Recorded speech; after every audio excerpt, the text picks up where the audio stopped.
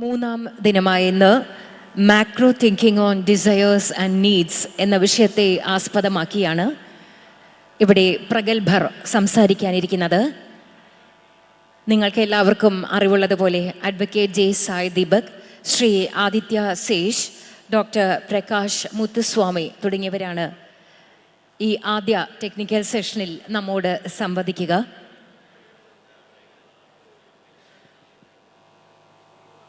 പ്രഭാത ഭക്ഷണം കഴിഞ്ഞവർ ദയവായി ഹാളിനകത്തേക്ക് കയറിയിരിക്കണമെന്ന് അഭ്യർത്ഥിച്ചുകൊള്ളുന്നു.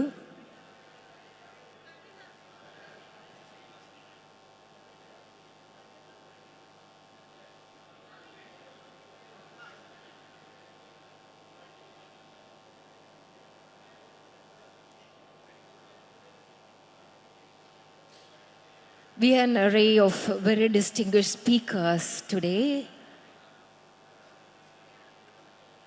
The first session is on macro thinking on desires and needs, and the speakers are Advocate J. Sai Deepak, Sri Aditya Sesh, and Dr. Prakash Muthuswamy.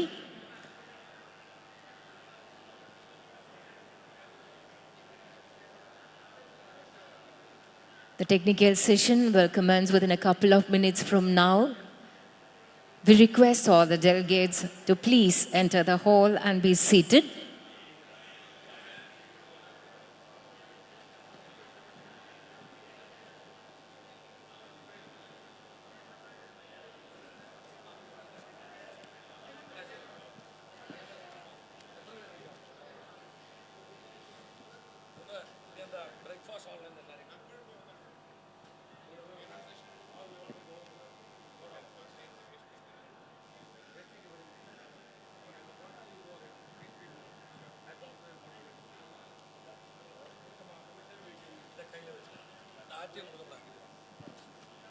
I'll come. I will take you to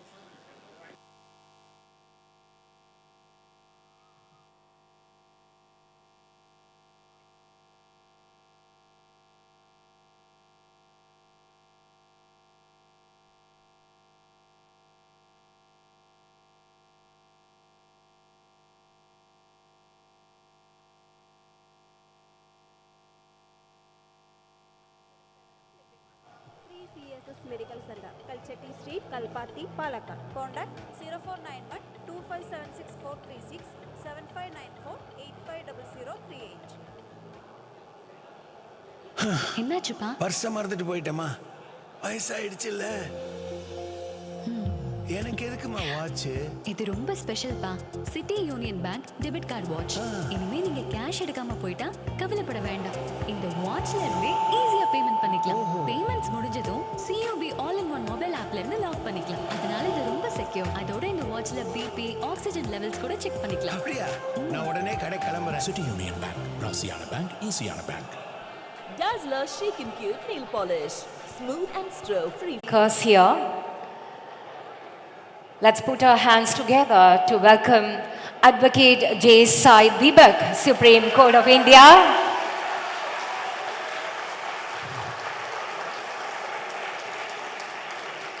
The excitement is very palpable. Advocate J. Sai Deepak. Sri Aditya Sesh, Chartered Accountant. Sri Aditya Sesh, let's welcome him to the dais with a round of applause. Dr.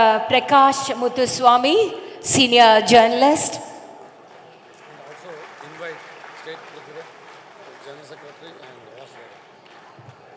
Let me also invite to the dais State President, General Secretary, and Sri Vasudevan. He's joining.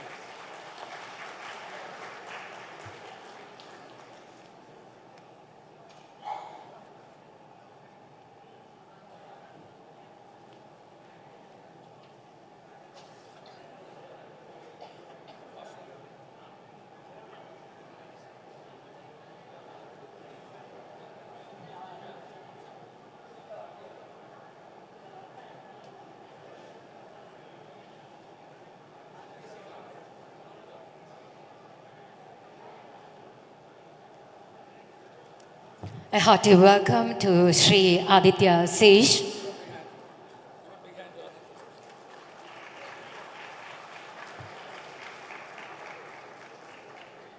Let's welcome him to the dais with a round of applause. നിറഞ്ഞ കയ്യടികളോടെ അദ്ദേഹത്തെ നമുക്ക് വേദിയിലേക്ക് ആനയിക്കാം. Those who are outside, please come inside. All the delegates are requested to please enter the hall and be seated as we are starting the session right now. Sri Aditya Sej, our first speaker of the session, is a chartered accountant by training and he has been in fund services for more than 25 years. His experience ranges from onshore to offshore fund administration and he has handled some of the biggest MBS in the world. His entrepreneurial campaign started with Basis Fund Services, where he has created a new segment in investment accounting that caters to the requirements of fund administrators among the top 10. A first in India, he has with his team implemented path-breaking strategies relating to deploying Six Sigma and PERT CPM techniques for the first time in fund accounting industry itself. As a result, today Basis holds a 7% market share in financial reporting for global hedge funds. Basis ranks in the top 25 in global fund administration, in asset servicing, private equity, venture capital, etc.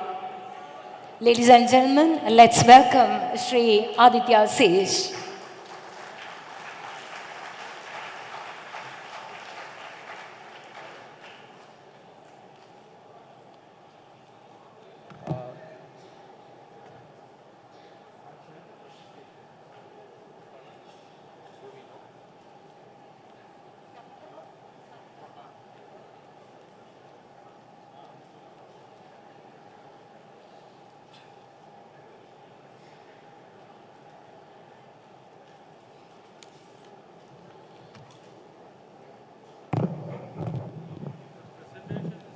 ஒரு அனுப்பியிருக்கேன் பண்ணியாச்சா wonderful wonderful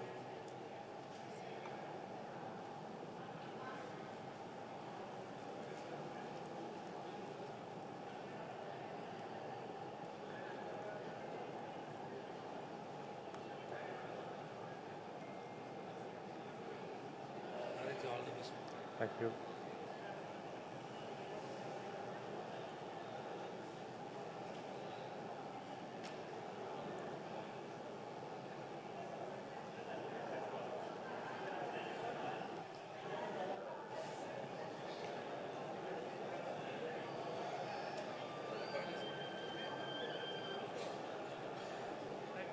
யா கொடுங்க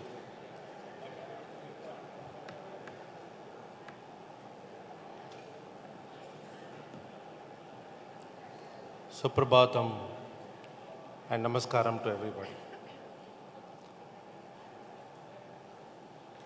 Vyas Manchasin Sarva Ganamanya Jan Mama Namaskaram. Mama Bandhu Bhaginino Namaskaram.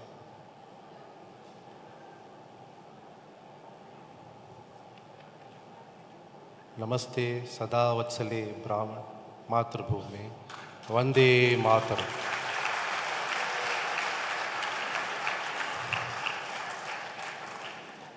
Vande Mataram needs a bigger applause.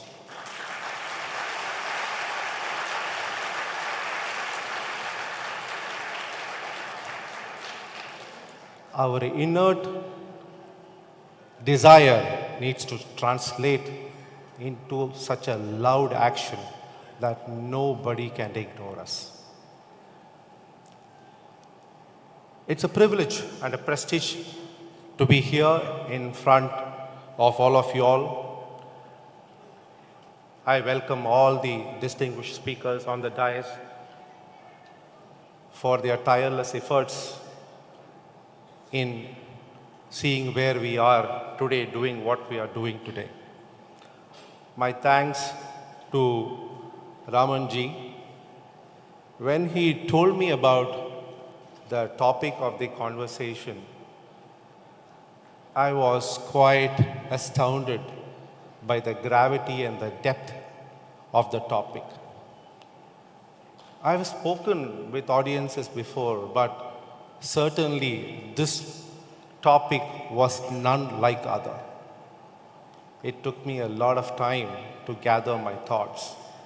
அதனால சும்மா பேசாதக்கு அது ப்ரெசன்டேஷனில் போடலாம் பார்த்தேன் so that we all understand the gravity of what we are speaking. I'm going to speak in very simple lines and simple words. I will try and avoid jargons because in the jargons the message is lost. ஒரே ஒரு நிமிஷம்.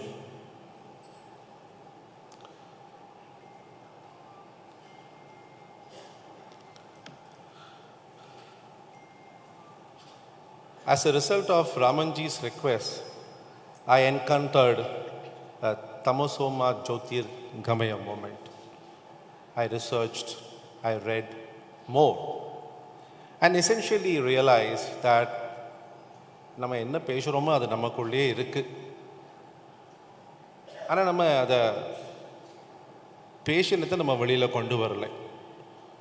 So whatever we hear from this distinguished panel and whatever your thoughts are, we must make sure that it culminates into action. Because without action,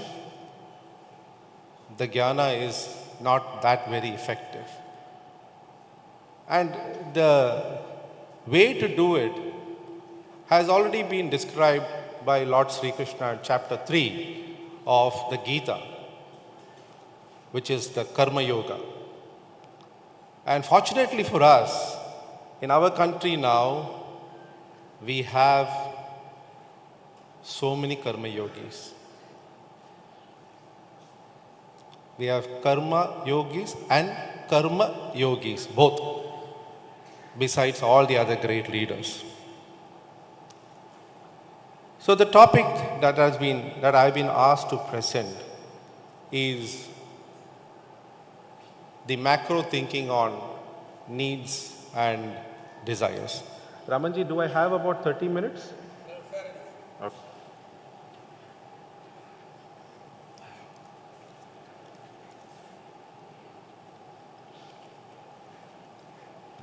I'll spend a minute or two to explain the difference between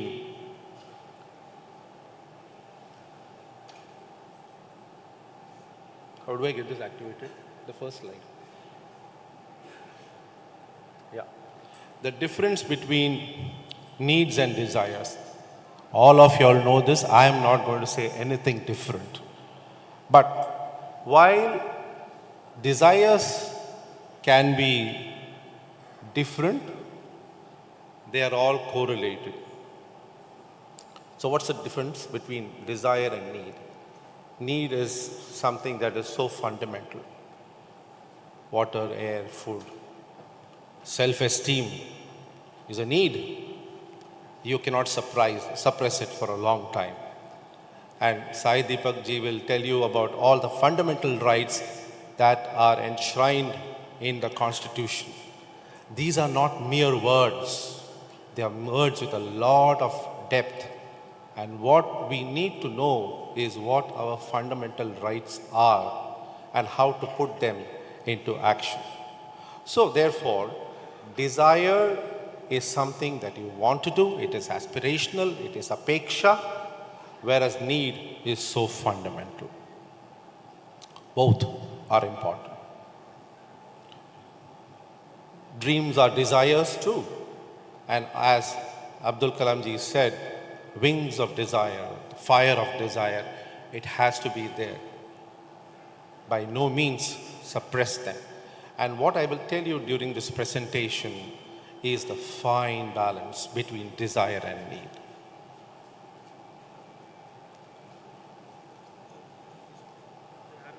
Which one? The right one? Right. Okay.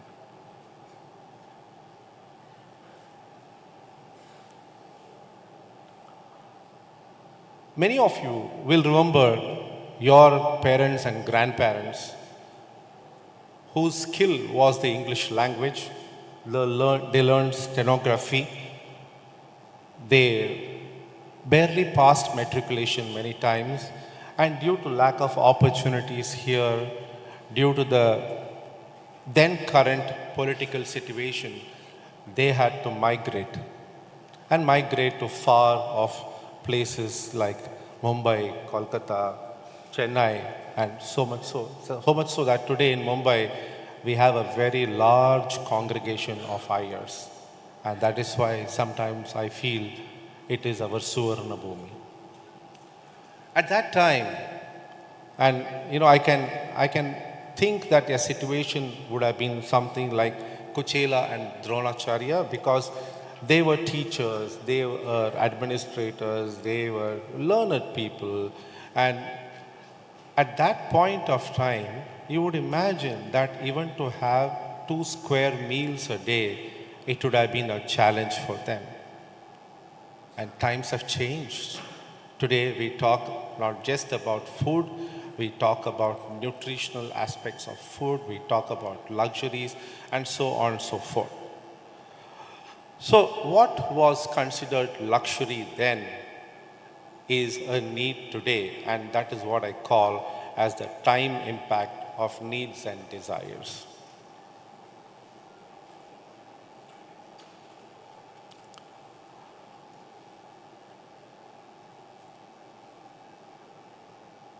So what are we talking about? We are talking about the fine balance between needs and desires and the concept of being santusht. And in chapter 2.62 of the Gita, Bhagavan says, while contemplating on the objects of the senses, one develops attachment to them.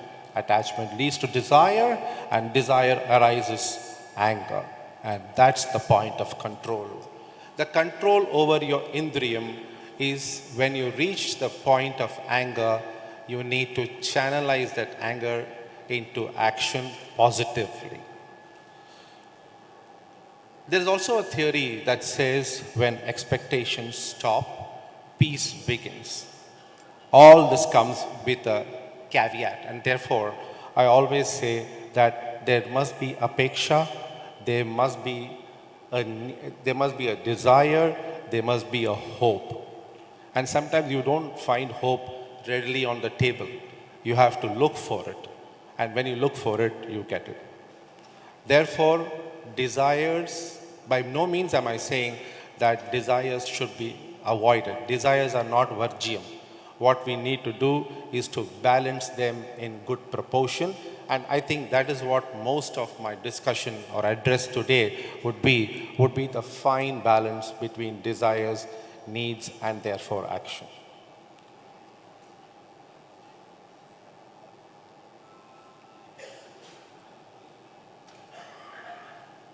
Two years ago, we had an opportunity to be in the Northeast, and I'm going to take a minute extra to explain the situation here. Northeast, as you all know, has been cut off from the rest of the country for far too long. And sometimes I think if I were to be a citizen of the Northeast, why should I be part of Bharata as the country? I would have thought about that in the 70s, in the 80s, and even prior, so much so that we were told that there is not even a need to have a road in the border. And why? Because if you have a road, the enemy will come in. I said, why do you worry about the enemy? Why don't you think about how easily your army can get there and protect you from the dangers? So we set on to look at Northeast, and that is when Modi ji said, look east, northeast. We said we will do one better. We will look east and act northeast. As we searched for opportunities, we were invited to the state of Tripura. And I'll tell you here how the balance works out. Our desire and their need. When I went to Tripura, I realized that the people were very educated, very high literacy factor. They had degrees, there was good internet, there was good roads, at least in tier 1, tier 2 cities. what they lacked was opportunity. So their desire for a job, and because of this, they had a need for the job, I would say. They had to go off to far off places like Bangalore, Chennai, Mumbai, wherever. And so when we reached that state, we told them that you stay where you are, you live in your culture, live with your parents, and we will bring the job to you. So our desire to do something in Northeast was met by a need for the people of Northeast to look for jobs. And today we have a fairly good representation in the state, which is well appreciated right from the Chief Minister to everybody, because it is what they call as an analytical job, which is often considered to be high end. And gentlemen and ladies, not just me, I may just be the torch bearer, but all of us need to think about this. The government cannot do everything. It is up to us as individuals, as people from the private sector, to look at investments in the Northeast. And Northeast, by the way, is not one single flavor. It has 7 flavors, as I know. I've seen Sikkim, I've seen Arunachal Pradesh, I've seen Tripura. I need to see more, but I can tell you there are very smart individuals there, people who are educated, who are looking for opportunities. So I urge every business person, every individual in this audience to also look at these northeastern states.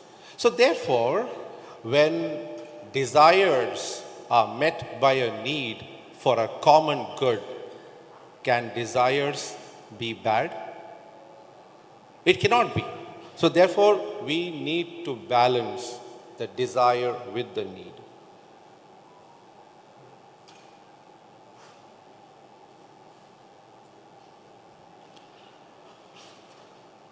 Managing desires and the need is continuous.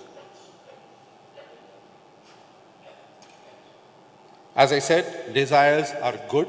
You need to have apeksha. And at the end of the day, one must not forget that dharmasya moolam is artham. Nothing can be done without money. And we should therefore never say that I don't desire for money. You must. The problem arises when the balance goes out of proportion. So money is required for everything, including doing dharma. You can't do charity if you don't have money. So you must balance both the needs and the desires.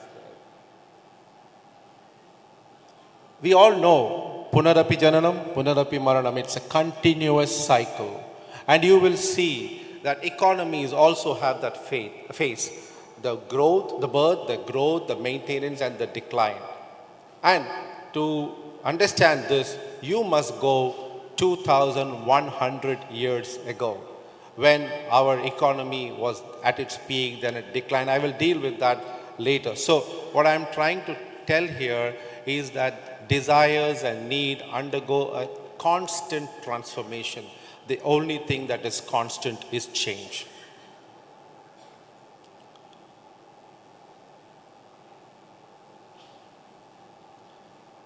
I'm not going to give you a historical perspective between desires and wants.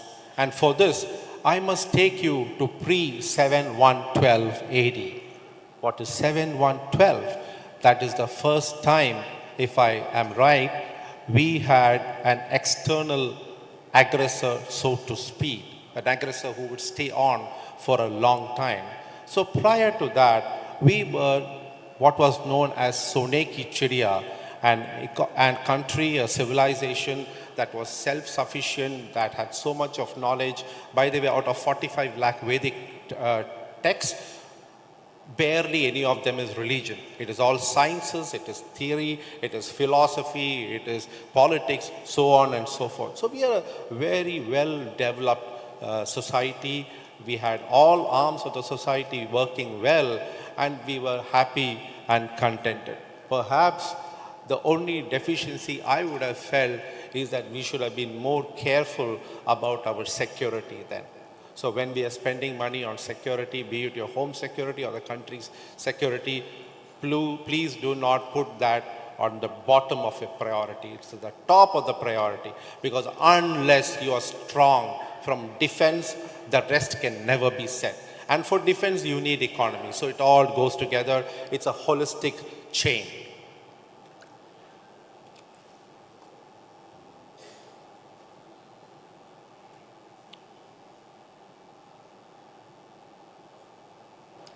Then we come to the Mughal rule.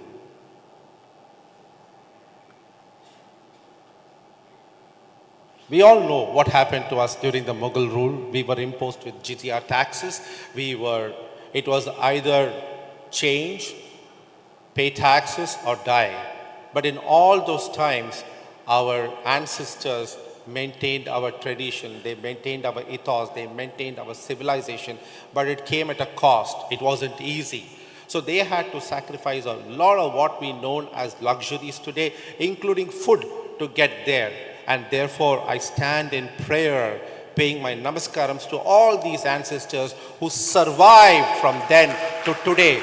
It was never easy. You must understand this. It is never going to be easy when the steel is on your neck.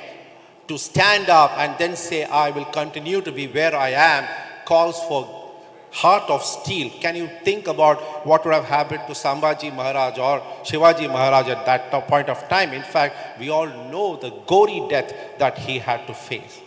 Cut from there, next to the British rule. At that time, I would say the British rule was even more tougher because the enemy appeared sweet.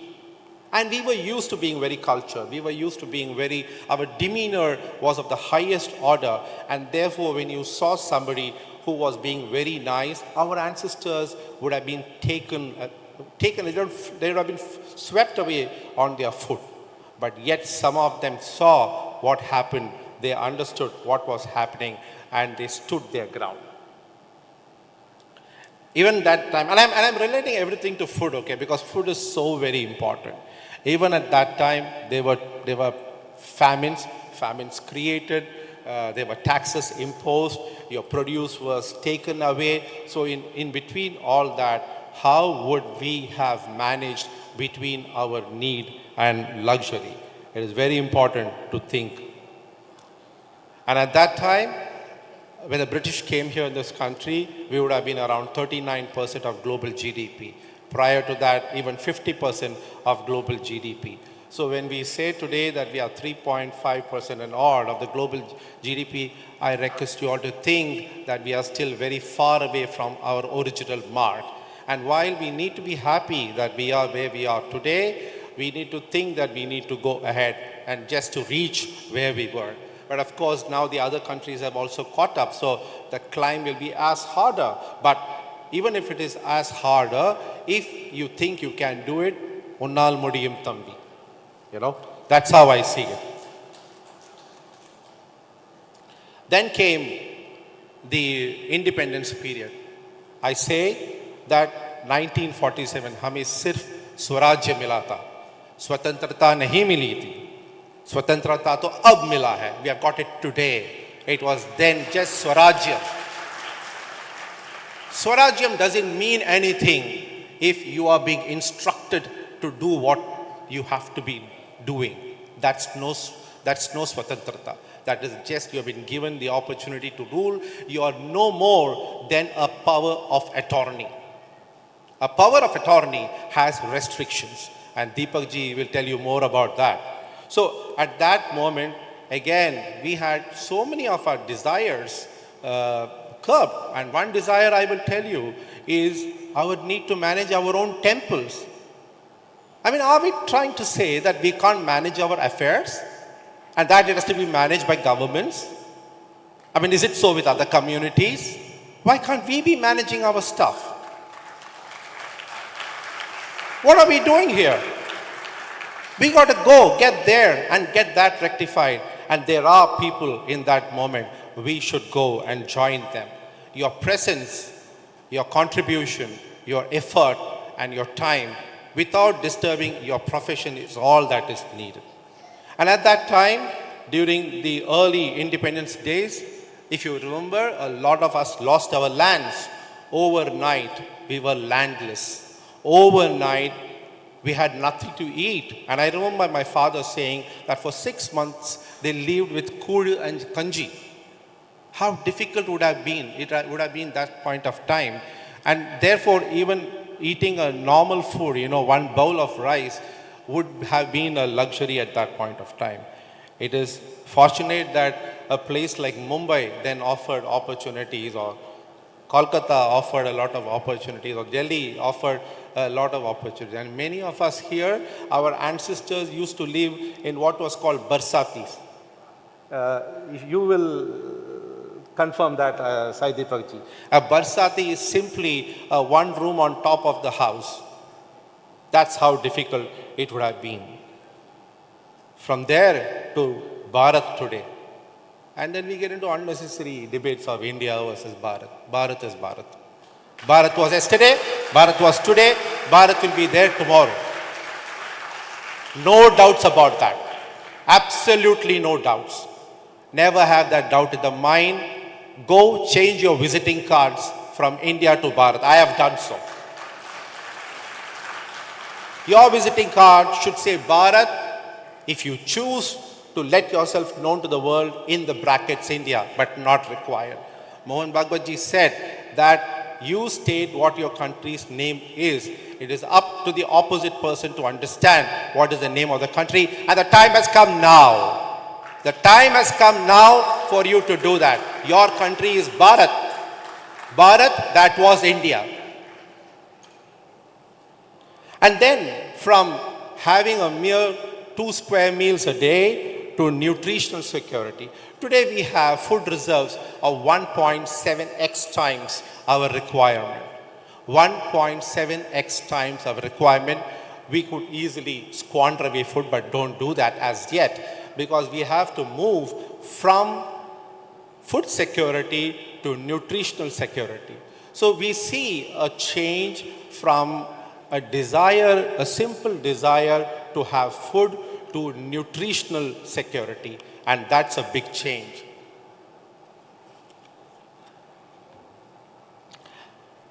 Now I come to the portion. So therefore I have covered for you pre-Mughal era, the Mughal era, the British era, the early independence.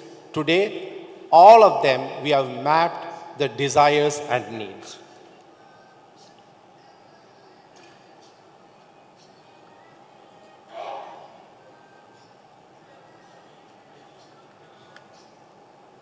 We differ from the rest of the world. We look at relationships. We look at the emotions behind the relationships. We are not transactional. And you will see today how not, so basically I'm not saying transaction zero or relationship all. You need a fine balance. It's again a desire and a need. We all desire to be relational, but you need some transactional items to keep it going. You have seen in the Western society that they were always transactional. They had hundreds of years, or maybe 300-400 years of prosperity. In those 300-400 years of prosperity, they started talking about ethics, morals, values, but never talked about relationships. They had a transactional civilization. Today, if you travel to those parts of the country, you will understand what I am saying. That very same transactional way of living is bringing about their degradation. In India, our Sanatana Dharma has taught us the fine balance between transactional relationship, between desires and wants, and has helped us balance our life. And today you can see thousands of foreigners coming to Art of Living, coming to Satya Sai Baba, coming to Ramdev Baba. You can see a huge following of Hindus in Ukraine. In fact, there are almost about 1.3 billion Caucasian Hindus in Europe who are joining us through our journey. So we must realize what we are doing to the world and how we are attracting people from different parts of the world into our walk of life. Bharat forever has balanced between material benefits and spiritual orientation. You need material benefit, but you also need spiritual orientation. And therefore, to do your Nitya Karma is not an option. But you need to do it. You need to do it to maintain your fine mental balances, to maintain your prana, to maintain your posture, to maintain your equanimity. You need to do this. Don't think of it as an alternative, because without that, your DNA would be broken. And that's perhaps what others are looking for. They want your DNA to be broken. Don't allow them to do that. And therefore, Bharat has learned the fine art between balancing material benefits and spiritual orientation.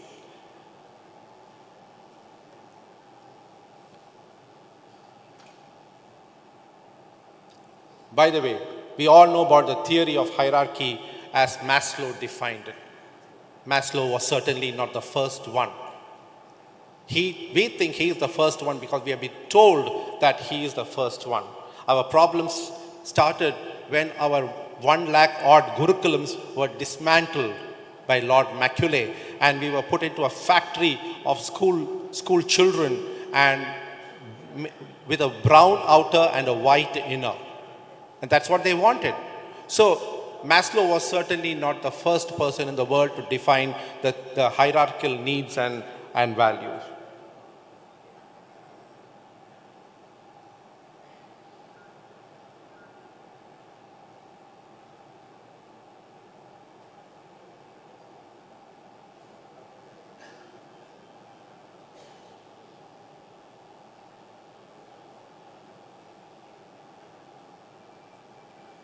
This is, how do I go back?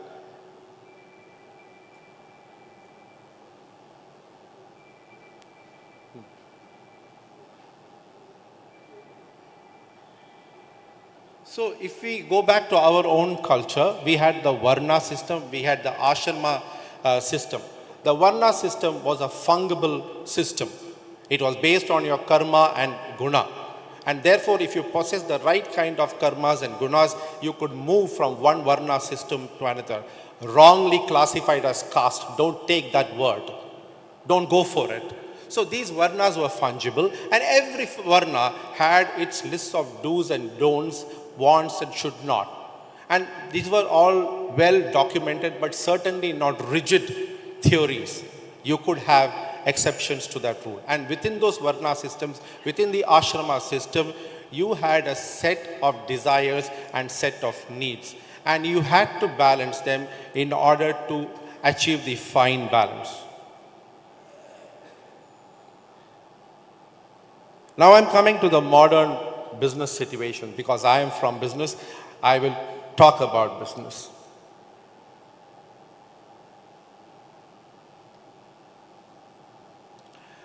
If you go back a little bit in time, our business people, our earlier industrialists had philanthropy and the art of giving within their own life. You can go to the Birlas, the Tatas, and even prior, they would build Veda Patashala, they would build Patashala, they would build hospitals, they would build chowtries, and they would build, guest houses everywhere. They knew that life was not all profitability, but you had to do charity. So therefore, when the West tells us the art of giving, the united way, I think we predated all those, and yet we did not know about them. So today, the Indian businesses practice this concept of giving away a portion of their profitability. While profitability is important to shareholders, the need of giving is also equally important. I don't think we need the Sarkar to tell us 2% of the profitability needs to be given. We were giving anyway. But yet, the Sarkar made that decision and we all follow that today. So we have always been, even our businesses have been balancing the needs with the desire.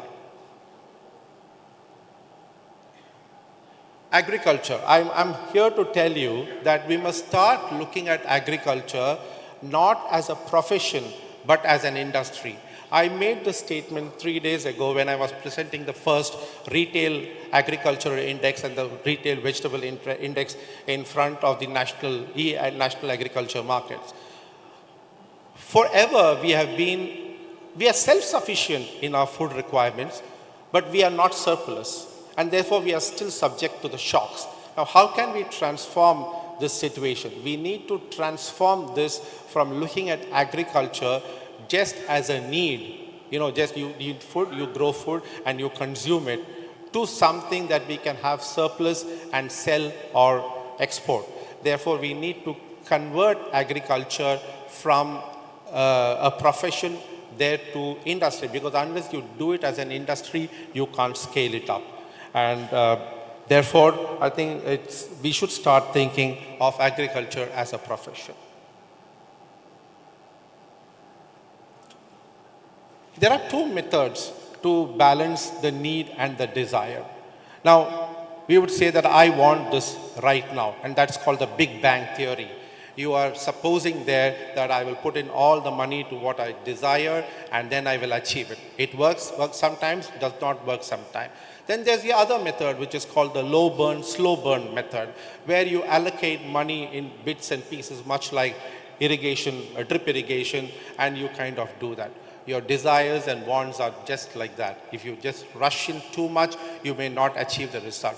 Yet, if you don't give adequate attention to your needs, you may not achieve what you want. Therefore, a fine balance between the Big Bang Theory and the low burn, slow burn is required for you to balance your life.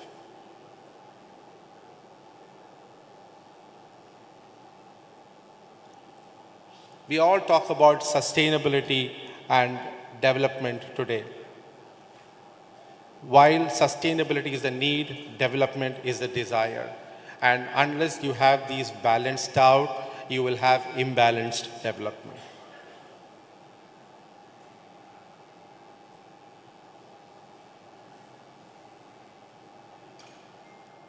I spoke a little ahead of my presentation, but as a company, we have been doing all these little things in small ways, doing micro activities, and you can do the same thing too. I will not dwell too much upon that here. Finally, I come to the concluding portion of my address, and I have already overshot that by 2 minutes because that is the nature of the content. At the end of whatever I have spoken, my conclusion is that the link between desires and needs is the fine balance that you have to arrive in order to make sure that while all your needs are met, your desires and dreams are also taken care of. None can go ahead of the other, but yet we must continue to have apeksha, hope, and the desire to see a better tomorrow.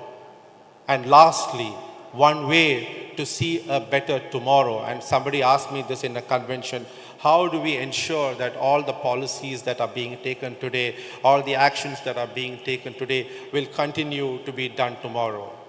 I paused for a moment and said, go and cast your vote. Go and cast your vote with all your conscience. Think about all the good things that have been done to you. Take away the rest. And please don't take a vacation that day. Thank you so much. Vande Mataram. Vande Mataram. Vande Mataram. Vande Mataram. Thank you.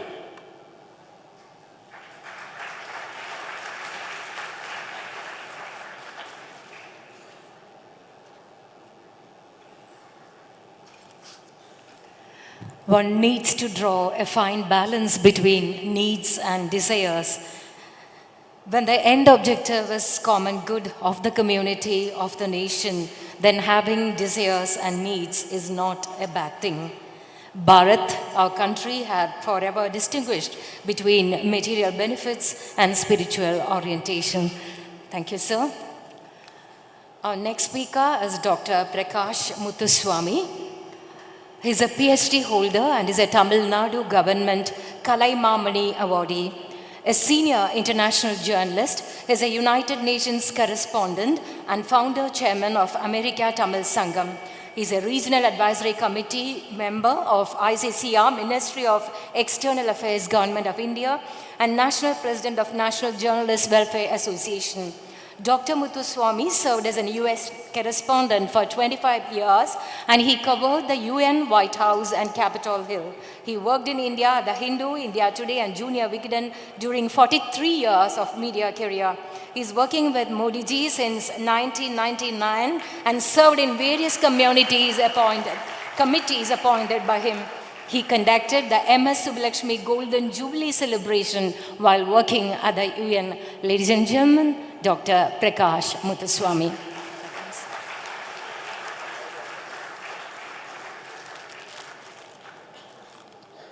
Guru Brahma, Guru Vishnu, Guru Devo, Maheshwara, Guru Shasat, Parabrahmai, Tasmai Sri Gurave Namaha. Tam Agnivarna, Jabasa, Dalanim, Vairochanim, Karmpaleshu, Jishtam, Dirham, Devigum, Saranamagam, Parvate, Sudara Sarvasaya Namaha. Namaskaram, Namaste, Vanakkam, good morning. First, I just want to congratulate a person who put Karimbura in the world map by his tireless effort of uniting all of us here. And this is not an easy job. As one who has been involved in conducting meetings at the UN on behalf of India, I know how difficult it is. And he has done an amazing job of gathering Brahmins from all over the world. So I just salute Mr. Karimbura Raman for his stellar job of uniting Brahmins, bringing together in a platform to discuss, debate, and deliberate, and then come to a conclusion. And I wholeheartedly, on behalf of myself and the audience and the America Tamil Sangam, greet him and congratulate him, and may God bless him.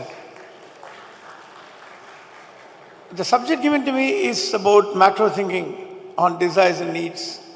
It involves examining the concepts on a broader societal and even global scale, rather than focusing solely on individual desires and needs.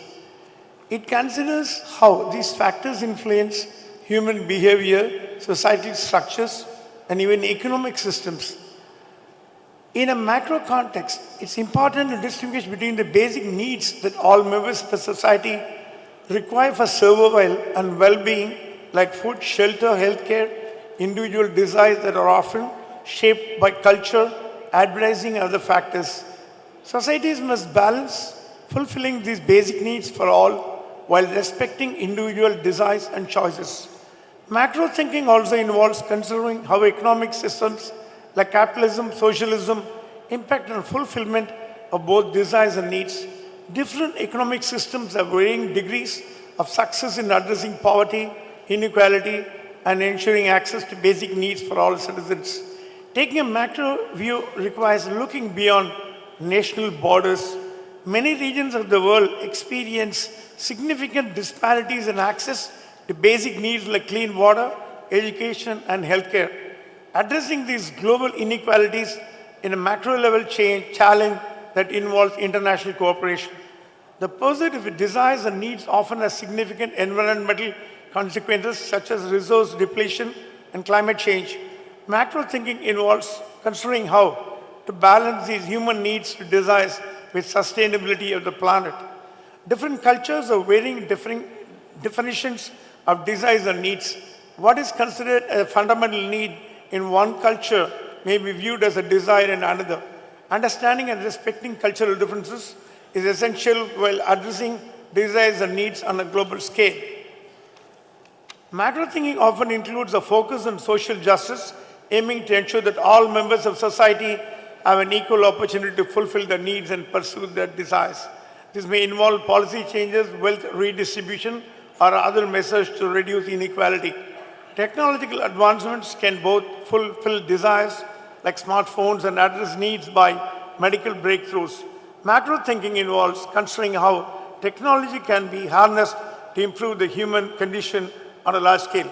Macro thinking encourages long-term planning and sustainability. It's not just about meeting immediate desires and needs, but also ensuring that future generations will have the resources and opportunities to do the same. Understanding human psychology and behavior is crucial when addressing desires and needs on a macro level. It involves considering how incentives, social norms, cognitive biases shape individual and collective choices. Finally, macro thinking should incorporate ethical principles. It raises questions about ethical responsibilities of individuals, organizations, governments in meeting both desires and needs and in making decisions that are affect society as a whole. Macro thinking on desires and needs about taking a holistic and far-reaching perspective. It involves examining the interplay between individual desires and societal needs, considering economic, environmental, cultural, ethical factors, and working towards a more equitable and sustainable world. Now I'll come to a subject which is very close to our heart. Brahmin community is a privileged lot. That is how members of other communities perceive them. However, the truth is that Brahmins value education and righteousness and strive to make a living. During the colonial era, where merit reigned, Tamil Brahmins prospered a lot by moving from villages to cities and towns. This movement from agrarian community to middle class modern community has been an arduous one. Post 1947, when merit was pushed aside and reservation came to the front, Brahmins took a heavy beating. But Brahmins again evolved from a bureaucracy-based middle class to a migrant techno-industry-based modern middle class. In this journey, Brahmins lost their identity as scholars and keepers of traditional knowledge and wisdom. Even now, we see that the members of the community still uphold the values of truth and honesty. The importance given to proper and best education is still followed, and the importance of living in peace is also still believed to be essential. The motto followed so far by Brahmins has been Loka Samasta Sukhino Bhavantu and will continue to be, but the communities survive in this developing world. Some studies have thrown light into the colorful but difficult journey of Brahmins from what they were 100 years ago to what they are today. The Brahmins' evolution as an integration into Indian middle class is vivid, and impact of other non-Brahmin movements in Tamil Nadu and sociology of classes ought to be noted. The Brahmin residential areas, Agraharam, the village structure hierarchy of caste and class system, followed the characteristics of dwellings in caste and villages. The social separation observed by Brahmin, a changing attitude towards the land from the 19th century, and the reason for the same, the patterns of urban migration among Brahmins, and also the factors which issues it bases. What we can see how the initial stages of urban migration, Brahmins consolidate and improve on their predecessors' education and employment status. The Brahmin community gave high importance to good education. The statistics provided for that of high schools, colleges, including professional colleges and universities, reveal the position of community and the importance that education received. Consequently, in whatever occupations, a reasonable standard of school, college education was necessary, and the operational language was English. The members of the community began to make their presence felt. They have been able to occupy and secure white-collar as well as high-ranking positions in organizations and governments. Brahmins largely departing from their ancestral social role and way of life in order to join a new administrative or legal elite. The ethnographical data available on ordinary urban migrants also depict the same picture of Brahmins educated in English and employed in modern, rationalized bureaucratic system governance. In 1900s, an ambitious young Brahmin would probably have been hoped to become a high court judge, but in 2000, he or she would be much more likely to aspire to a position of a CEO of a major IT company. This change and the consequences are due to the system of 1930s onwards. The reservation policy of governments has greatly reduced the recruitment and presence of Brahmins in government service. As a result, Brahmins turned into Indian central government services and public sector organizations, including banks, as an attractive source of employment until the OBC quota was reintroduced in 1991. This led to the migration of Brahmins towards Mumbai, Delhi, North Indian towns and cities, and also like New York, California, and London. The migration widely dispersed Brahmins throughout India after independence. After opening up the economy and the emergence of information technology sector, the employed pattern of Tamil Brahmins saw further shift and migration to more locations, including Bangalore and United States and several other countries. Simultaneously, in the field of education, the shift from government education institutions to private colleges and schools. We also see a marked shift towards engineering and technology courses in the last decades of the 20th century. The medical profession never appealed to the Brahmins because of the government's reservation policy and the severe competition in government medical colleges for a general seat. Now, NEET gave us a much relief as our children who will excel in studies are becoming doctors. Brahmins as middle class who possess the economic, social and cultural resources to ensure that the wards are well placed to secure the same kind of employment in open recruitment system and move up in the class ladder. The overwhelming lead in modern education and urban employment established by Brahmins by the end of 19th century was a highly significant development. The self-taught mathematical genius Srinivasa Ramanujan and the noted physicist and Nobel laureates Sir C.V. Raman and his nephew Dr. Subramaniam Chandrasekhar were the beacon lights of a community, as also Diwan Bahadur C.P. Ramaswamy Iyer. Freedom fighters among Brahmins such as Rajaji, Satyamurthy, Tirupur Kumaran and Bharati were sidelined in the history due to their caste. There are more roads and statues for Anna than Rajaji or Bharati, whose birthday was celebrated perfunctorily by the state governments. There were no less parliamentarians like B. Ananthasena Mayangar, Dr. Sarvapalli Radhakrishnan, or Venkataraman, who could become heads of states in India. Female education in relation to marriage and employment also changed the life of Brahmin women and change that occurred to them. The plaguing matter of child marriage that the Brahmins gave up grudgingly and slow and steady progress that was achieved in providing formal education to Brahmin girls, the penetration of Brahmin girls into the world of employment, especially IT sector, are also important factors. Now there is a near parity between the genders compared to any other caste in India. The urban ways of life in Chennai, Bangalore, Mumbai, and the suburbs of American cities are also factors to be considered. Almost all middle-class Brahmins live and work in urban areas, though they are urbanites in urban villages. They usually retain a few links with the ancestral village and most of the time know nothing about the rural life. Most of them, especially the village, perceive village as restrictive, gossip outlook and conservative stronghold. But I felt at home when I went to Palakkad and Kalpati, though I don't belong to Kerala. That's a typical Brahmin Agraharam, which every Brahmin would love to reside. And the urban locations, flexible, liberal and relaxed. One central theme is a contrast between Chennai, which seem to be combined tradition with modernity, and Bangalore and Mumbai, which are imitable modern, and US, which are thoroughly the ultra-modern. They prefer to live it due to personal opportunities and liberties available. Even in the midst of the daily hectic life in those bustling cities across the globe, Brahmins are confident about their caste identity and the way of life and try to maximum adhere to it. Their preeminent role of Brahmins as custodians of Sanskrit Hinduism is also to be noted. And the contribution of Brahmins in Carnatic music and Bharatanatyam and impact of contribution in largely fashioned these two art forms into what they are today. Temples, domestic worship, rites of passage and priesthood and worship performed regularly by Brahmins before domestic science and in temples, celebrations of festivals, ceremonies, rituals, observance of fasting and other religious matters are most important. The role of their holinesses, Shankaracharyas of Kanchi and Sringeri, were considered as ultimate gurus and spiritual guides to a wide majority of Brahmins in South India. Religion, music and dance are vital components of the Brahminical Sanskrit tradition that conceptualized by the contemporary Brahmins. The Brahmin demography is confusing. An alarming rate of low population strength and difficult level of negative demographic growth is being faced by the Brahmins.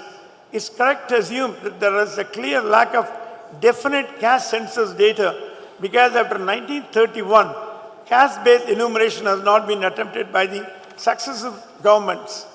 The results of the 2012 caste census are not yet published, nor do we have any idea or hope that will ever be published. Till then, we can only extrapolate the figures of 1931 census and arrive at certain assumptions. It's only neutral that such numbers are automatically become redundant once the census data of 2012 is published. The present number of Brahmins is estimated to be 18.5 lakhs across the globe, and within those 16.5 lakhs are in India. This is 0.026% of global population and 0.15% of Indian population respectively. It's a horrifying population trend. And the trend of migration among Tamil Brahmin community for making a decent living still continues. When the might of the majority of the reservation system rules the country, there's no future of merit and honesty. Therefore, when the state fails, it becomes the duty of the community as a whole and the community organizations and associations in particular to take the lead in providing support to these members of the community. Different organizations and associations working for the welfare or development of Brahmins in Kerala and other states should come forward to conduct similar studies to understand the correct status of members of the community. Such status should comprise the comprehensive data gathering from all the members of the Brahmin community. This will pave the way for a creation of an exhaustive database on demographic, social, economic, cultural, health characteristics of Brahmins. Only through the analysis of such data will Brahmin be able to truly understand the current status and share themselves into future successfully. The community should not be allowed to fade away. And find the locations. I'll just come to a very important point, what's going on in different places, especially in the state I come from. There is a talk of genocide of Sanatana Dharma and Israeli genocide. And we are looking at people who would make fun of a community in movies, in theaters, in writings, and in novels. There was a person, Perumal Murugan, who wrote about the goddess of Tiruchengod, saying that all the women in the villages do something which is I can't explain in front of my sisters. They are allowing, probably would have got the Sahitya Academy Award for writing such books. So where are we heading towards? And what is our voice in the nation? Do we really have a voice? And they continue to blast and hammer us day in and day out, especially my state, I can talk about it, where there's no security. An 85-year-old man has been put to jail, and we are talking about freedom of the press, freedom of expression in India. This is a mockery. And there is no contradicting views you can make. Is it a democratic country? We don't know. I think people living in Kerala are much safer, are much happier. I could see happy faces here. But when I go back, there is a fear, lurking fear in the minds of pro-Hindu activists that they could be arrested any time at 3 o'clock in the morning and just thrown into the jail. And surprisingly, central government is watching all this, turning their heads around. So what we need now, the unity in the community, not merely as I was talking to Brahmin Association in Tamil Nadu recently, I told them, please don't stop with conducting kolam potis, part potis, and cooking competition. No, just come out of it. Become political. When somebody from the Brahmin community is locked up in a jail, go and demonstrate before that. Show your power. Because all the other caste-based parties in Tamil Nadu are because of their guts. And we are not. We are Veera Vanchinathan, who killed Ash Durai. I'm not preaching violence, but we have to demonstrate our courage. We are not afraid of repression. We are not here to go submissive to government that try to eradicate us. நமக்கும் தைரியம் இருக்கு. நம்ம பாரதியார் வஉசி இதில் வந்தவா, நம்மளோட தைரியத்தை குறைச்சி மடி போட முடியாது. ஆனால் என்ன நடக்கிறதுனா இப்போ ஒரு பயத்தோட வாழறோம். பிராமின்னு சொல்லவே வெக்கப்படுறா. வெளியில் போய் கேட்டால் இல்லை நான் அப்படி அந்த மாதிரி. ஏன் பிராமின் சொல்றதுல என்ன வெக்கம் இருக்கு நமக்கு? நம்ம குலம், நம்ம முப்பாட்டனார் வந்த குலத்துலேருந்து வந்த சொல்றதுக்கு ஏன்னா அந்த அளவுக்கு சீர்கட்டு வச்சிருக்கா. It's been rubbish. The whole system is completely needs to be furnished. நம்ம என்ன பண்ணுறோம், எலெக்ஷன் டைமில் ஹாலிடேவாக கன்சிடர் பண்ணி ஓட்டு போடுறதில்லை. சரி, ராமாண்டா என்ன ராமனாண்டா என்ன, நமக்கு ஒரு நாளைக்கு டிவி ஹாலிடே அப்படின்ற எண்ணத்தில் வந்துடும். மற்ற கம்யூனிட்டிலாம் போய் ஓட்டு போட்டு அவளோட ரிலிஜியஸ் இன்ஸ்டிடியூஷனில் சொல்கிறான். அவர் ரிலிஜியஸ் இன்ஸ்டிடியூஷன், நான் எந்த பேர் சொல்ல விரும்பலை, இவாளுக்கு போடாதீங்கோ, மோடிக்கு போடாதீங்கோ, இவருக்கு போடுங்கன்றா. நம்ம இன்ஸ்டிடியூஷனில் அந்த மாதிரி சொல்ல மாட்டோம். ஏன்னா நம்ம வி ஆர் ஹைலி அந்த லெவலில் நம்ம போக மாட்டோம். ஆனால் நமக்குள்ளேயே நமக்கு ஒரு மனசாட்சி இருந்து யார் வந்தால் நமக்கு நல்லது பண்ணுவா, யார் வந்தால் கெட்டது பண்ணுவா, நம்மளால் முடிஞ்சது ஒரு 15 நிமிஷம் க்யூவில் நின்று, எவ்வளோ க்யூவில் நிற்கிறோம், பஸ்ஸுக்கு க்யூவில் நிற்கிறோம், ட்ரெயினில் நிற்கிறோம், எலெக்ஷன் டேயில் க்யூவில் நின்று ஓட்டு போட்டு நமக்கு வேணுங்கிறவாளை தேர்ந்தெடுத்து நமக்கு ஹெல்ப் பண்ணுறவா, நமக்கு திருப்பி உபகாரம் பண்ணுறவாளை தேர்ந்தெடுக்கிறது மட்டும்தான் இதுக்கு ஒரு வழியாக இருக்க முடியும். நம்ம மக்கள் நமக்காக யாரும் குரல் கொடுக்க மாட்டா, எதிர்பார்க்காதீங்க. Never, nobody will support us. They will use us but they will not support us. நம்ம ஆட்கள் உள்ளே இருந்தால் தான் ஒரு குரல் கொடுக்க முடியும். ஒரு அநியாயத்தை எதிர்த்து, ஒரு அக்கிரமத்தை எதிர்த்து குரல் கொடுக்கறதுக்கு நம்ம குரல் எடுக்கணும். அது unfortunately accept a few Brahmin Associations in Tamil Nadu election போது ஸ்டேட்மெண்ட் விடுவா, இவாளுக்கு ஓட்டு போடுங்க ஒன்று. அது நாட் கோயிங் டு ஒர்க். ஏன்னா நமக்கு ஒரு ஐடென்டிட்டி வேண்டும். நம்மளை கண்டா பயப்படணும்னு நான் சொல்லலை, நமக்கு மரியாதை கொடுக்கணும். அந்த மரியாதைக்கு நம்ம ஃபீல்டில் இறங்கி வேலை செய்யணும். ஸோ என்னோட ஹம்பிள் ரிக்வெஸ்ட், குழந்தைகளுக்கெல்லாம் நம்ம சொல்லிக் கொடுக்கும்பொழுது, இப்போ நேற்று சேஷாதிநாத மாமா சொன்னார், சன்னியாவந்தனம் பண்ணுங்கோ, பரிசேஷனம் பண்ணுங்கோன்னா. இப்போ நான் என் பையன்கிட்டயே என் பேரங்கிட்டே போய் சன்னியாவந்தனம் பண்ணுங்கன்னா நீங்கள் பண்ணுறீங்களான்னு கேட்போம். எங்கள் அப்பா என்னை 5 வயசில் பிரதோஷத்துக்கு கூட்டின்னு போனார். அவன் எனக்கு பிரதோஷம்னா என்னன்னு தெரியாது, என்னை தோளில் வச்சு கூட்டின்னு போவா. இப்போ நான் எனக்கு பிரதோஷம் டேட் என் ஒய்ஃப் நோட் பண்ணி கொடுப்பா. ஏன்னா அப்பா பண்ணுறது தான் பிள்ளைக்கு வரும். நம்ம சன்னியாவந்தனம் பண்ணால் நம்ம குழந்தைகள் சன்னியாவந்தனம் பண்ணோம், நம்ம தாத்தா சன்னியாவந்தனம் பண்ணால் நம்ம பேரை சன்னியாவந்தனம் பண்ணுவோம். பரிசேஷனம் எங்கள் அப்பா பண்ணுறது நான் பார்த்துட்டே இருப்பேன். எங்கள் அப்பா அமாவாசை திரப்பணம் பண்ணும்போது என்னென்னு எனக்கு தெரியாது. எங்கள் பாட்டி சொல்லுவா தாத்தாக்கு பூஜை அப்படின்பா. 5 வயசில் தெரியாது. இப்போ எங்கள் அப்பா என்கிட்ட செத்து போனும்போது 3 கண்டிஷன் வாங்கிட்டார். எனக்கு வருஷம் சிரார்த்தம் பண்ணு, நான் பண்ண மாதிரி மாலை பட்சத்தில் 18 நாள் தின தர்ப்பணம் பண்ணு. இதெல்லாம் எங்கள் அப்பா எனக்கு சொல்லி கொடுத்து போனோம். இன்றைக்கி இப்போ 18 நாள் தர்ப்பணம் பண்ணுறேன். இது நான் பெருமைக்கு சொல்ல, நம்மளோட முன்னோர்களுக்கு நம்ம செய்ய வேண்டிய கடமைகளை நம்ம தவற விடக்கூடாது. அதுதான் நம்மளை காப்பாற்றும். தர்மம் தான் நம்மளை காப்பாற்றும். வேற நம்மளை கவர்மெண்ட் காப்பாற்றாது. கவர்மெண்ட் காப்பாற்றும் நினைக்காதீங்க. கவர்மெண்ட் காப்பாற்ற போகிறது இல்லை. நம்ம தர்மம் தான் காப்பாற்றும், நம்ம தெய்வங்கள் தான் காப்பாற்றும், நம்ம முன்னோர்கள் தான் காப்பாற்றுவார்கள். அப்படிப்பட்ட ஒரு குலத்தில் நம்ம சந்தோஷப்படணும், பெருமைப்படணும். நம்ம மற்றவாளை அனுசரிச்சுட்டு போகிற ஒரே குலம் நம்ம குலம்தான். நமக்கு எதிரியே கிடையாது. நமக்கு எல்லாரும் நண்பர்கள். மற்றவ மாதிரி இவா பிடிக்கிறதுலன்னு சொல்கிறது இல்லை. நம்ம எல்லாரோடையும் ஃப்ரெண்ட்ஸாக இருக்கும்.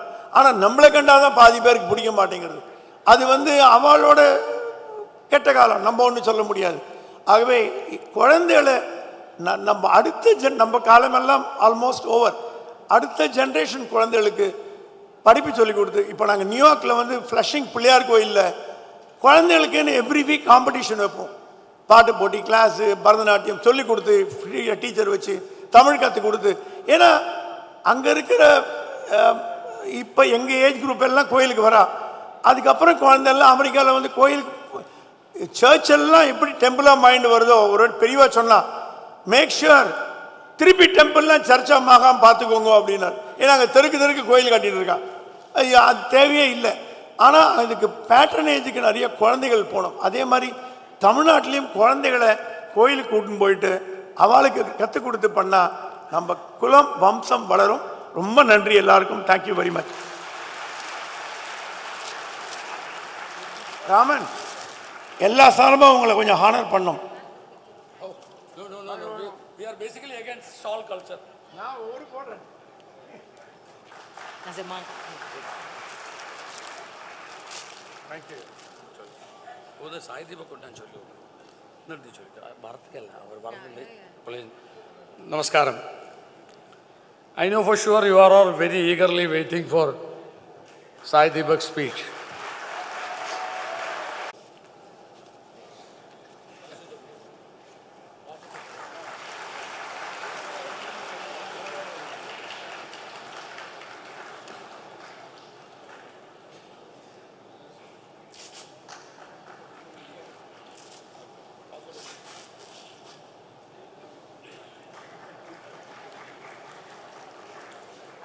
Thank you, sirs. We move on to the next technical session right now. The session is a special session for youth on entrepreneurship and startup. And the speakers are Sri Anand S. Krishnan, Sri Gopal Srinivasan, Sri Karimpura Raman, and Sri Mani.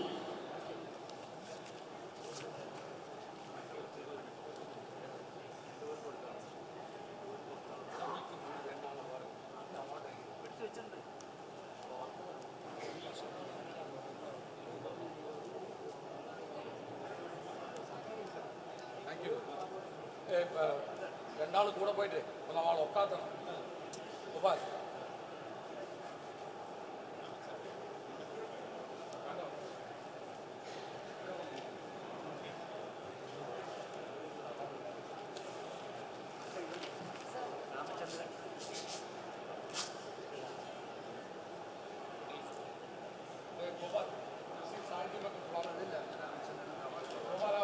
ഒക്കാര്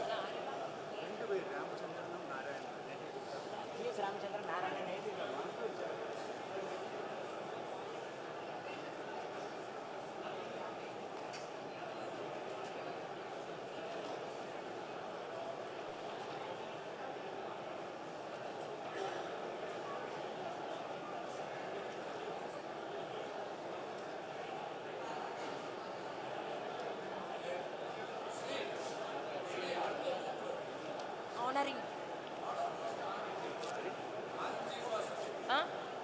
അല്ലല്ല ഇപ്പൊ honouring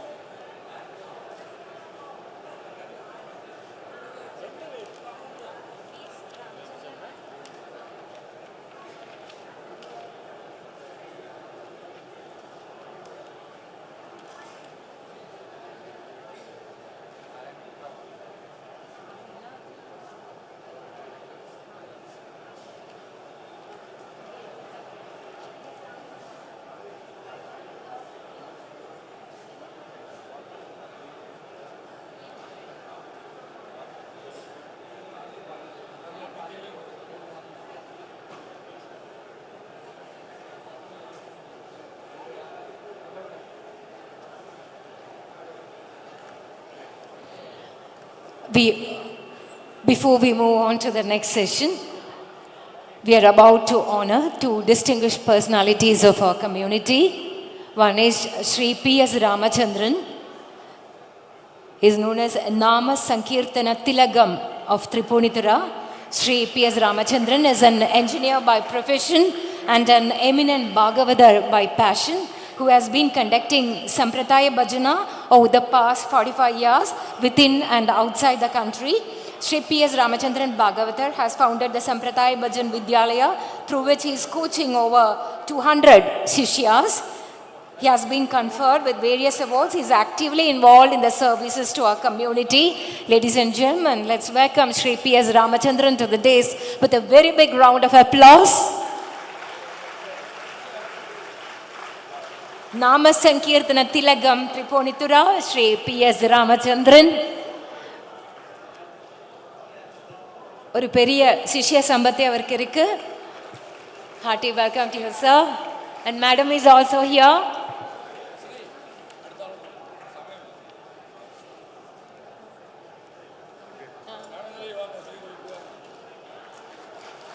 A big round of applause.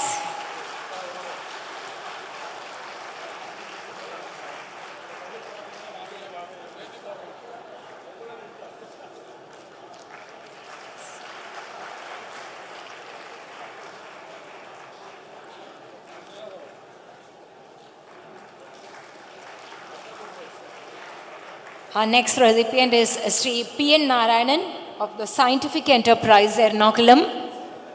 Let's welcome him to the dais. Sri P.N. Narayanan of Scientific Enterprise will be honored now.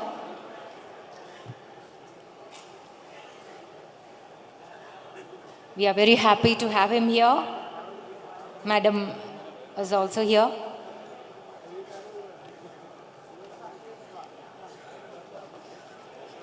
Shri P N നാരായണനും അദ്ദേഹത്തിൻ്റെ സഹധർമ്മിണിയും വേദിയിലേക്ക് കടന്നു വരികയാണ്. നല്ല കയ്യടികളോടെ അവരെ നമുക്ക് സ്വീകരിക്കാം. കേരള ബ്രാഹ്മണ സഭയുടെ ആദരം ഏറ്റുവാങ്ങുന്നു Shri P N Narayanan, scientific enterprises Ernakulam. നന്ദി sir.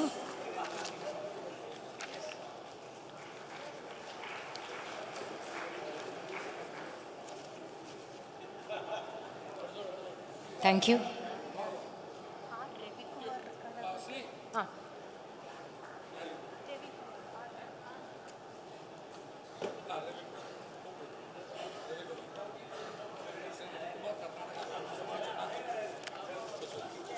Sri Ravi Kumar of Karnataka Brahmana Sabha, who has been doing tremendous amount of service to the Karnataka Brahmins. He spoke during the inaugural function. He's here. Let's invite him to the dais. Kerala Brahmana Sabhayude ആദരം കർണാടക ബ്രാഹ്മണ സഭയ്ക്ക്.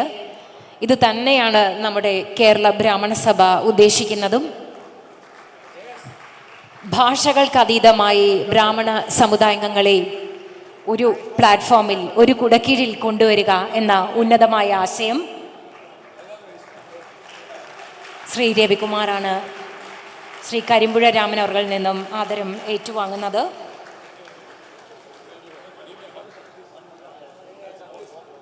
വളരെ മനോഹരമായൊരു മുഹൂർത്തം.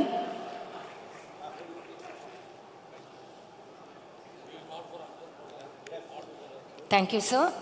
Now we move on to the second session, special session for youth on entrepreneurship and startup. Let's welcome to the dais Sri Anand S. Krishnan, the founder, chairman of Fidelis World UAE.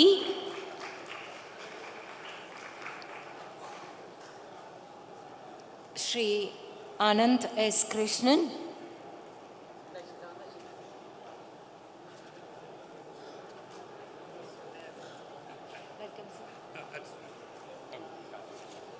Sri Gopal Srinivasan.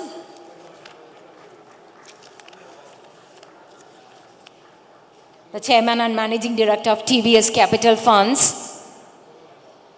Sri Gopal Srinivasan. Of course, our Karimbura Raman sir. And Mr. Mani, the chief manager of SEP. Can we please have him on the dais, please?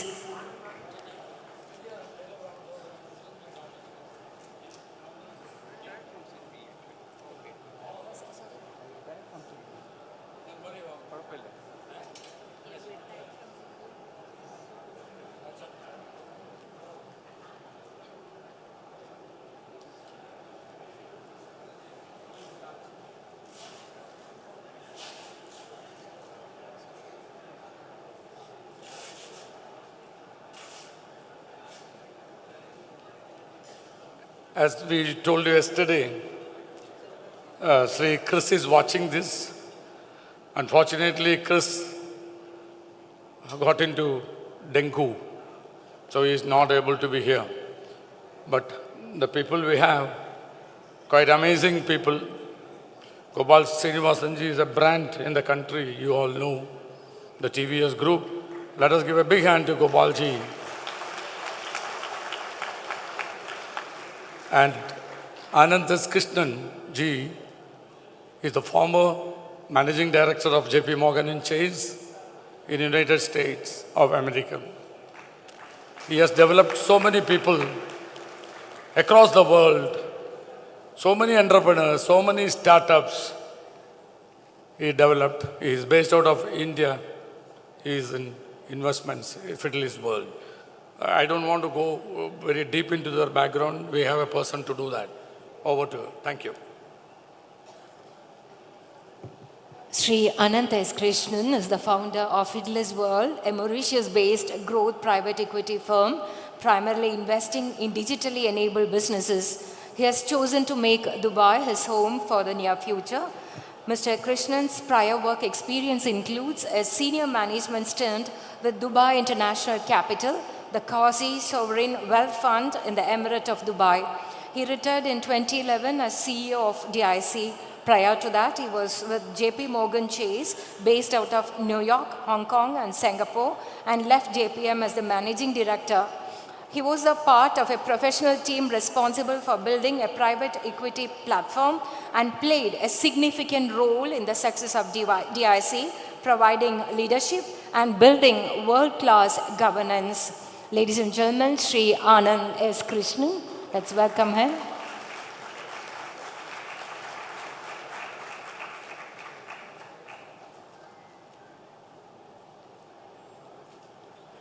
Can I get a wireless? Can I get a wireless mic? Wireless, yeah.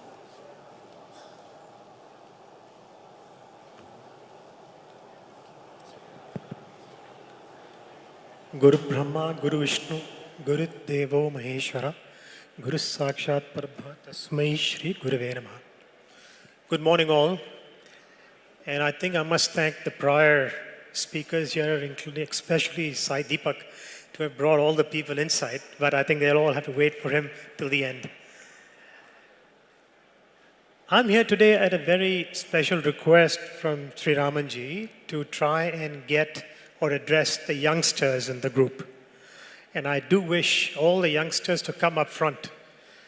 And I want this to be an interactive session because this is primarily for you, whoever wants to become an entrepreneur. So let's start talking about it. I want to get right into it, right? So let's not waste any time. What is entrepreneurship? Entrepreneurship is basically building a business. And you need to have passion for it. You need to have some sort of an understanding as to what you want to do. You need to take some risks. And of course, you need money as well, and you need a lot of mentorship. I think if you have all these things, you can start to what you want to do. Entrepreneurship can be done at any stage. At the same time, you need to make sure that you have a path forward and you have a scope within which you operate. And you want to make sure that you are very disciplined in that approach. I am learning even today at this age. I went back to school at the age of 57, just to make sure that I learn and I unlearn and relearn. It's very important in today's world. We are living in a globalized society. You cannot just think about your community. You need to start thinking about beyond borders, right? And what I mean is domestic as well as international. You all should become ambassadors of your community and of your country. And I want you to take this Vande Mataram beyond borders. Yes, and I think it's very important. So let's talk about how you go about doing certain things, right? So it is important, as I said, you need to have a scope. You just can't think about, just because somebody else did it, I should do it too. And again, I think this is where people have talked enough about Vedas and everything, but you need to do something called Atma Vichara. I don't know how many people you know. It's basically self-introspection. And need to understand very clearly what you want to do. Where do you think you will excel? And then start taking the path. It's not about your neighbor becoming, very successful in business and you wanting to do the same thing. No. You need to try and understand your capabilities. What is it that you can muster? What is it that you can achieve? What is it that you want as an objective for that business, right? So it is something that needs to come out from within. You need to do a lot of self-introspection first before you set stage on what you want to do, right? And you also have to keep in mind whether you can take this on a sustainable road ahead. You don't want to leave it in between because you're going to be putting in a lot of money into it, a lot of effort into it, more effort than money into it, I hope, at the beginning. And you want to make sure at the end of the day, you get some profits out of it as well. If you start thinking about profits first, you will not get anywhere. You need to put a proper system and a process in place. You need to have proper governance around it. You need people to mentor you. You want to make sure that there is somebody who is advising you as well. Yes? These are all very important things. You cannot do everything by yourself. There is a competency which you think you may be good at a lot of things, but there are a lot of people who can bring a lot of other things to make it a unit. And that is very important for you to understand as well. I'm going to give you a little bit of an example. It could just go a little bit away about sustainability and creating value. So whatever you do, you have to create value. Let me give you an example so that you can understand it very simply put, right? There was an NGO in Bangalore who basically decided to provide shoes for children at, the villages. Now, obviously, these guys went in. They did a wonderful job of providing shoes for about 1,000 kids. Now, you and I know shoes, these kids used to walk to school, and somewhere between 12 and 18 months, they were worn out. They were all economically underprivileged kids. The parents were not doing as well. They couldn't afford these shoes. So the NGO decided to basically gift them a pair of shoes. What did this do? It was a very short-term thinking. I wish it was a long-term thought. But they basically put in something as a comfort for these kids. And soon after a year or 18 months, the shoes worn out and the kids didn't have shoes anymore. Now, obviously, they're used to that comfort. They used to walk without it before. I wish that's the way it was, because they would have been much more comfortable. Now they've used to got to the comfort. There are no more shoes. The parents can't afford it. This NGO thought they were doing a very wonderful job. They got additional funding. They went to another state, right? So what you need to do is you need to make sure that you pick one business, one thing that you do very well. Don't just jump like this, right? So what they did was these kids now were really crying. They put additional pressure on their parents. It became a social issue. And now the parents were worried as to what they ought to do. And there was nothing else that they could do because they couldn't afford it. But they were all left in a quandary. This is not what we want young entrepreneurs to do today. You pick something, you make sure it is sustainable, and you make sure you make it a successful venture. You don't want to take this state to state to state and then leave such a thing hanging, right? You don't want to do that. Unfortunately today in our world, in India specifically, a lot of the NGOs are doing just this. There are good ones as well, but there are a lot of bad ones. I just wanted to use this as an example to tell you, you just can't leave it like that because you create a lot more pressure. You yourselves as young entrepreneurs are going to create pressure on your own parents and your community. You don't want to do that. So make sure that whatever you pick, whatever you do, is going to have a lasting impression and you grow with it. All right? This is a real understanding that you need to take home before you set foot to what you want to do. Obviously, our Vedas have talked to us about, being honest and being righteous and making sure that you put, all your efforts into it. Yes, but these are also learnings from today's world. You need to have a basic education. You cannot just think, you just go to a skills school and start becoming good businessmen. I think you need to have a fundamental education to begin with.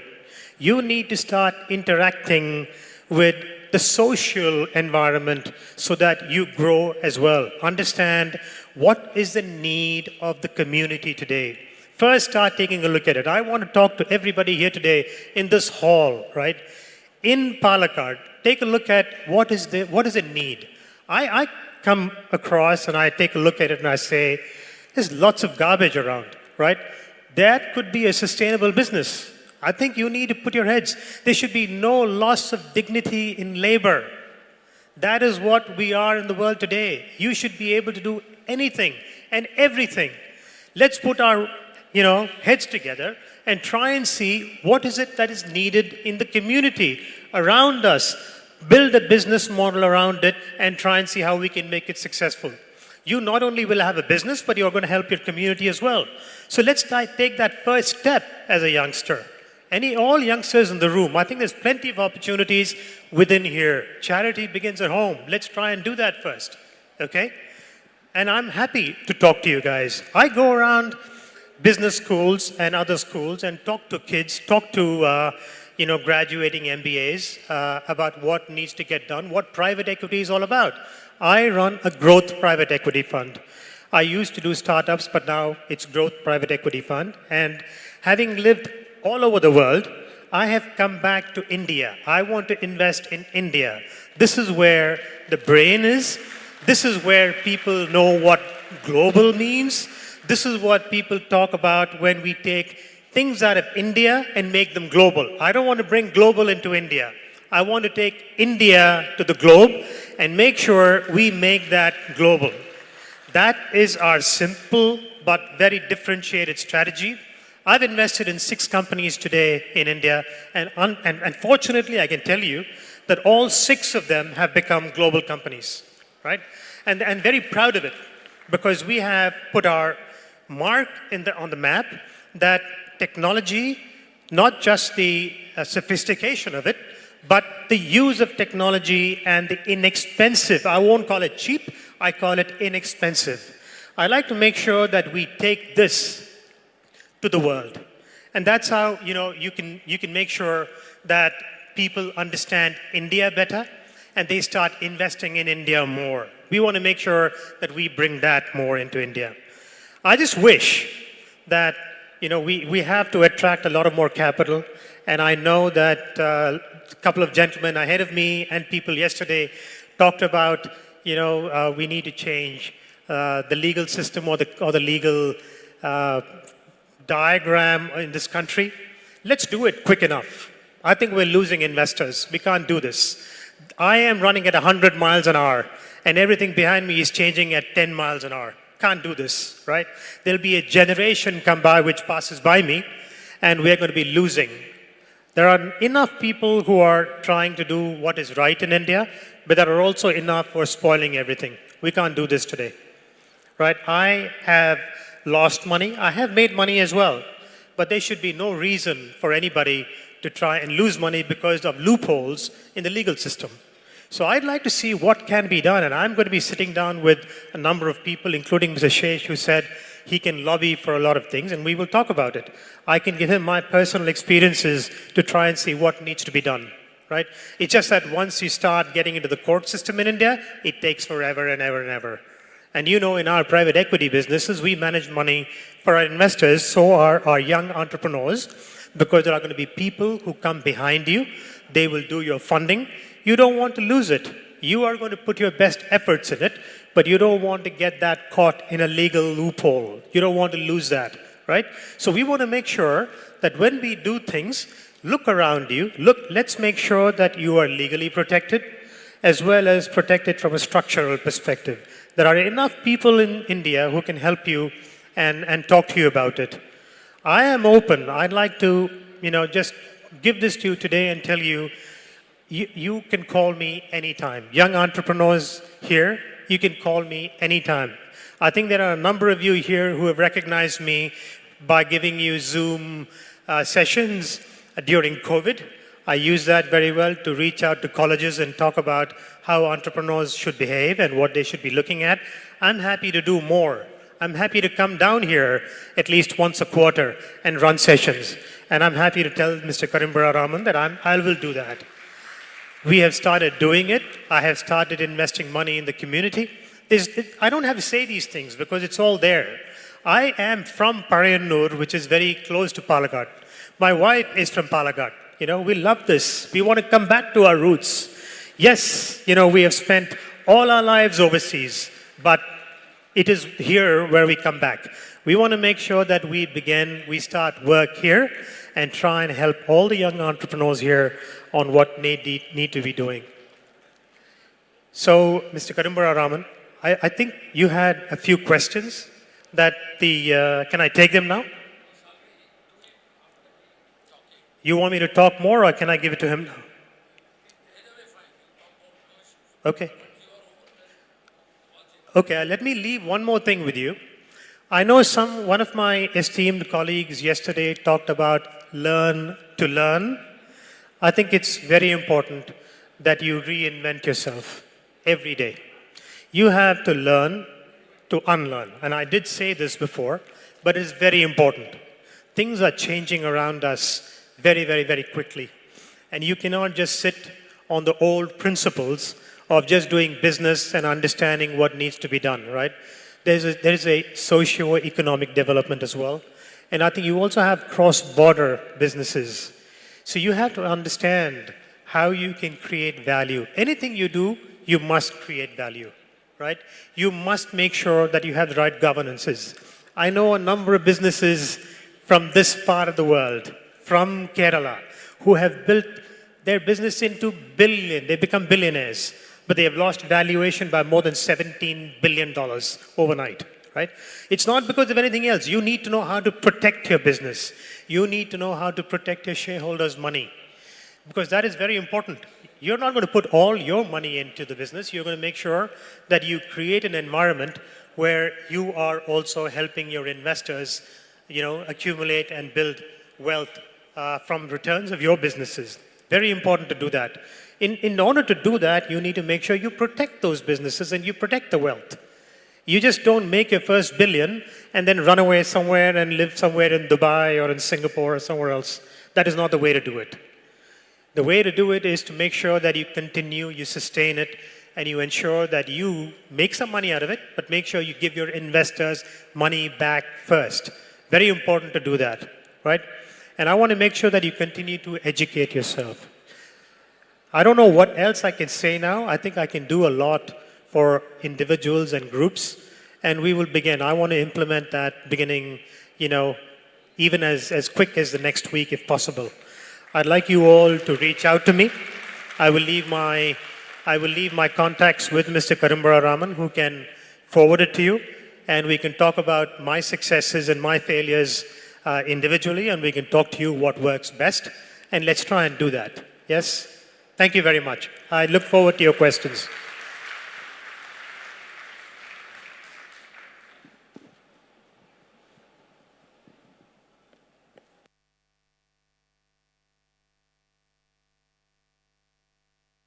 In order to stay relevant, it is important to unlearn and relearn. An aspiring entrepreneur needs to identify one big business opportunity which can bring him profits, but it also has to be sustainable, and proper governance and systems in place is also important. Thank you, sir. Our next speaker is Sri Gopal Srinivasan. He is the Chairman and Managing Director of TVS Capital Funds, which is one of the largest rupee capital funds in the world, with more than 2,000 crore rupees of assets under management across 3 funds.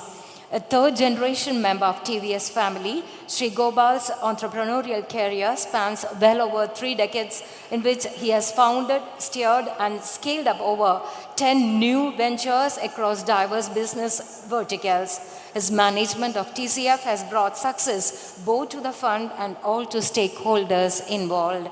Let's now welcome Sri Gopal Srinivasan to deliver his address.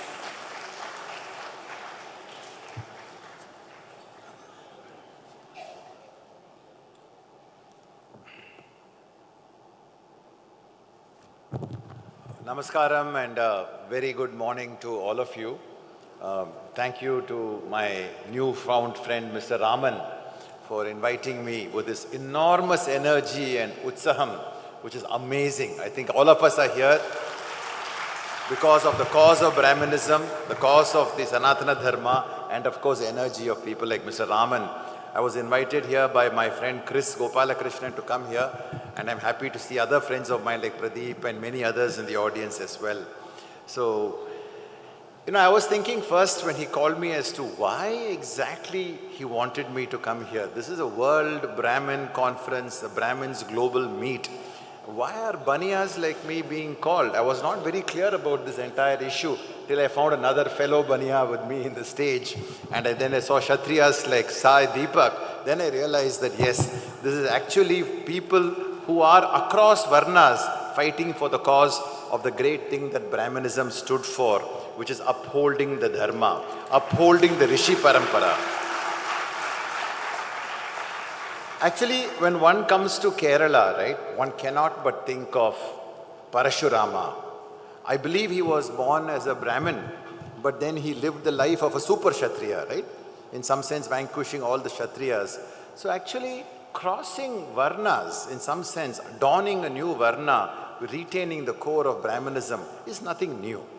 Many, many people do it. And I do it in my life, in some sense, as a Brahmin Baniya, in that sense of the term. The role of Brahmins, and I'm sure Sai will speak about this very eloquently, is to uphold the Dharma, is to uphold the Rishi Parampara, to make sure society is happy, lives in harmony, and Lokakshemam is all over the place. That is a core role of a Brahmin.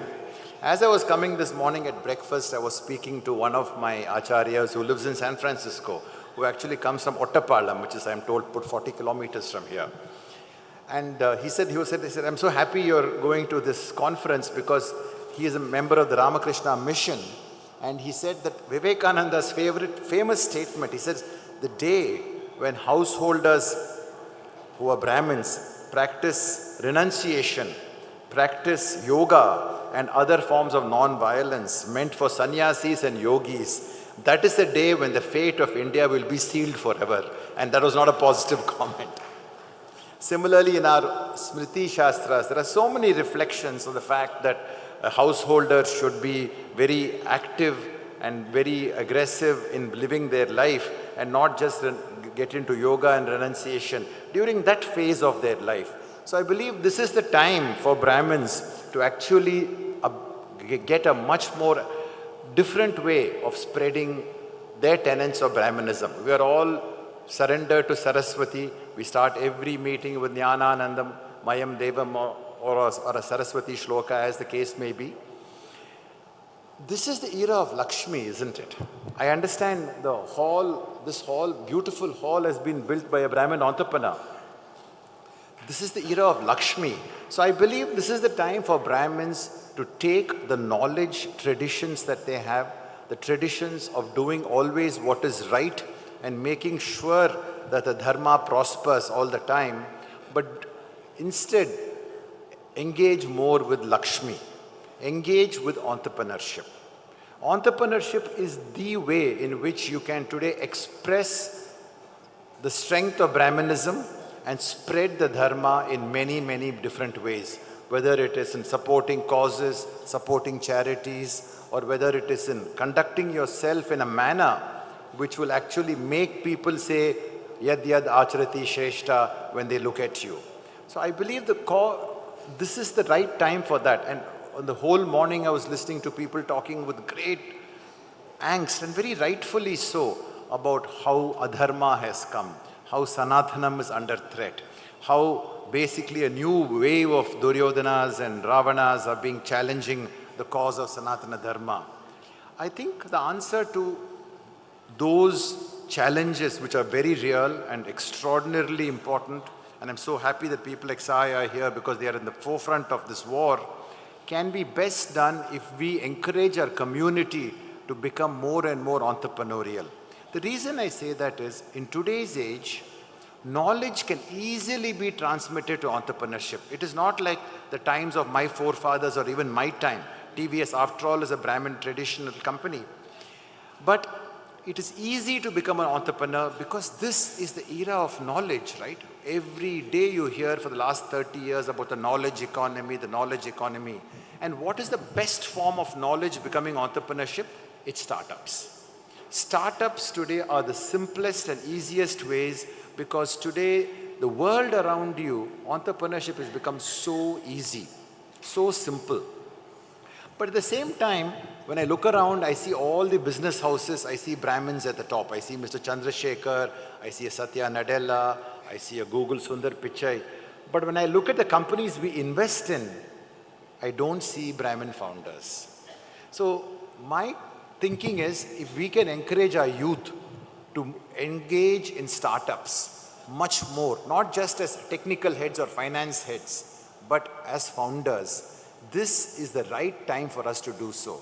This is the right time for us to take that risk, take the Brahmin traditions of right conduct, take the Brahmin traditions of seeking knowledge as a form of basically transforming oneself in society, and become entrepreneurs. This is, I think, the most important thing for us to do, and I'm hoping that like all the others around us, all the other people who adopted other systems to spread Brahminism, we will actually have entrepreneurs, more and more entrepreneurs from the Brahmin tradition. Starting a business today is easy. Building a business today is easier than it ever has been. Of course, it involves risk, but we must focus on becoming more and more entrepreneurs from the Brahmin community through the startup route. Because all of us have emphasized education. We've gone to the best schools and the best colleges. My son is in IIT Bombay. I look at who his batchmates are, and I see so many Brahmins. We need to encourage them to take risk. It's okay to fail. You don't have to get a good job as a CTO in some company. Go and take risk. There are 100,000 registered startups in India today. There are 1,000 companies funded every year in India today. When I look around at the 110 unicorns of India, the recent list that came last year, and I did a quick census based on names, I must tell you I didn't see many Brahmin names at all. So what does it take for us, and I hope this forum like this, Mr. Raman, and other forums will debate, what does it take to encourage our youth to become startup founders, to take risks, to take the enormous amount of funding that is available for talented youth in this country and make them do startups? Because that is the best way in which we can continue our tradition, we can continue our dharma, create wealth, and with that wealth, foster the Brahmin tradition. Thank you very much.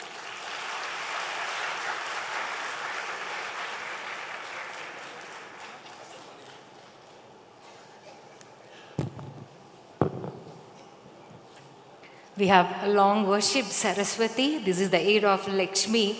Engaging in entrepreneurship is the way we can express our dharma.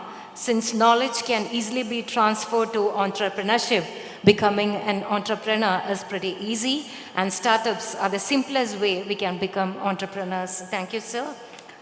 And now, next speaker is Sri Mani, who was the Chief General Manager in SEP, where he handled funds for startups for 5 years and has helped MSMEs and startups in his 3 decades of banking. He is retired and is now working with Sri Gopal Srinivasan as advisor. Sri Mani, let me invite him to deliver his address.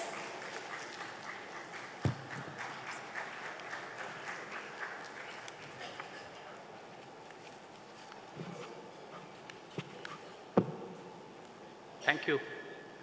Respected Sri Gopal, Anand sir, Sri Raman, and the august audience assembled here from across the universe. ഈ വേദിയിലിരിക്കുന്ന പ്രമുഖരോടൊപ്പം എന്നെ അനുഭവങ്ങൾ പങ്കുവെക്കാൻ അവസരം ഒരുക്കി തന്ന ബഹുമാനപ്പെട്ട ശ്രീ രാമൻ സാറുടെ തുടക്കത്തിൽ തന്നെ ഞാൻ എൻ്റെ ആത്മാർത്ഥ നന്ദി അറിയിച്ചുകൊള്ളുക. I am pleasantly surprised by his invitation to be here before you instead of amongst you. We have heard entrepreneur of entrepreneurs. They create entrepreneurs, Gopal Srinivasan or Anand Krishnan. I am just a retired banker. But അപ്പോൾ തന്നേക്കും എന്താണ് ഈ വേദിയിൽ എന്നെ ക്ഷണിച്ചതെന്ന്. Maybe I think I had spent 3 decades in banking, and I would have had an opportunity to interact with more than 900 entrepreneurs or startups during my service journey, where I have gone with them, grown with them, and saw the growth in their own eyes. I was also associated with the Sovereign Fund of Funds program for startups through Sydney from inception. Maybe Mr. Raman would like me to share my perspectives as a mentor to such enterprises through my presentation here.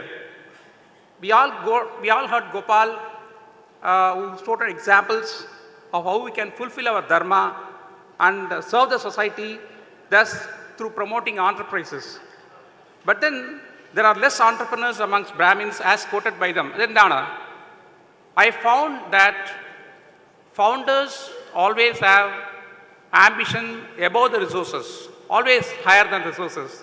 But Brahmins are relatively contented, where the ambition is always less than the resources. It is time to wake up the genes.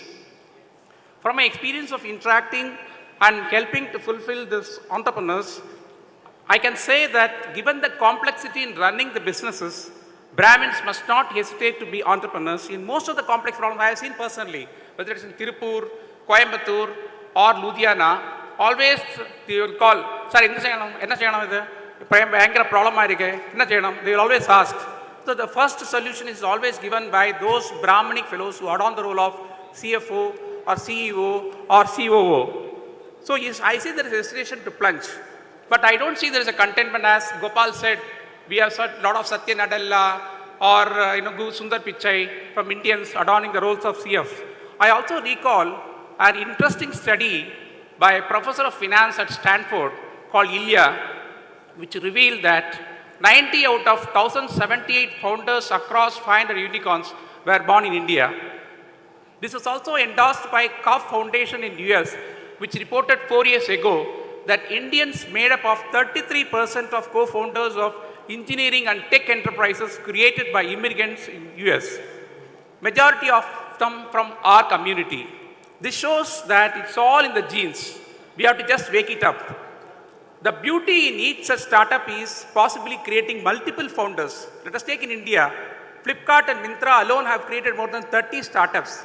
I can call out the name of Krish of ChargeBee, who came out of another startup, but the list is endless. You all know that ChargeBee has employed more than 2,500 people. Despite such spectacular roles played by Indians across the globe in leadership roles, and only few startups like Zoho or ChargeBee, other than Infosys or TCS, very few South Indian Brahmins have built new age business in the scale which can make our mother-in-laws proud. We certainly miss Krish Gopalakrishnan here, a professional founder who have created Brahmin millionaires. In the Lomembadam Brahmana survey Narathial, you will all agree, Anjil Oratku, our Makkalo, Alangil Marumakkalo, Infosys Stabanatil, Bharatilo, Alangil Logatinde, Edengilum Kodilo, Udyavulavaru, Illal. I'm just saying, for example, Infosys, TCS, Cognizant. In my time, marriage times, the question was, Adhyatha Chodhi Uddayirikkum. Maruvan Evadayana Joli, government Joliano, bank Joliano. Especially in Kerala, there is SBT, Bank of India, the unit itself will be there. Marriage between Bank of India and Canara Bank. Of course, now it has changed. Should we now create more Infosys or be just Infosians? Of course, times have changed. As Gopal says, people are willing to take best. But while Krish and Mr. Murthy founded Infosys, they used community capital. But now we have a lot of patient capital available from the government. We are in a situation where we have started flowering with risk capital beyond the community capital through the PE fund managers. So Anand Kishan sir, you must be knowing that, in 2006, there are only 20 funds. Now there are 1,000 funds in India. Fortunately, I was happy to be associated with SEP, which earlier the introducer said. And for the past 5 years of handling, 40% of the fund managers are first-time fund managers. They have supported nearly 1,000 startups. These 1,000 startups, the commitment is about 9,700 crores. So you assume that there is a 4x leverage of this. It translates to about 40,000 crores of investments. That means there is money available. There is regulation available. You see, everybody is prepared to support. Ee dasaptam Bharatandayana. Namakku Kazhivundu, Mooladhanamundu, Nammada Kadappadumundu, adu RBI ayalum, SEBI ayalum, Kendra Sarkarinte ayalum.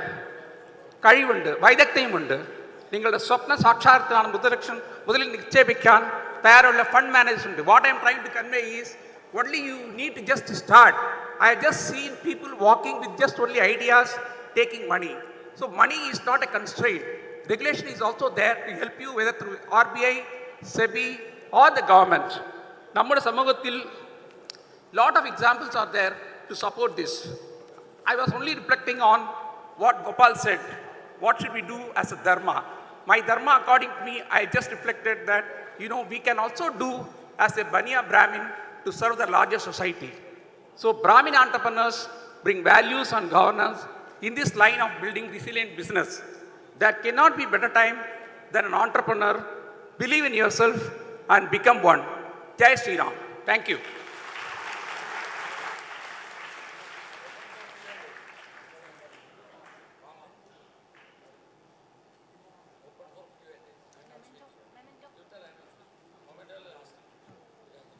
The floor is now open for questions. Yeah, please raise your hands like that.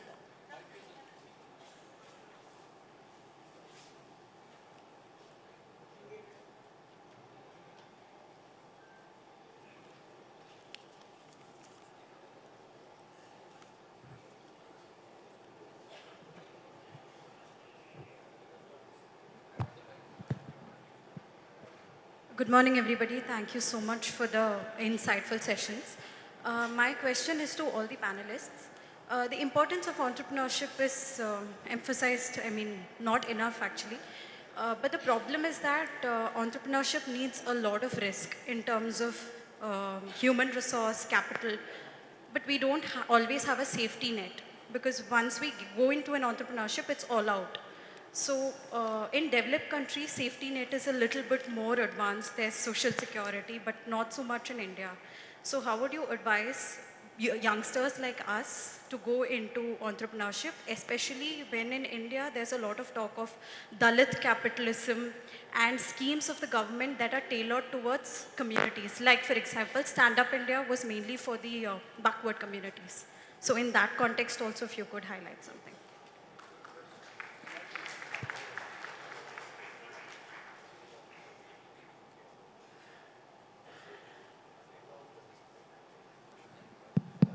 You know, I think it's, my sense is, right, totally in India, every year, people write checks of about, I don't know, 4 to 5 lakh crores.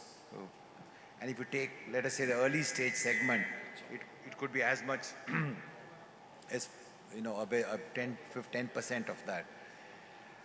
The best safety net is because all this money, 99.9% is meritocratic capital. It is capital that is chasing returns at over any other criteria. The best safety net for you when you fail, because remember, when you chose to be an entrepreneur, you've read that Gita shloka which goes, Hatova prapsyasi svargam jitavava bhokshase mahim. You have chosen to die as one of your options. So you're going there with the awareness that death, you will get glory, right? And what is that glory? In a very practical sense, is your resume. If you are a failed entrepreneur who has taken money from somebody, you will actually get another fund coming after you. There is no better entrepreneur than a failed entrepreneur, right? So what better safety net? But you must make sure you look at yourself, you look at your vasanas, look at your gunas, and make sure that this is your swadharma. And if it is your swadharma, right, then what is the problem if you fail? No problem. So don't worry.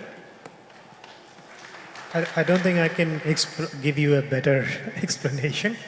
But at the end of the day, I think it's important to be persistent. You need to have good ideas. You need to make sure you surround yourself with good people. You may want to make sure that you're truthful in what your output is, right? These are all elements of everything that's coming out of Vedas. This is not new to us. This is not new to our community. At the end of the day, if you have a good business model, people will come to you and people will want to make sure that they support you, right? So yes, safety net, you have to start from home. You have to make sure you take some risks. Very important to take that risk. If you don't take the risk, you're not going to get any returns. Yes?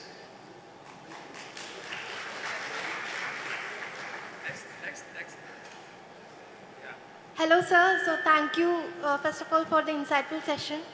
So my question was, basically making critical decisions is an important factor in business. And also nowadays, youngsters like us is also finding difficult to imbibe that skill of making critical decisions. So I was just curious to know the framework or the method you use to take tough decisions so effectively in your business journey.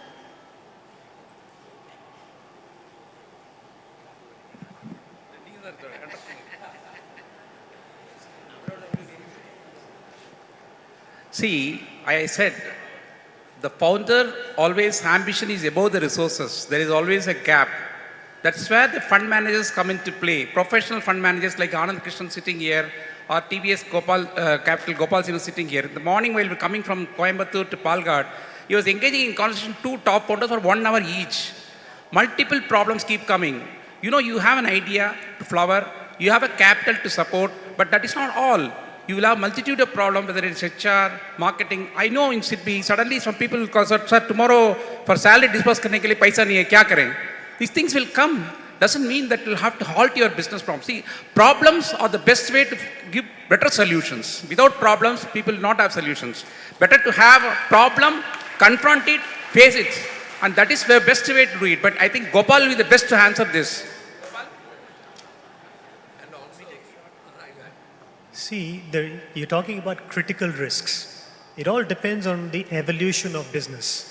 When you start a business, you're going to have some critical decisions to make as well. You're not yet there for HR and capital. So the first thing is to try and get the best idea. You want to make sure that you do something where the barrier to entry, it's a very important thing. You want to make sure that everybody, your neighbor and your friends do the same business. Then you're going to be out of it very quickly. So make sure that the decision you make upfront, you're going to set the standards very high. So you need somebody to really help you out with how you get that done first.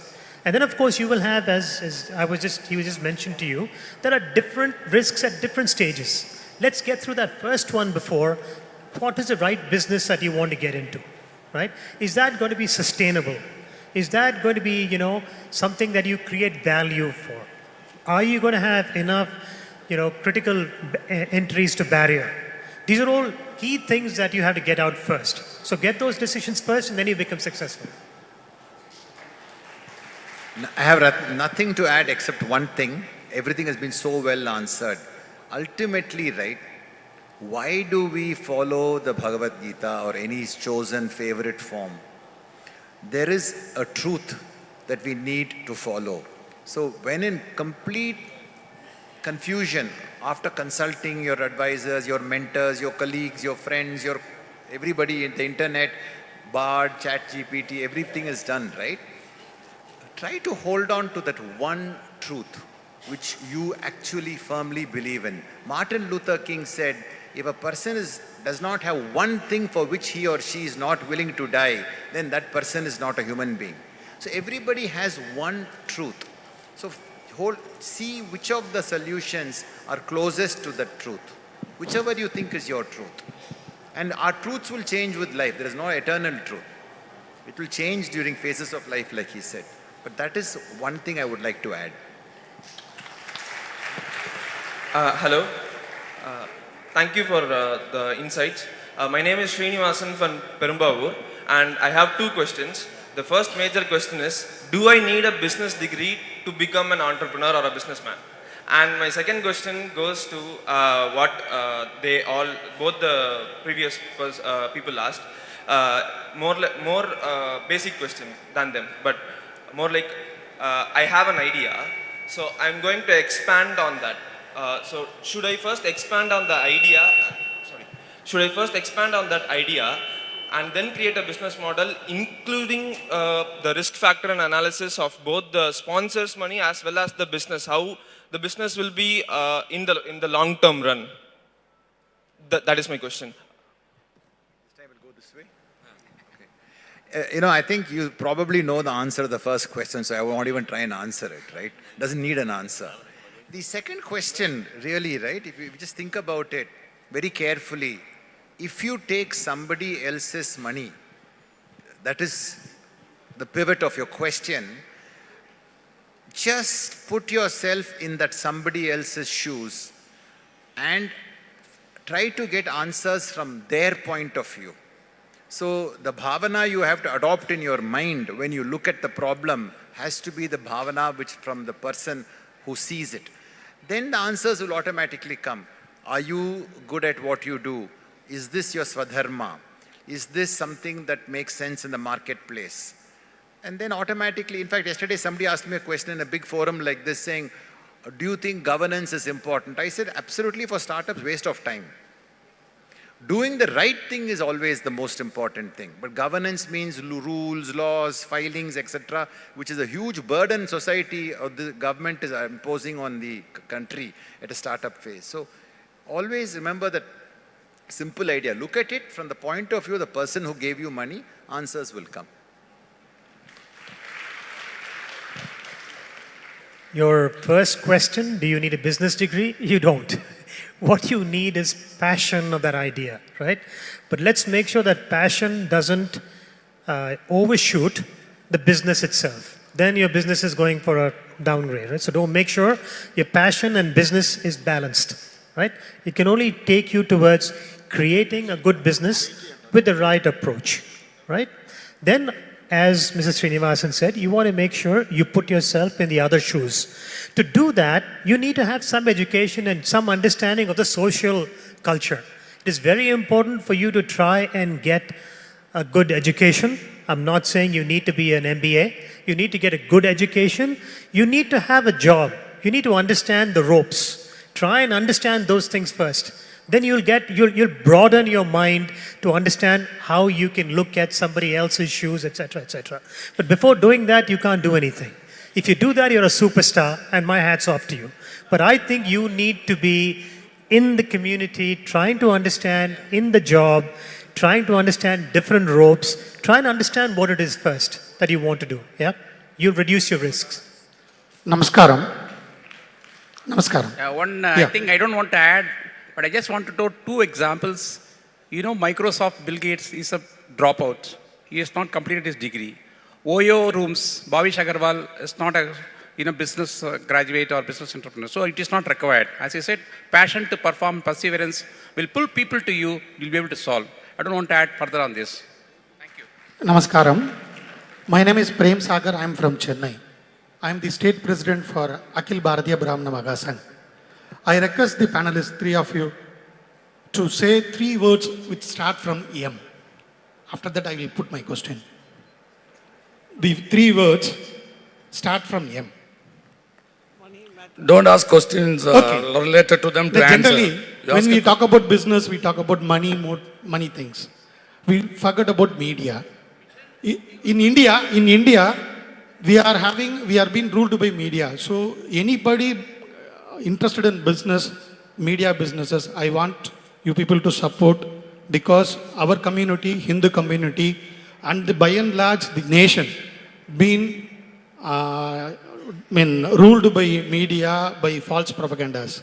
So I seek this August event to extend your support for the media businesses from our community to protect the nation and our Sanatana Dharma. Thank you. My name is Sharda. I am coming from Giri Trading Agency. Most of you will know. My question is not for how an entrepreneur can be developed, but how to instill the thought in the parents' mind right from school days, how to get into business. Because most of our parents, what we do is we teach them to become good employees in big organization. We don't allow them to take risks. When the child becomes of a marriageable age, then we want to look at boys who are having secured job, secured this. We don't encourage risk right from the beginning. I will tell you, my father was an orphan. He was an orphan, and because he was an orphan, he started Giri Trading, and that has helped him to be where we are today. We started at a 1 table space square feet shop, and today we are having 40,000 square feet of shop, and we are proud of it. So this risk ability has to be instilled in parents more than children, and I would request all of you to answer this question. Thank you.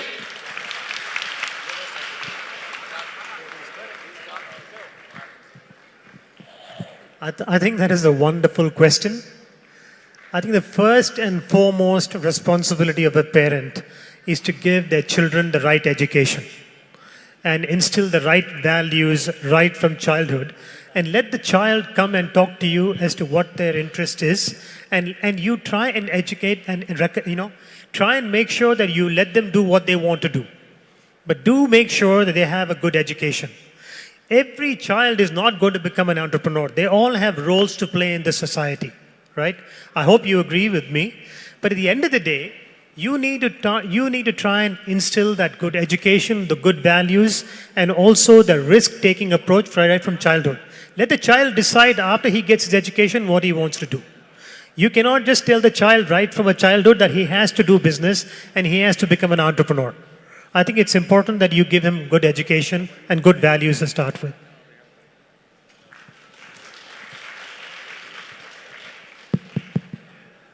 You know, I think if one was to write a book on the struggles of mothers of India and what they have done for their children, that book will never stop actually.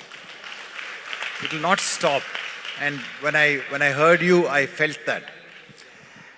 See, one is entrepreneurship out of necessity, but today in a world where 1 billion Indians are going to be lower middle class and above, not too far away from now, and in the next 10 years itself, another 350 million Indians will go to what's called empowered levels of income, which is 5 lakhs household income per year. Coming out of such necessity may be less. My suggestion to you is very simple. Look at your children, look at them carefully, understand them well. What is their swadharma and their vasanas is what you need to test for the first 15 to 18 years. If you see this straight in them, show them examples, and automatically they will rise and seize the occasion. When Modi ji stood up in 2016 and started Startup India, I think every mom in the country listening to the talk of Startup India looked at the children and said, "Beta, beti, tu bhi entrepreneur bana." That is the kind of inspiration there is today. But you must think for yourself and make sure they have the trait. You should be dispassionate about those you love. I think that is the most important thing. In the words of an old American 1970s pop song, teach your children well, their parents' hell will slowly go by. It's a very, very important song because we are rooted in our time, our memories from our time. So that is our hell. That will go by if you teach them well. But before that, understand them as well as you can. Then impart to them that knowledge on the direction which will take them where they should be. And it could be entrepreneurship. Today, failure is actually a stripe on your sleeve. It's a badge of honor. So don't worry about failure. See, it's also evolution of times. We should admit that we were poor. There is a Maslow's theory of hierarchy also comes first basic necessity. So we were all going to just earn our livelihood to make our survival. So times have passed. I have my cousin sitting here who is professor in a college, Krish College in Bangalore. He says, "Money, in my class, out of 50 students, 30 students want to be entrepreneurs and the parents support it because they have reasonably crossed the level of comfort and the comfort inflation." So actually it's evolution of times. I think times are changing. I think you will get son-in-laws who are doing businesses. You will get son-in-laws who do entrepreneurs. I think there is a gross acceptance. I think startups have become the mantra. I think the times have gone. We have evolved with the times. I think now it is for you to encourage and promote, accept entrepreneurs as son-in-laws. Thank you. Namaskaram, sir. Namaskarams. The Islamic world has got something called zakat, in which there is a model for people to, from the haves it goes to have-nots. As a Brahmin community, can we adopt a model similar to zakat, where people who are haves will contribute to this particular stand-up or startup, whatever it is? Is it possible for us? In that case, people like you who are Brahmin Baniyas, can they support this with your wisdom and help? And how best can this model be possible? Thank you.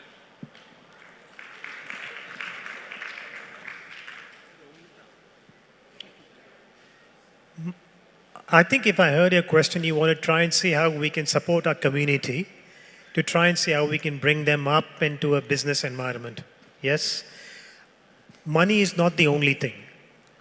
We've already said we're ready to mentor the community here of Brahmanas. Absolutely. This is something that we are doing. We will continue to try and see how we can extend it. With Mr. Raman's help, we will do something right away. Not an issue. That, as far as I'm concerned, we will do that. Mentorship, mentorship for entrepreneurs, it's not just for youngsters. Anybody who needs it will get it. Happy to do it. Along with that comes ideas and businesses, and money will follow. We cannot follow money first, right? We'll have to get the right ideas. Happy to do that. We have to bring our community together first, and Mr. Raman is doing a wonderful job of that, and we can be part of it to try and see how we can put ourselves in there to get that done. We don't have to call it what the Islamic community calls it, but the ultimate outcome can be the same. Yes, thank you. Sir, hello. I just want to add, I remember this old quotation, right? How does it go? Paropakarartha idam shariram or something like that, right? So fundamentally, we are only here to serve. So giving should come naturally, and we should give naturally. The idea of imposing something top down is not a very Vedantic idea, right? So fundamentally, it comes from self-will. So you don't have to take out your spine and give it to somebody and all that these days, right? Generate wealth, share your wealth for good causes, and I'm willing to suspect that everybody on this table, like Mr. Raman, who's giving so much of himself to promote this cause, is doing everything they can in their own way. Sir, I'm Murthy. We run an engineering consultancy firm, especially on tunnels, railways and all. We have been developing a lot of new technologies. Recently, we have developed one funicular railway for Saptashringi temple in Nasik for old people who travel up, not in the ropeway. It is a comfortable journey. It is the first of its kind in the country, and we have been successfully. We started with 3,000 footfall. Today we are having 10,000 footfall per day. We are starting the second one in Malanga temple, that is Haji Malang, we call it, in Kalyan. That will be commissioned in December. This technology is available for Brahmin community. If somebody, an entrepreneur is interested, he can come and meet me and I can tell him. It's a very lucrative business. Second one, unfortunately, I have petroleum expertise also. I was the person who started the Adani Petroleum division. So in that Adani Petroleum, I developed biodiesel. Today I have developed 100% substitute. Boss, you tell you a question. Question is, that's what I'm telling you. For people who wanted to develop entrepreneurship, there are opportunities available with me. They can come and approach me. Okay.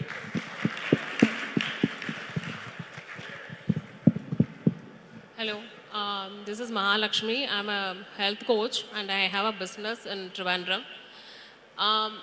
Being from this community, I'm just asking. I'm so thankful for the wonderful encouragement given by the esteemed people there. I want to know how we are going to continue the conversation we are having now, going forward. I know there have been people who have been asking about actionables, solid actionables out of this meeting or the convention.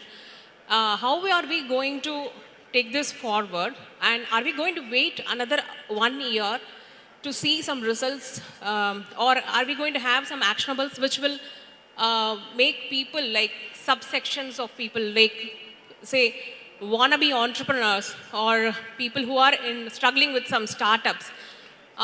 Can we have some actionable which will also include an app which will tell who is the kind of likely venture capitalist who would be, say, interested in particular industry, say healthcare. Because I'm from healthcare, I'm asking you. So I know some of my friends who struggle to get funding in spite of having brilliant patented equipments or any ideas. So I really want to know what would be the actionables, and would we be able to continue the conversation? I know Mr. Anand told that he's available with his time and, we can reach out being an entrepreneur. But I really want to know how we can do that. Because once you are out of this venue, it's almost like we cannot reach you. Of course, there is Twitter, there are other social media.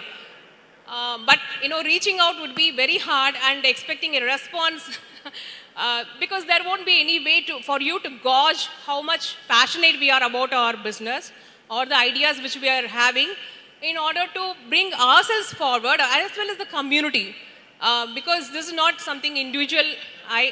Whatever passion I have, it's an evolution over a period of time. I think And we there's a got lot it. of things which I want to do for the community as well. So how do we take this forward is Yeah. my question. See, for me, hope is not a strategy. Hope plus action is when you get to what you want to get done. So I think everybody is hoping for a lot of things. And as I've said, we will try and do what we can, and we will try and give ourselves time allocated to it. And I'm going to be looking to Mr. Raman, and I will be sitting down with him hopefully in the next couple of days before I leave to try and put a framework together on how we can help this community that we talk to. So that is the first thing. The second thing would be is to try and see how we can bring people like Mrs. Srinivasan, etc., from the outside. I am from the community. I have a home in Palakkad. I come here once a quarter. So it's not that we're not going to come back. And I can do that because I'm here, right? So I can give you a commitment. We will do that. It's just that what is that framework? We'll have to sit down with Mr. Raman and trying to make sure what that framework is. I'll be more than happy for you to be part of that because you have very good ideas. Yes? Thank you. Hi. Dr. Rajkumar here. 1 second, Raj. Sure. Madam, namaskaram. In 2019, when we conducted the first global meet, we thought of coming out with an app which will add one job opportunities, startup, and another major issue Brahmins were talking about, the boys not getting girls for marriage. And then that 2 years we lost because of COVID. We are on the job. But an app we are coming out, we thought it should not be under any organization. We can make it done by someone who can run. So that is on the job now. So that app will definitely support to put all the people into the fold, 1. 2, today our Government of India, DIPP, the Secretary, say RK Singh was supposed to come. Unfortunately, RK got stuck. Government of India got especially startup and incubation, especially for incubation, having a lot of funds. We can coordinate. There is a team of professionals is going to come to work with the entrepreneurs who want to start up. So this is not a major issue. The groups will be formed and informed for setting up, support, mentoring role for startups soon.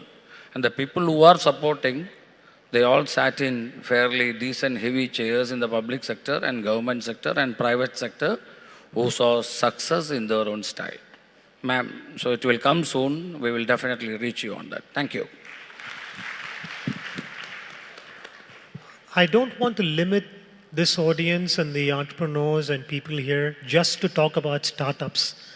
I think it's also important to talk about career. As far as that is concerned, there are a lot of low-hanging fruits that we can try and capitalize on, right? There is an organization that we support as Fidelis World, which is a national forum called WIN-PE. This is Women in Private Equity.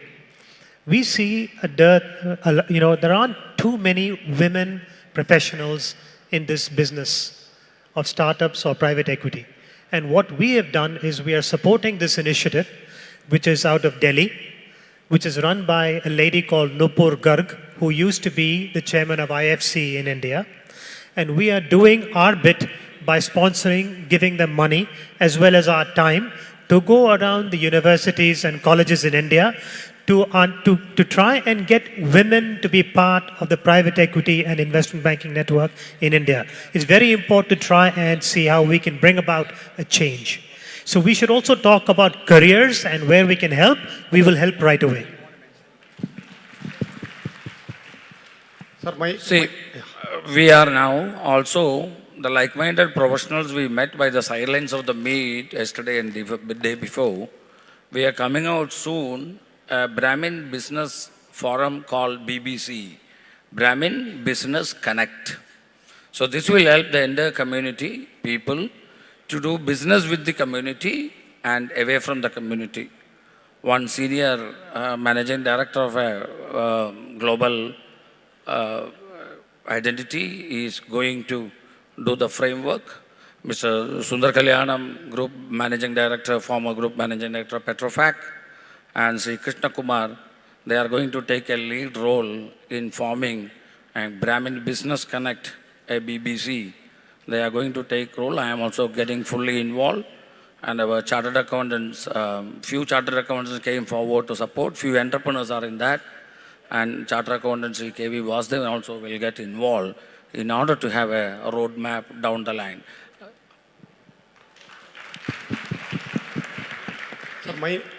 Hi, sorry, two quick comments like I did yesterday. One comment was on zakat. I think it's the Takat Surah of the Quran. Zakat is actually charity that a man should give 1/40th of his money. I think no Hindu entrepreneur should want zakat or charity. On the other hand, there's a mahfuz concept, where mahfuz concept means you keep, say, 1 crore and you give interest-free to new startups. So they return it, they come in as post-dated checks over a 12-month period. So that mahfuz concept could be used. Zakat is not a word that we should use. Why have I read the Quran? Because I believe in the Godfather. He said, keep your friends close and your enemies closer. So that's one. Now my second point that I want to tell all the youngsters, I disagree a little bit with Mr. Gopal Srinivasan. Sir, you were talking. Mr. Gopal Srinivasan was saying that from Saraswati, you have to move to Lakshmi. But in this modern world, it's not enough for the youngsters, and I'm addressing the boys, it's not enough Saraswati, not enough Lakshmi. You need to go to the third. You need Devi, you need Parvati, you need to have that strength inside you.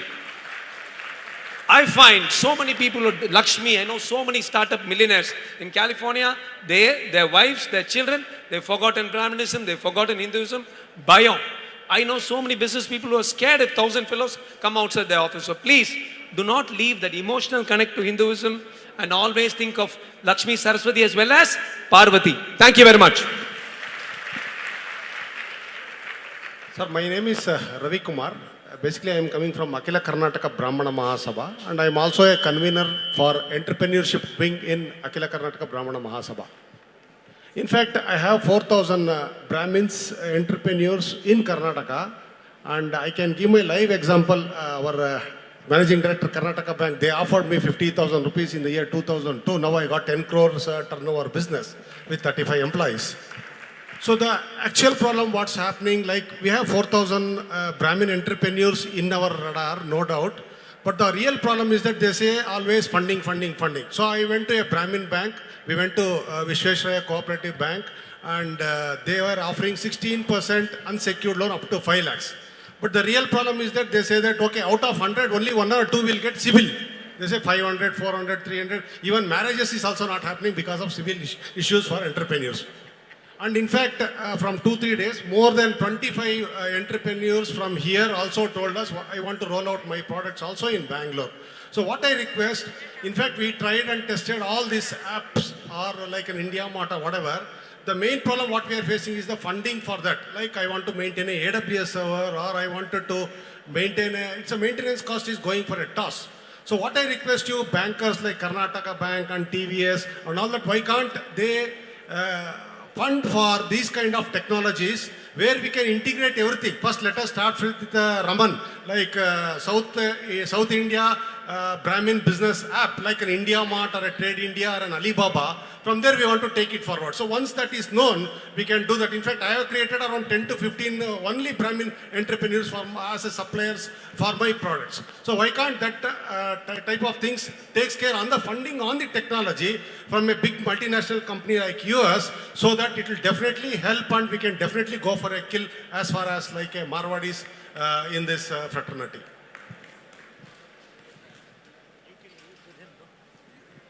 Ravi, we are definitely doing that. No worries.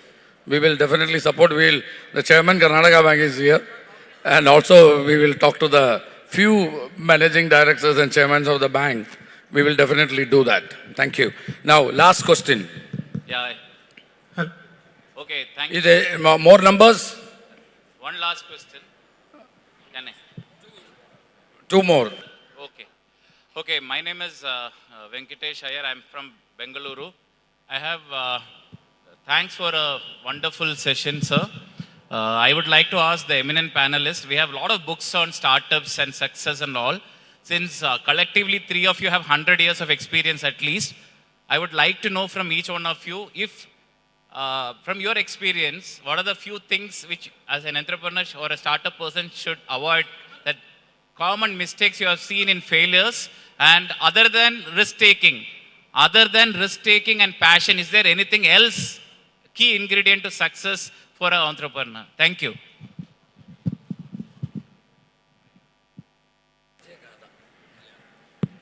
You know, I don't think you want us on stage to write a book, which is what we'll have to do if we tell you all those things that we want to do. I understand he's written a book called Vijay Khata, or Success Rhymes. So my own, I think the best thing for you to do is to not read any American books like 0 to 1 or Super Founders and so on. So I think there is an Indian model which is now beginning to re-emerge. It's always there. It was dormant, now it is re-emerging, where we think for ourselves and we bootstrap ourselves by ourselves. So there is a constant clamor around funding. Funding is rarely a solution in today's economy for a problem. It's generally, if the idea is good, the person is good, actually funding in some form or others will come. Second, being an entrepreneur doesn't mean always thinking scale, scale, scale. That's a very American model. Whatever you are able to do, doing it exceedingly well and making a profit is absolutely fine. So that is the only common theme I'm picking up. So I just thought you didn't say it, I'm commenting on it generally. But my feeling is, look at yourself and look at others and learn from them. That's a far superior model. That shloka yad yad acharati shreshta tatta devatare jana was not written for some nothing. So please look at Indian models. In my own case, people like Mr. R. Tyagarajan of the Shriram Group, exemplar, so much to learn from them is what I found the most useful of do's. Don't do's, best is to practice, fail a few times. No better lesson than that. Nothing more to add. All I would say is be truthful. Be truthful. Be truthful in what you do. Be truthful in how you behave with your investors. Be truthful with your business. I have seen enough startups who have not done this at all. They are the ones who fail. They are the ones who keep the investors away. They are the ones who will bring a downfall. So that is one thing that begins at home for the startup founders. Make sure you do that. That's good enough. And rest, as Mr. Srinivasan said, that's all it is. Hello, sir. The last question. No more questions, please. We are on our time problem. Yeah, thank you, sir. Thank you for giving that opportunity.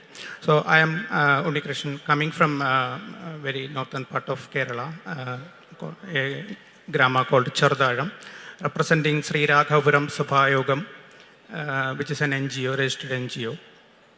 And we are running lot of startup-based projects as part of that NGO, and we have a startup company as well called Mehta Digital, which is a social enterprise. We wish to give opportunity for ladies basically, so that who cannot go abroad or go away from the home and for the job. So the question here is, nowadays, we could see the young entrepreneurs, they wish to go abroad and go away from our native, and they have much bigger ambitions and all. And even though we have opportunities within here, they are not ready to take that risk. So what will be your key message to the young entrepreneurs to take the opportunities which is available around?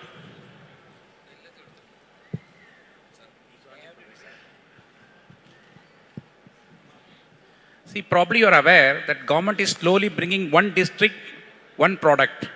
I think that is gaining prominence. In UP, Yogi Adityanath has spread very good and is expanded all over India. The idea is to see not only the problem is what you have to do now, funding doesn't happen just because you have a product or service. What the fund managers think is what will happen 10 years from now. So for that, some visibility if it is given, there will be more comfort and confidence for them to take money. I think it is possible. It has to gain grounding. I think government itself is initiating. There is a program called Stand Up India where they give for the localized manufacturing only. For the localized product or trading services given to some certain sections of society. It's going to be expanded also across other communities also. And is one district, one product, I think will gain prominence. I think you are seeing the railway stations prominently, you're already seeing a lot of railway stations identified. I think it's getting prominent. I think soon you will get this happen, sir.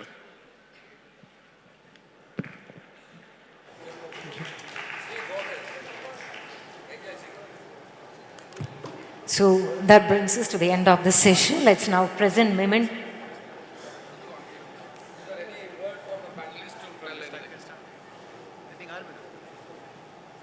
See, somebody asked 3M, you say. According to me, for a startup or entrepreneur, 3 M's will be motive, mission, then only money. Thank you. All I would say is try and understand your values, have a deep root in where you come from, try and help your communities first, try and understand what needs to get done. There are enough opportunities like the Nambudri just talked about. I think it's important to really assert right from growth is, to be deep rooted in the community. Plenty, you can make businesses, you can make money, you can also help the community. Let's all try and do that first. I have just 3 simple ideas. First is understand your strengths deeply through life. Second is the size of your ambition does not matter. What matters is how well you align yourself to your ability and not follow the size of your ambition.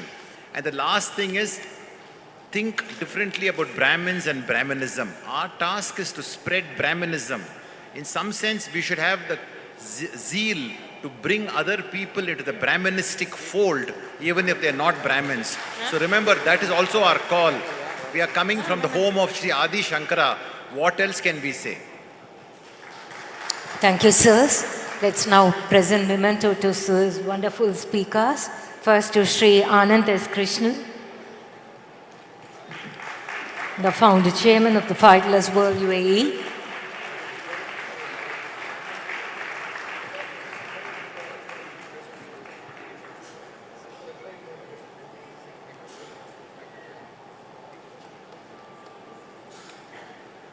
Next to Sri Gopal Srinivasan.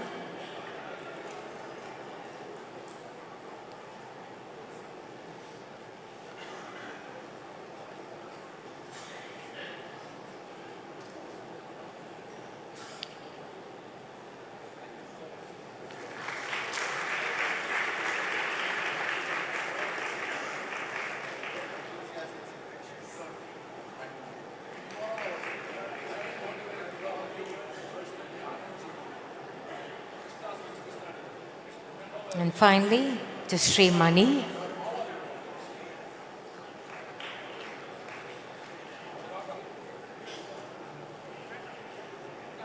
Former Chief Manager, SIDBI.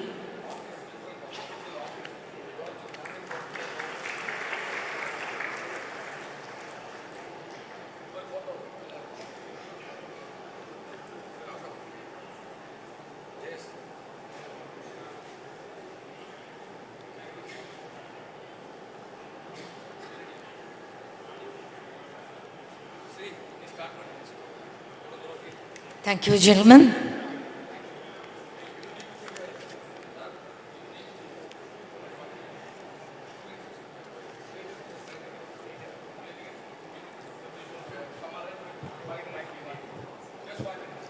Ladies and gentlemen, curtains are coming down for the 3-day-long Brahmins Global Meet 2023, held under the auspices of Kerala Brahmana Sabha. The envisaged ideas in the global meet was to focus on the values and spirit of our community, including to look at the social and educational aspects as well as arts and media. The guest speakers, distinguished in their chosen domain, were each one masterly scholastic. The exhibition and the cultural programs were the added attractions of the event. Let's now move on to the valedictory function by inviting the dignitaries to the dais. Before that, we have the release of the special edition of Janmabhoomi paper happening here. കേരളത്തിലെ പ്രമുഖ ദിനപത്രമായ Janmabhumi Brahmins global meet 2023 പുറത്തിറക്കിയിട്ടുള്ള പ്രത്യേക സപ്ലിമെന്റിന്റെ പ്രകാശന കർമ്മമാണ് ഇവിടെ ശ്രീ കരിമ്പുഴ രാമൻ അവർ നിർവഹിച്ചിരിക്കുന്നത്. ഇതിനോടൊപ്പം തന്നെ Mathrubhumi, Indian express, Dinamalar തുടങ്ങിയ പത്രങ്ങളും പ്രത്യേക പതിപ്പ് ഇറക്കുകയുണ്ടായി. ഹിന്ദു, മനോരമ തുടങ്ങിയ എല്ലാ പ്രമുഖ പത്രങ്ങളും പ്രത്യേക പതിപ്പുകൾ ഇറക്കുകയുണ്ടായി എന്നുള്ളത് നമുക്ക് ഏറ്റവും അഭിമാനകരമാണ്, സന്തോഷകരമാണ്.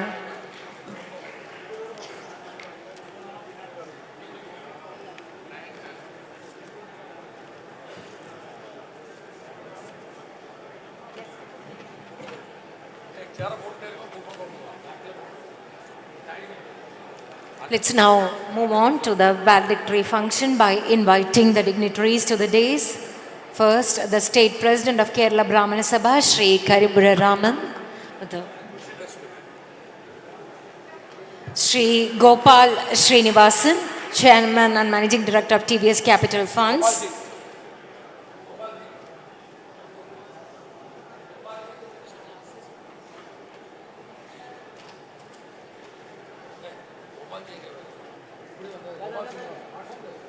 Shri Gopal Srinivasan, Shri Sivaramakrishnan,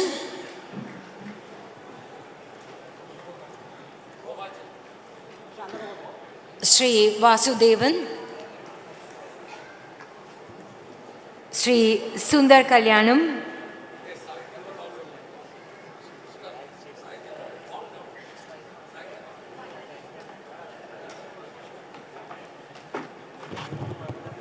Shri Sai Deepak, Advocate J. Sai Deepak is here.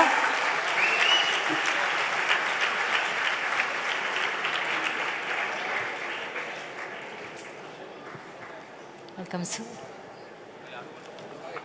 Shri Krishna Kumar, Shri J. Subramani, Srimadi Geeta Ananta Subramanian, Dr.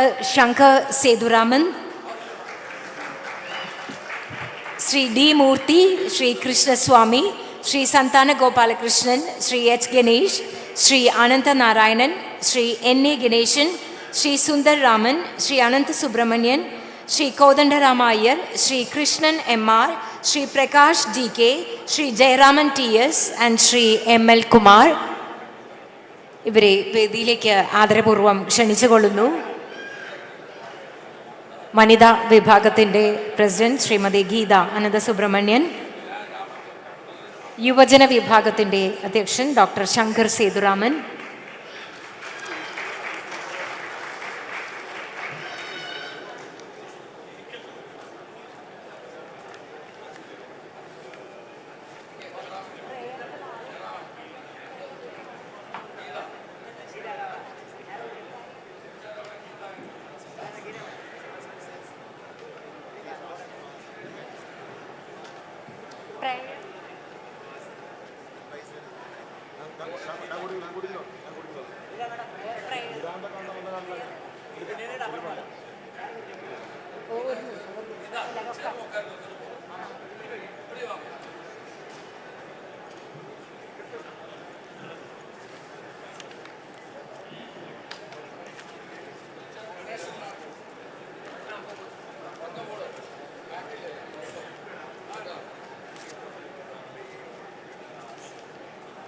സമാപന സമ്മേളനം ഇവിടെ ആരംഭിക്കുകയാണ്.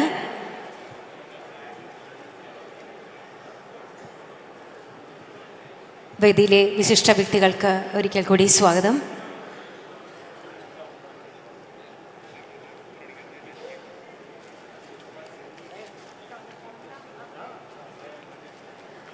ഈശ്വര പ്രാർത്ഥനയോടെയാണ് യോഗം ആരംഭിക്കുന്നത്. മാഡം ഗീതയെ ഇതിനായി ക്ഷണിച്ചുകൊള്ളുന്നു. We begin with a prayer.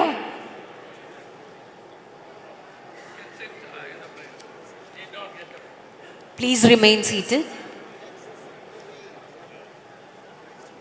നിതാന്തകാന്തദന്തകാന്തി മന്ദകാന്തകാത്മജം അചിന്യരൂപമന്ദഹീനമന്ദരയകൃന്ദനം ഹൃദന്തരേ നിരന്തരം വസന്തമേവ യോഗിന തമേകദന്തമേവ തം വിചിന്തയാമി സന്തതം വിചിന്തയാമി സന്തതം.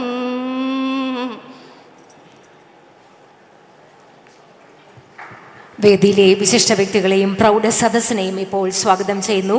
കേരള ബ്രാഹ്മണ സഭയുടെ ജില്ലാ അധ്യക്ഷൻ Shri N.A. Ganeshan. I would request Sri N.A. Ganeshan, District President of Kerala Brahmins Sabha, to deliver the welcome address.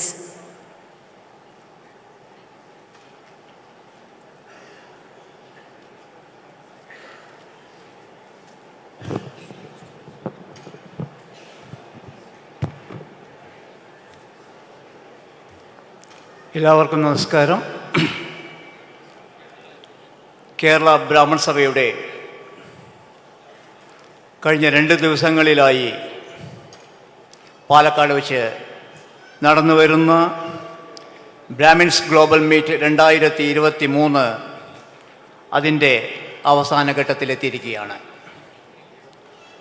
വെള്ളിയാഴ്ച 4 മണിക്ക് തുടങ്ങിയ ഒരു മാരത്തോൺ സമ്മേളനം ഇന്നിവിടെ പര്യവസാനിക്കുമ്പോൾ ഇതിൽ പങ്കെടുത്തിട്ടുള്ള എല്ലാവരും തന്നെ മനസ്സ് നിറഞ്ഞുകൊണ്ടായിരിക്കും ഇവിടെ നിന്ന് പോകുക എന്നുള്ള കാര്യത്തിൽ തർക്കമില്ല.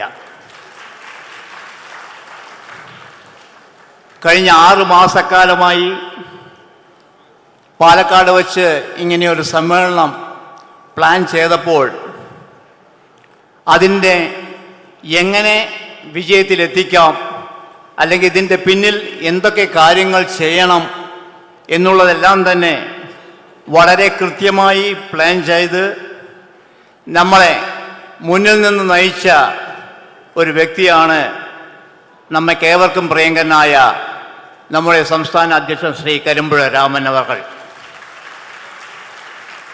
ഒരു സംഘടനയെ എങ്ങനെ നയിക്കണം എന്നുള്ളത് 4 ചുമരുകളുള്ളിലിരുന്ന് നയിക്കാതെ ഒരു ചങ്ങലയിൽ കോർത്തിണക്കി ചങ്ങലയുടെ ആദ്യ ഒരു കണ്ണിയായി നിന്നുകൊണ്ട് തന്നെ ഞങ്ങൾ എല്ലാവരെയും അതിൻ്റെ പിന്നിൽ അണിനിരത്തിക്കൊണ്ട് ഇന്നിവിടെ ഈ ഒരു വൈഭവം ഈ രീതിയിൽ നടന്നിട്ടുണ്ടെങ്കിൽ അതിൻ്റെ ക്രെഡിറ്റ് ശ്രീരാമനുള്ളതാണ്, യാതൊരു തർക്കവുമില്ല.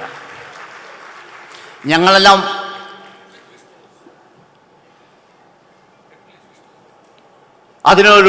അദ്ദേഹത്തോടൊപ്പം പ്രവർത്തിക്കുവാൻ ഒരു അസുലഭ ഭാഗ്യം കിട്ടിയതിന് ഞങ്ങളൊക്കെ അദ്ദേഹത്തിന് ഞങ്ങളുടെ ആത്മാർത്ഥമായ നന്ദി ആദ്യമായി രേഖപ്പെടുത്തുകയാണ്. ഒരു ചില്ലറ കാര്യമല്ല ഇങ്ങനെ ഒരു പരിപാടി ആസൂത്രണം ചെയ്ത് നടപ്പിലാക്കുക എന്നുള്ളത്. 2019 എറണാകുളത്ത് വെച്ച് നടന്ന ആദ്യത്തെ ഗ്ലോബൽ മീറ്റ്, അതിനും നേതൃത്വം കൊടുത്തത് ശ്രീരാമൻജി ആയിരുന്നു. പക്ഷെ അന്ന് അതിനെക്കുറിച്ചൊരു വ്യക്തമായ ഒരു വ്യക്തത, അല്ലെങ്കിൽ ഇത് എങ്ങനെ നടത്തണം എന്നുള്ളതിനെക്കുറിച്ചുള്ളൊരു വ്യക്തത അന്നുണ്ടായിരുന്നില്ല. എങ്കിൽ പോലും അതൊരു മഹാവിജയമാക്കി തീർക്കുവാൻ ശ്രീ രാമനും അദ്ദേഹത്തോളം പ്രവർത്തിച്ച എല്ലാവർക്കും സാധിച്ചു. അന്ന് കിട്ടിയ ആ ഊർജം മുഴുവനും മനസ്സിൽ താങ്ങിക്കൊണ്ട് കഴിഞ്ഞ 6 മാസത്തെ പ്രവർത്തനത്തിന് കിട്ടിയ ഒരു മഹാവിജയമായി തന്നെയാണ് ഈ ഗ്ലോബൽ മീറ്റിനെ നമ്മൾ എല്ലാവരും കാണുന്നത്. ഒരു കൂട്ടായ്മയുടെ വിജയമാണ്. ശ്രീരാമൻജി നമ്മളെ നയിച്ചു എങ്കിൽ പോലും നിങ്ങൾ ആരും ഇവിടെ വന്നിട്ടില്ലെങ്കിൽ ഇത് വിജയിക്കില്ല. അപ്പോൾ ഇതിൽ വന്നിട്ടുള്ള ഓരോരുത്തർക്കും ഈ വിജയത്തിന് അവകാശമുണ്ട്. തീർച്ചയായിട്ടും നിങ്ങളില്ലെങ്കിൽ സംഘടനയില്ല എന്നുള്ള ആ രീതിയിൽ അഖില ലോകത്തിൽ തന്നെ ബ്രാഹ്മണരെ ഒരു കുടക്കീഴിൽ അണിനിരത്തണം എന്നുള്ള ആശയത്തിൻ്റെ ബലമായി ഉൾക്കൊണ്ടതാണ് ഈ ഗ്ലോബൽ മീറ്റ് എന്നുള്ളൊരാശയം. ഇന്നത്തെ ഈ 3 ദിവസത്തെ പരിപാടി വെച്ച് നോക്കുമ്പോൾ തീർച്ചയായിട്ടും നമുക്കത് കൊണ്ടുവരുവാൻ, നമ്മുടെ ഇന്നത്തെ ജീവിതത്തിൽ കൊണ്ടുവരുവാൻ നമുക്ക് സാധിച്ചു എന്ന് നമുക്ക് കണക്കാക്കാം. ഏതായാലും ഈ വേദിയിൽ ഒട്ടനവധി മഹാരഥന്മാർ സംസാരിക്കുവാനുണ്ട്. എന്നെ ഏൽപ്പിച്ച സ്വാഗത പ്രസംഗത്തിലേക്ക് അല്ലെങ്കിൽ എല്ലാവരെയും സ്വാഗതം ചെയ്യുവാനുള്ള ഇതിലേക്ക് ഞാൻ കടക്കുകയാണ്. ഇന്നത്തെ ഈ സമാപന സമ്മേളനത്തിൽ അധ്യക്ഷത വഹിക്കുന്നത് നമ്മുടെ സംസ്ഥാന അധ്യക്ഷൻ ശ്രീ കരിമ്പുഴ രാമൻ അവർകളാണ്. ശ്രീ രാമൻജിയെ നിങ്ങൾക്കേവർക്കും വേണ്ടി വിനയപുരസരം ഞാൻ ഈ വേദിയിലേക്ക് സ്വാഗതം ചെയ്യുന്നു. അതുപോലെ ഇന്നത്തെ ഈ പരിപാടി ഔപചാരികമായി ഉദ്ഘാടനം ചെയ്യുന്നത് ബഹുമാന്യനായ Sarvashri Shri Gopal Srinivasan, chairman and managing director TVS capital funds limited ആണ്. അദ്ദേഹത്തെയും ഞാൻ ഈ വേദിയിലേക്ക് സഹർഷം സ്വാഗതം ചെയ്യുന്നു. Welcome sir. ഗസ്റ്റ് ഓഫ് ഓണറായി ഇവിടെ എത്തിയിരിക്കുന്നത് നിങ്ങൾ ഏവരും ആകാംക്ഷയോടെ കാത്തിരിക്കുന്ന ഒരു പ്രസംഗത്തിൻ്റെ ഉടമയായ Sarvashri advocate J Sai Deepak, supreme court of India, അദ്ദേഹത്തെയും ഞാൻ ഈ വേദിയിലേക്ക് സസന്തോഷപൂർവ്വം സ്വാഗതം ചെയ്യുകയാണ്. അതുപോലെ തന്നെ ഇതിൻ്റെ ഈ 3 ദിവസം നടന്ന ഈ പരിപാടികളുടെ ഒരു ഫീഡ്ബാക്ക് നൽകുവാനായി ഇവിടെ എത്തിയിരിക്കുന്ന Shri Sundar Kalyan, former MD Petrofac Dubai and chairman India, അദ്ദേഹത്തെയും ഞാൻ ഈ വേദിയിലേക്ക് സ്വാഗതം ചെയ്യുന്നു. പിന്നെ ബഹുമാന്യനായ ശ്രീ കൃഷ്ണകുമാർജി, CEO Shanti international LLC Dubai, അദ്ദേഹത്തെയും സ്വാഗതം ചെയ്യുന്നു. അതോടൊപ്പം ഇന്നത്തെ ഈ വേദി പങ്കിടുവാനായി എത്തിയിരിക്കുന്ന ബ്രാഹ്മണ സഭയുടെ സംസ്ഥാന, ജില്ലാ, വനിതാ വിഭാഗം തുടങ്ങി സമസ്ത മേഖലകളിൽ നിന്നുള്ള യൂത്ത് വിങ് അടക്കമുള്ള സമസ്ത മേഖലകളിൽ നിന്നും ഈ വേദിയിലിരിക്കുന്ന നിങ്ങളേവരെയും അതുപോലെ തന്നെ ഈ സദസ്സിലെ ഓരോ അംഗത്തെയും കേരള ബ്രാഹ്മണ സഭ ജില്ലാ കമ്മിറ്റിക്ക് വേണ്ടി സന്തോഷപൂർവ്വം സ്വാഗതം ചെയ്തുകൊണ്ട് എൻ്റെ വാക്ക് നിർത്തുന്നു. നന്ദി, നമസ്കാരം. നന്ദി സർ. മുഖവര ആവശ്യമില്ലാത്ത കേരള ബ്രാഹ്മണ സഭയുടെ അനിഷേധ്യനായ നേതാവ്, സംസ്ഥാന അധ്യക്ഷൻ ശ്രീ കരിമ്പുഴ രാമൻ അവർകളാണ് ഇന്നത്തെ ഈ സമാപന സമ്മേളനത്തിൽ അധ്യക്ഷം വഹിക്കുന്നത്. അധ്യക്ഷ പ്രസംഗത്തിനായി അദ്ദേഹത്തെ ഏറ്റവും ആദരവോടുകൂടി ക്ഷണിച്ചുകൊള്ളുന്നു.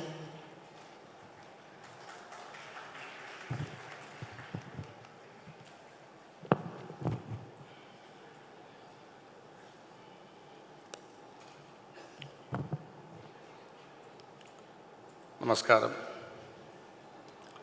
Let noble thoughts come to us from all sides.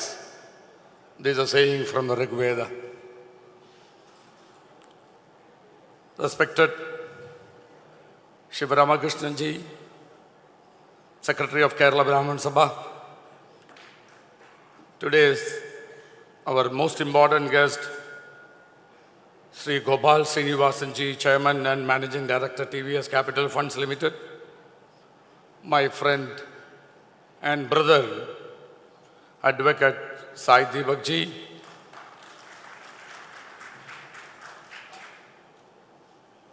the Treasurer of Kerala Brahmins Sabha, and my brother, KV Vasudevan Ji,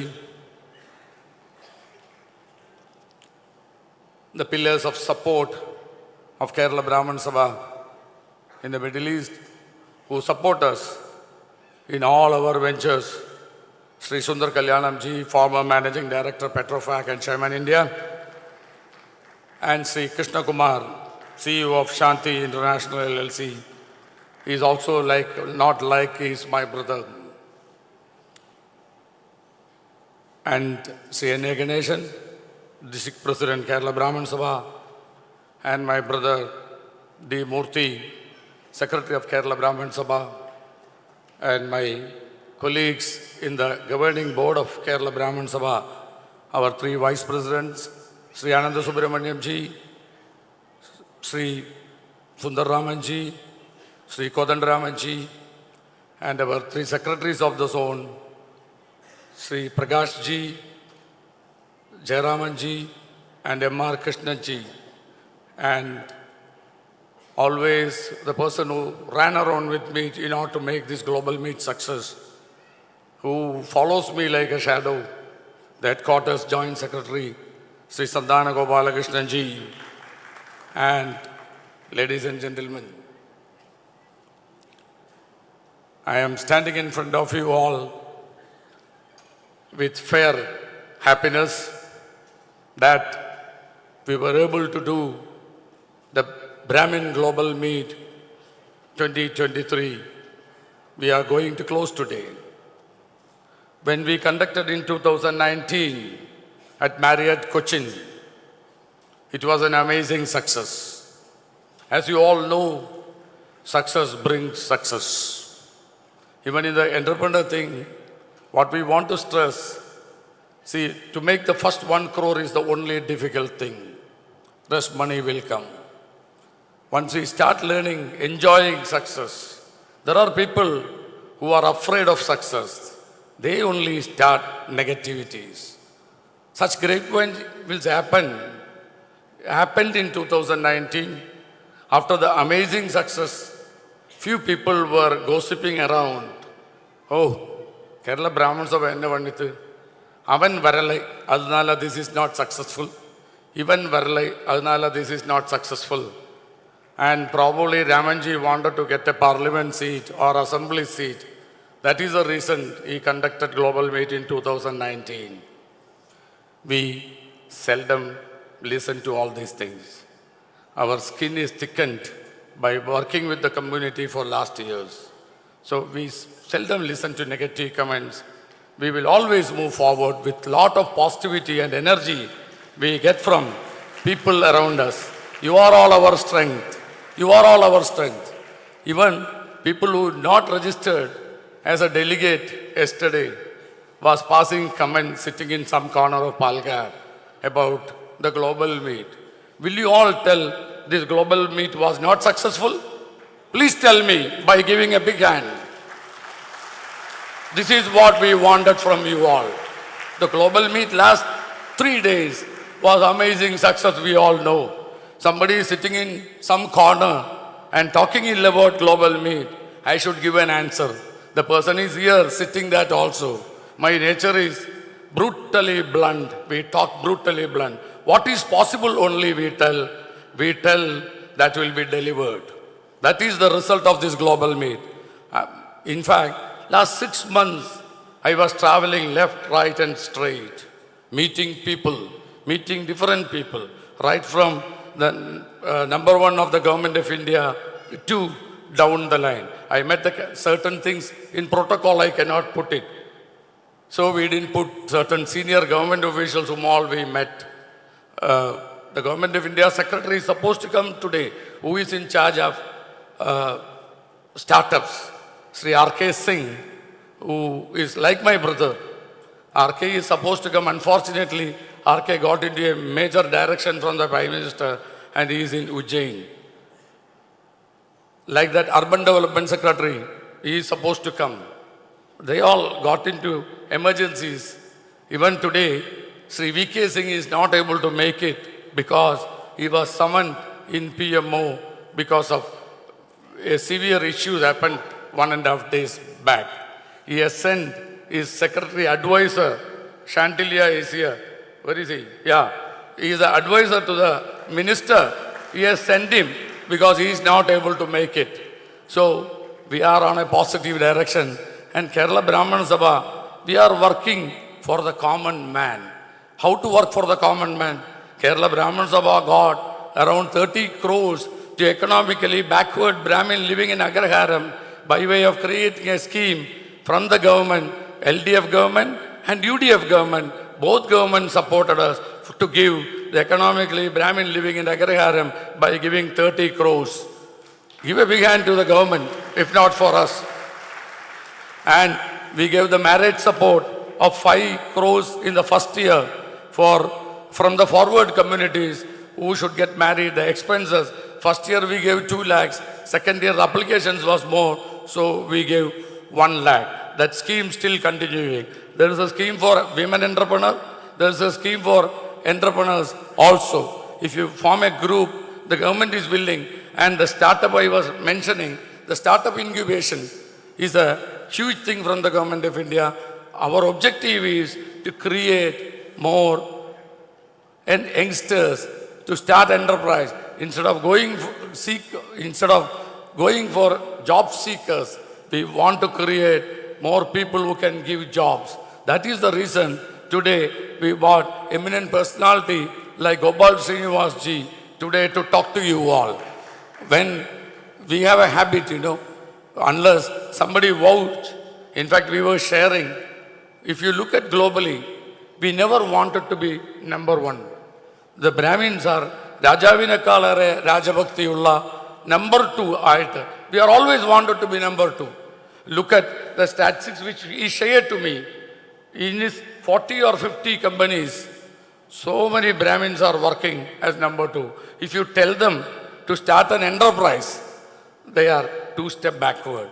Because the business is not in our blood. But probably we should look at Kerala Brahmana Sabha wanted our youngsters to move forward towards starting an enterprise and create more milestones. You look at the US, even somebody was mentioning yesterday, I crossed 60. So what? In US, you look at the last 3 years, enterprise started by people. Around 40 to 50 people are successful entrepreneurs who crossed 53 and 60. So the road is not ending anywhere. Venkataramayar can also think of starting a new enterprise. Age is not a criteria to start anything in our life, but the 1,000 days, it's quite important. When we start an enterprise, how are we looking at the 1,000 days, the 3 years? We need to look at. So the major focus for us to work on enterprise, create more entrepreneurs.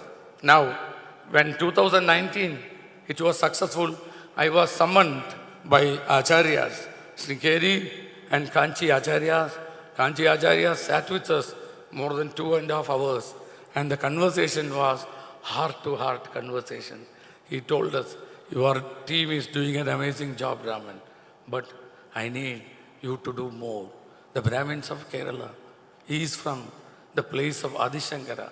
You people should be the role model people. You should get into the other communities like Yadavas, Mukuvas, Stripes. We should take a leadership role and mold them to a different citizen. What an insight of the Acharyas when he was telling the passion for the Acharyas to uplift the common man was quite amazing. From there, we went to Sri the Sringeri Acharyas.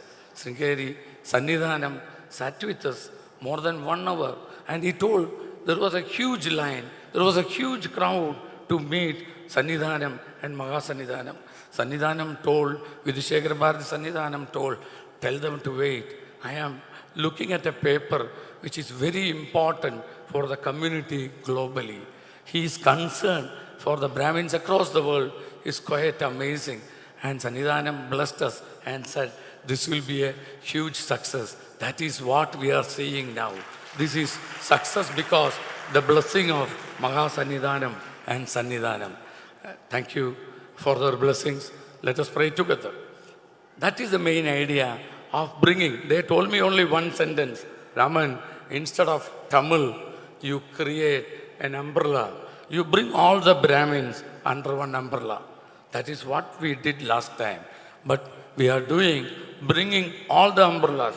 We have a friend who has come from Bangladesh Brahmin Samsad. He is here.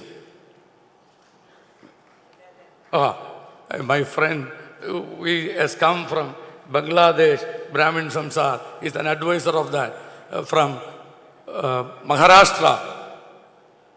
There are people, Bangalore, Chennai, Tamil Nadu, UP, Rajasthan, so many places our community people are here for this consolidation. There is a doctor came from Australia. He tried to reach me. He didn't get. He called our Trivandrum office. The way in which he chased is amazing. He was trying to reach me. He didn't get my number. The doctor is right in front. Doctor, give a big hand. He is also a wing commander of Indian Air Force. He came all the way, and Kannan Hariharan is here, our representative Kannan Hariharan, who came from Australia. Balu, who is an advisor to the World Bank, Balakrishnan is here. So many people, they are together. They all came. There are people from Australia, there are people from England, there are people from Muscat. We name people the way in which they came for the consolidation. Germany, they all supported our consolidation to support the community to create a global platform.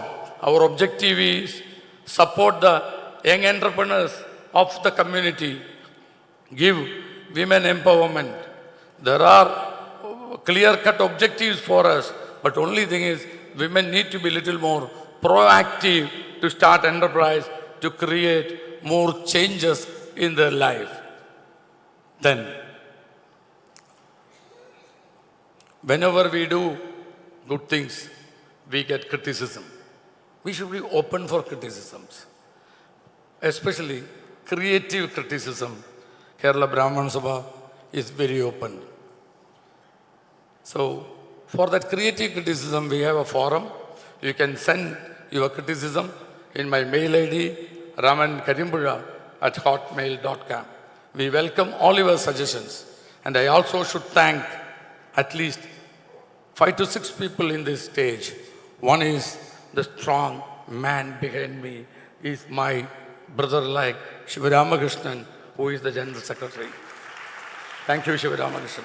Shivaramakrishnan is like a rock, stood by me, telling whatever Raman does, I am strongly with him. He will not go wrong. That sort of a conviction my General Secretary had with me. So thank you, Shivaramakrishnan. Another one is my treasurer, Vasudevan. Invariably, we had difference on points. We aggressively fight, but he stood like my elder brother. Vasu said, you go ahead, I am with you. And he is the chairman of the finance committee, which is very crucial for me. Vasu stood by me. Thank you, my brother Vasudevan. And I told you, Sri Sandana Gopalakrishnan, in my earlier speech I was mentioning, and a team of young people, Nadarajan, Krishna here, it goes. And I should mention people like Krishna Swami, who is a convener, who ran around wherever possible to promote the event. Krishna Swami is from Cochin. Thank you, Krishna Swami. Then my PR convener, D. Murthy. Murthy, we did a road show in entire state. Murthy did a road show, entire Palakkad, going to Nook and Corner village. Murthy and Iyer. I should thank Iyer also. Iyer and Murthy together did an amazing job. And our vice chairman is the youngest of the team, J. Subramaniam. At this age, he proved himself. Age is just a number. He worked with me very closely. I should thank my Central Zone Vice President, Ananda Subramaniam, for his total support extended to me. Thank you, Anand. And I should thank our Palghat District President and Secretary Kumar. Where all I was traveling out of Palghat. The entire Palghat was managed by these two eminent personalities.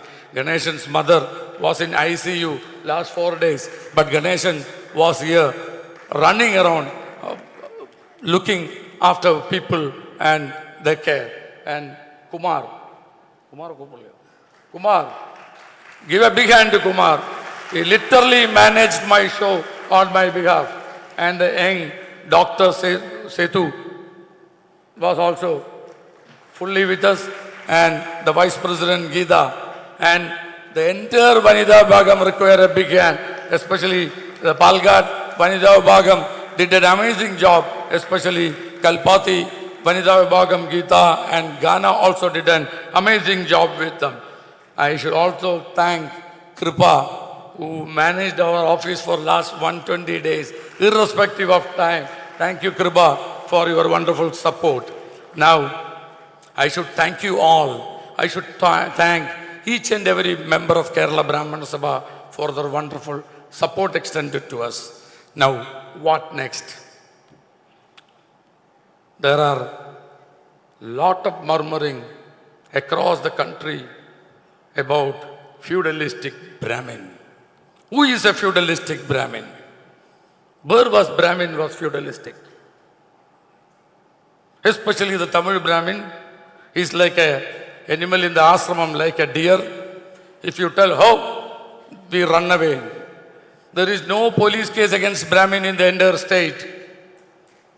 We should congratulate ourselves. There is not even a single case against a Brahmin in the entire country.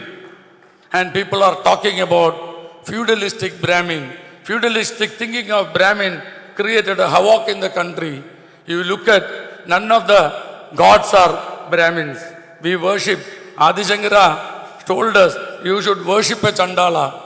We are doing that today. We worship caste, creed. Nothing is there for a Brahmin. We do our dharma. We follow our dharma. If that is misinterpreted by people, I don't want to mention the name of the people. We are all aware. But there is an answer. This Brahmin community or this global meet is not going to end here. We have young Turks in Brahmin community. We will not keep quiet. If you talk about Sanatana Dharma, or if you talk about Lord Ganapati, or if you talk about anything, we will answer. We need to be aggressive. How are we going to be aggressive? We need to think. We need to think how aggressive we are going to be.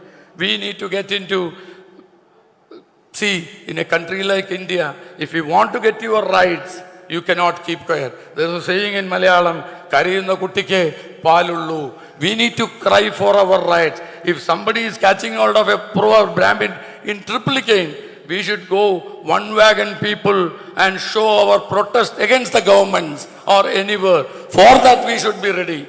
The only problem with Brahmins is we are happy with filter coffee, Hindu and curd rice. We need to move away from all the three. The caffeine addiction is creating a lot of problems for us. And the curd rice, even though a lot of studies happening on curd rice, directly got an impact with our intelligence in the West. Let us have the curd rice part, because without curd rice, we are not full. And about Hindu, I don't want to comment in this forum. You all know how Hindu is moving forward, even though we have a supplement with Hindu, that's fine. But are we going to be aggressive? Usually, you all listened to my talk earlier. Today, I don't want to get into an aggressive mood because I handed over 75% of my aggressiveness to Sai Deepak today morning. And I told Sai to be more aggressive today to speak.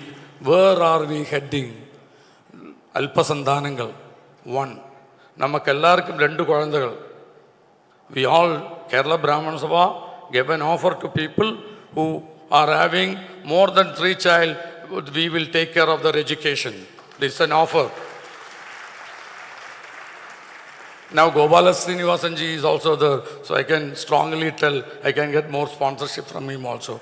And Kalyana Ramanji, my ever-time mentor, Kalyana Ramanji and Pattabi Ramanji, whenever I go, Kalyan Jewelry and Kalyan Silks, they never disappointed me, always motivated me. That'll see, Kalyana Ramanji, when he calls me, President Day, what an energy I get. You look at, Kalyana Ramanji calls me President Day.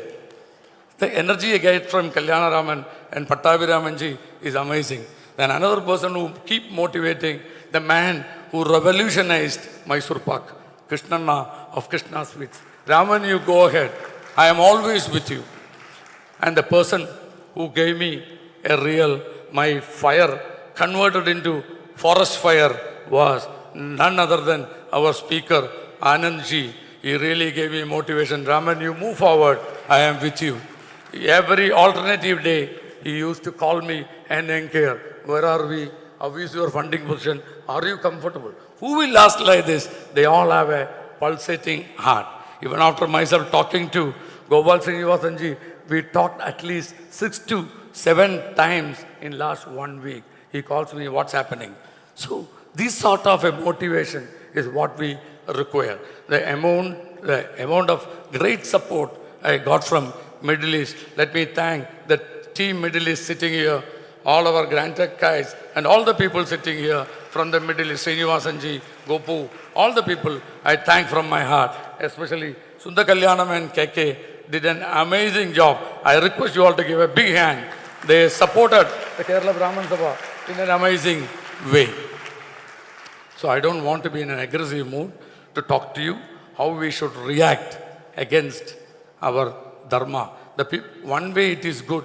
People who talked about Sanatana Dharma, one way it was an enlightenment for Hindus and Brahmins. They all started finding what is Sanatana Dharma.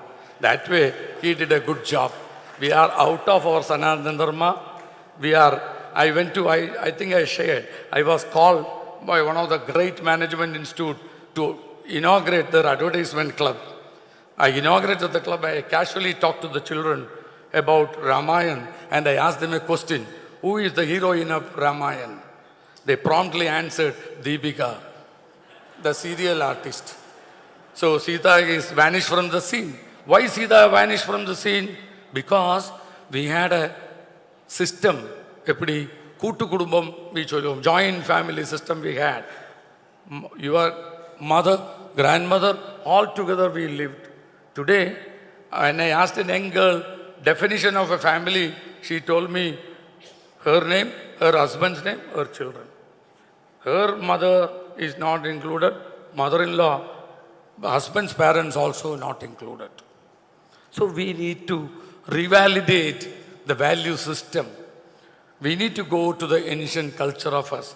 Early days, grandmother, she used to tell the stories of Rama. She used to tell the motivational story. You should be like Rama. You should be like Arjuna. So many stories we hear. Today, mother and father both are busy. The servant who is taking her, what sort of a story she will tell? She will tell, Ayal Vitla Radhiga Odipoi. So our children are learned such things. Are we not responsible? We are responsible. Anyhow, when I used to tell in our meetings, being a professor in IIMs, I don't want, when I get a mic and the crowd, usually the professors don't leave both. Yesterday, we had an amazing professor here from Indian Institute of Science. So the professors usually don't leave the mic and the crowd. I don't want to leave that. And another offer has come. We should do it in Chennai, a global meet. We will get all support from the industrial giants of Chennai. We should look forward to that. And fortunately, we started getting job offers. Our youngsters here are collecting applications. Just scan QR code. We are doing that. This last global meet to now, we placed around 283 people across the world. Around 150 people, our Krishna Kumar, very affectionately we call him KK, helped us across the world. And I should thank City Union Bank for supporting our candidates, around 70 people. Now another offer has come from TVS. One, he confirmed he will make me a director now for promoting such events globally. He's a smart fellow. He said, Raman, you are packed with such job. You continuously do global meets in different parts of the world. That is the new job offer given to me. And he also gave the job offer to the first girl who asked a question. He came to know she's from IIM. He said, tell her to join in our Bangalore or Chennai offer. It depends upon Aishwarya to take the bite with him. So we are getting a lot of job offers, and our publishers, that devotional thing, that lady who spoke, no? Giri Traders already sent, they are willing to recruit young boys and girls, around 50 to 60 numbers to place in their different offices. Give her a big hand to her. So we are getting huge offers. Only objective is we need to create more milestones. Let me stop here. I get motivated because success brings success. I am so glad this becomes successful. There were a lot of negative elements, one or two guys talking about last global meet was this, last global meet was that. I am quite glad you all supported me. Thank you very much. Jai Jai Kerala Brahmins. Thank you. ഹൃദയത്തിൻ്റെ ഭാഷയിൽ നമ്മോട് സംവദിച്ച ശ്രീ കരിമ്പുഴ രാമൻ അവർക്ക് നന്ദി. ഇന്നത്തെ ഈ ചടങ്ങിൽ സംബന്ധിക്കേണ്ടിയിരുന്ന ബഹുമാനപ്പെട്ട കേന്ദ്രമന്ത്രി ജനറൽ ഡോക്ടർ വി.കെ. സിംഗ് അവർക്ക് ബഹുമാനപ്പെട്ട അധ്യക്ഷൻ സൂചിപ്പിച്ചതുപോലെ ദൗർഭാഗ്യവശാൽ ഇവിടെ എത്തിച്ചേരുവാൻ കഴിഞ്ഞിട്ടില്ല. പക്ഷേ അദ്ദേഹത്തിൻ്റെ ഒരു സന്ദേശം നമുക്കായി അദ്ദേഹം നൽകിയിട്ടുണ്ട്. We have a message from General Dr. V.K. Singh, PVSM, AVSM, YSM, Honorable Minister of State for Road Transport and Highways and Civil Aviation, Government of India, and former Chief of Army Staff. Let's watch the screen.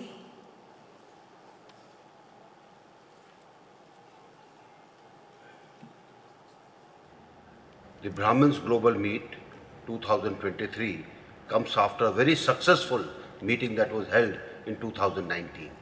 In between, we had COVID, and now this meet has come up again to get all the Brahmins of the area to sit together, think together, and to work out various solutions for the various issues that are facing the community, the state, and the country.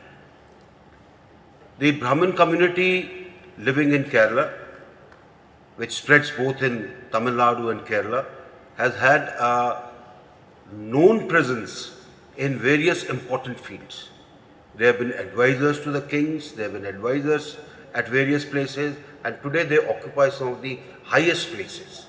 I would like to compliment all who have gathered today, because you are a prodigious lot, you are a lot which has the intellect, and you are truly the ones who are the wise ones. As described by Shri, the famous master of art of living, Shri Ravi Shankar, he said, the Brahmins are those who attain knowledge, gain knowledge, expand knowledge, and subsequently pass it on to others. That is what a Brahmin is. A Brahmin is the one who ensures that everybody gets educated and everybody understands what rest of the theological treatises are. They in turn are the most wise in the entire system, and that is why they are the trusted Lord. I compliment each one of you. I congratulate each one of you. I congratulate all the organizers, all the office holders, and all who have gathered here today. My best wishes to you. I would have come, but unfortunately there have been pressing engagements where there are many programs that have been given to us by the Honorable Prime Minister, and therefore it is not possible for me to be physically present there. But I am mentally present with each one of you. Thank you very much. Jai Hind. What a wonderful message. Thank you very much, sir, for your kind and inspiring words. ഇനി ഈ സമാപന സമ്മേളനത്തിൻ്റെ ഉദ്ഘാടനം നിർവഹിച്ച് സംസാരിക്കുവാനായി TVS capital ഫണ്ട്സിൻ്റെ ചെയർമാനും managing ഡയറക്ടറുമായ ശ്രീ ഗോപാൽ ശ്രീനിവാസനെ ആദരവോടെ ക്ഷണിച്ചുകൊള്ളുന്നു. Inaugural address by Shri Gopal Srinivas. Welcome, sir.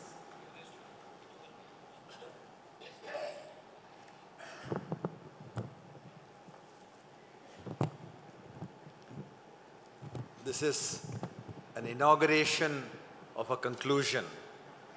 So, first of all, I cannot start this without a big hand of applause to Mr. Raman and the entire team of Mr. Subramani, Mr. N.V. Sivaramakrishnan, Mr. K.V. Vasudevan, and all of those who put it together.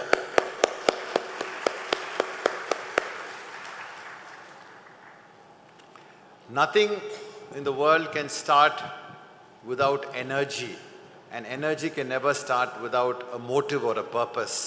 Your energy is absolutely fabulous, and I hope that you will soon bring the Brahmin's Global Meet or the Brahminism Global Meet, as the case may be, to Tamil Nadu and Chennai very, very fast. And I hope that will also be a celebration of entrepreneurship in the community, because that is really where we should go with the knowledge that the minister spoke about, which all of us have been speaking about this morning, the confluence of that knowledge with what Dr. Rajkumar said, when Durga meets Saraswati, we get Lakshmi. So let's hope for that when we meet in Chennai or whichever suitable place it is. In this last 25 hours, I noticed that we've had 25 speakers. And I want to, recognize that the power of this idea is so powerful that people have come from far and wide, from Delhi, from Bombay, from Bangalore, from Chennai, and from all parts of Kerala to come and participate. So my thanks to all the speakers who participated. Let's all give them a big hand for their participation. Of course, I am standing between you and Sai Deepak and you and lunch. So I want to keep my remarks very, very brief, other than to say that as we go forward, there is many questions being asked of Mr. Raman and his team as to what are the action items post this meeting. What is continuity? What is persistence? Where will we be when we meet next? And these are all very, very important questions. All I want to say is the most important question to me personally is that self-awareness that this meetings like this create, being in the energy field of all of you, saying, what should I do next as an individual who came to this event? Therefore, I take away many such to-dos, and I hope at least some of them I will be able to accomplish, thanks to Mr. Raman and his team bringing all of us together. And finally, I think the most important thing is, as we all discussed today, for the community to come together, to help each other. There must be, we are known for our diversity in thinking. They always say you bring 3 Brahmins together, you get a minimum of 30 ideas, or 4. I thought maybe more like 30 now. It's all exponential. But in that diversity, there can be unity. So it's not unity in diversity. We are examples of diversity in unity.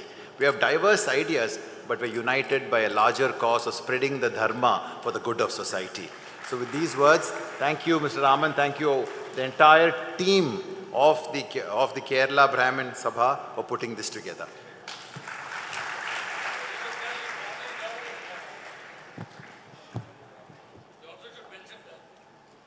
I'm told that I should inaugurate this session, so I have great pleasure in inaugurating the next session, hopefully, of this Sabha when it takes place soon. Thank you, sir, for the valedictory address.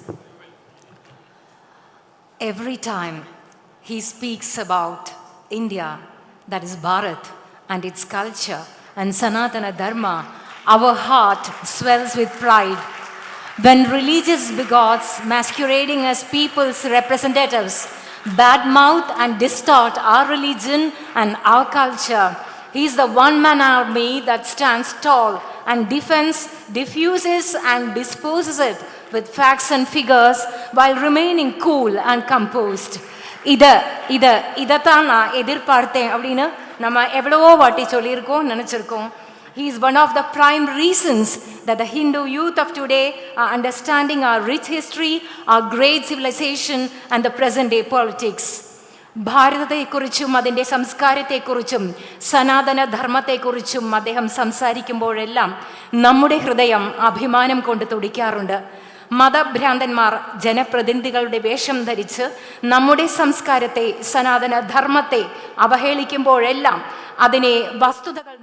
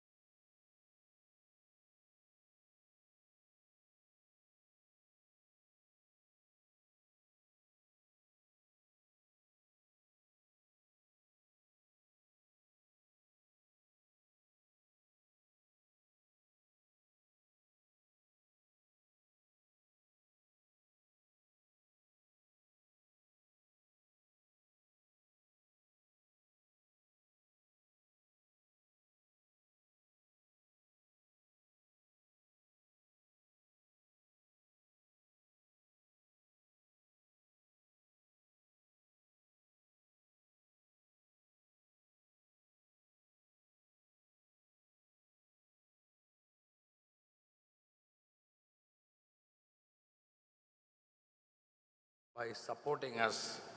We have I personally have a sentiment to get his first check towards this global meet. I thank Mr. Raju Subramaniam, Managing Director of Attachi, who is from Palghat. 2019, he gave the first check to me. That was an amazing successful. This time also, we are not short of funds. We are moving forward. We raised a decent money to conduct this. Thank you, Raju, to you. Second, we had equally, when we want to release the Global Meet brochure, always who stood by me like my elder brother is none other than Sri Kalyana Ramanji of Kalyan Jewellers. I had a sentiment, once he released the brochure, that will be successful. Kalyan Ramanji, we all owe to you with your good heart. You released the brochure and we are successful. Now, we are creating the Globac platform. For that, we are bringing all the Brahmins under one umbrella. I request you all call. This is Globac. This is the Global Brahmin Consortium. We are creating across. Bring the glow back to the community. Bring the glow back to the Brahmins. Give a big hand and your blessing to this. We are forming a global team for Globac. And I request Ravi from Karnataka Brahmin Samaj, the President Tambras is here, Muthu, Harihara Muthu, and Karnataka, Goa. There are people, Goa, Karthik from Goa Brahmin Association. Karthik, you. And also from Maharashtra, Pune, and from Rajasthan, our Chantilly is here, all to come forward, and our doctor who came from Australia.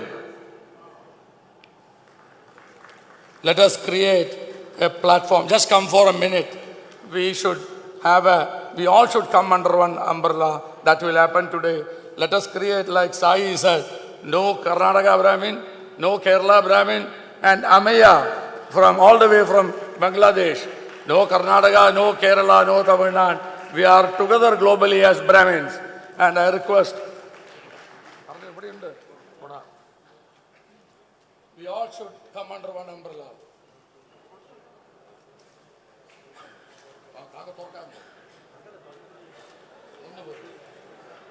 And I request our guest.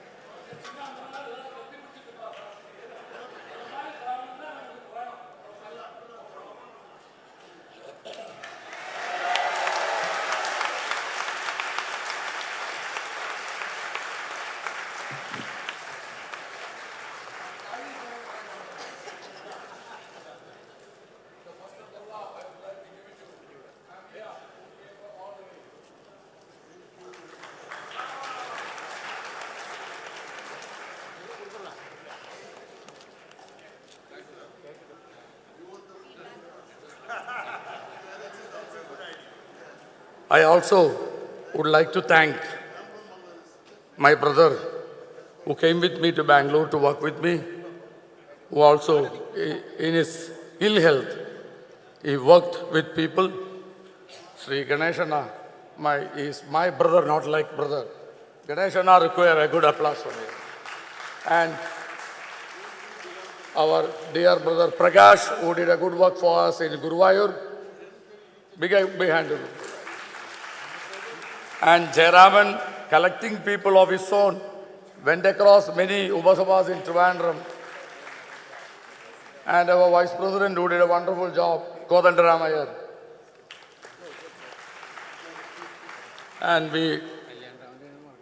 And yesterday, see, the Brahmin is very honest, we were mentioning. Yesterday, somebody unknowingly mentioned Kalyanaraman ji as Dr. Kalyanaraman. Poor Dr. Kalyanaraman, he couldn't sleep because somebody said doctor, which he don't have. Even if somebody tells Dr. Kalyan, everybody believes Kalyanaraman got 2 PhDs. But Kalyanaraman, Ratri, he called me, and in the night he called me and said, Raman, somebody gave me a doctorate which I don't have now. So please mention people. This is the Brahmin. This is the true Brahmin. He said, tomorrow morning, first job you should correct, I don't have a PhD or a doctorate. Anyhow, Kalyanaraman ji, you deserve 5 doctorate for the business empire you built. Anyway, thank you. Now, we just want to have a quick feedback from you. See, nobody is perfect in this world. We also made probably a few mistakes. We are open to correct it. Somebody sent me something, we should move to Tamil Nadu and do a better job. So many messages I got. Some of them I saw, some of them I went to see.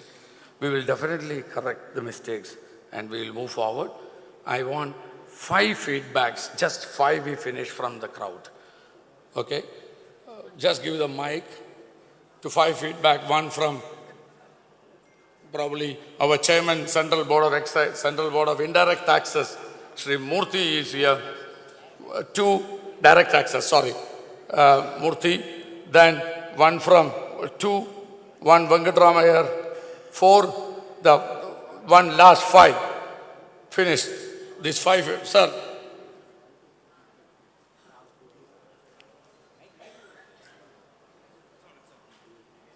Oh, hello. Professor, you already gave me feedbacks. So my feedback is a very simple one.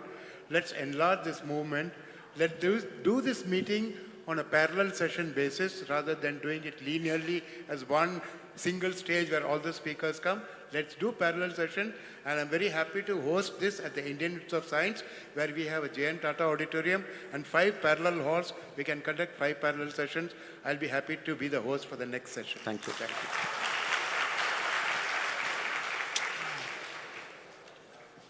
Just 5. Congratulations to Raman To ji that and lady. his whole team. No. The, To that lady. Yep, the meeting has gone on very well.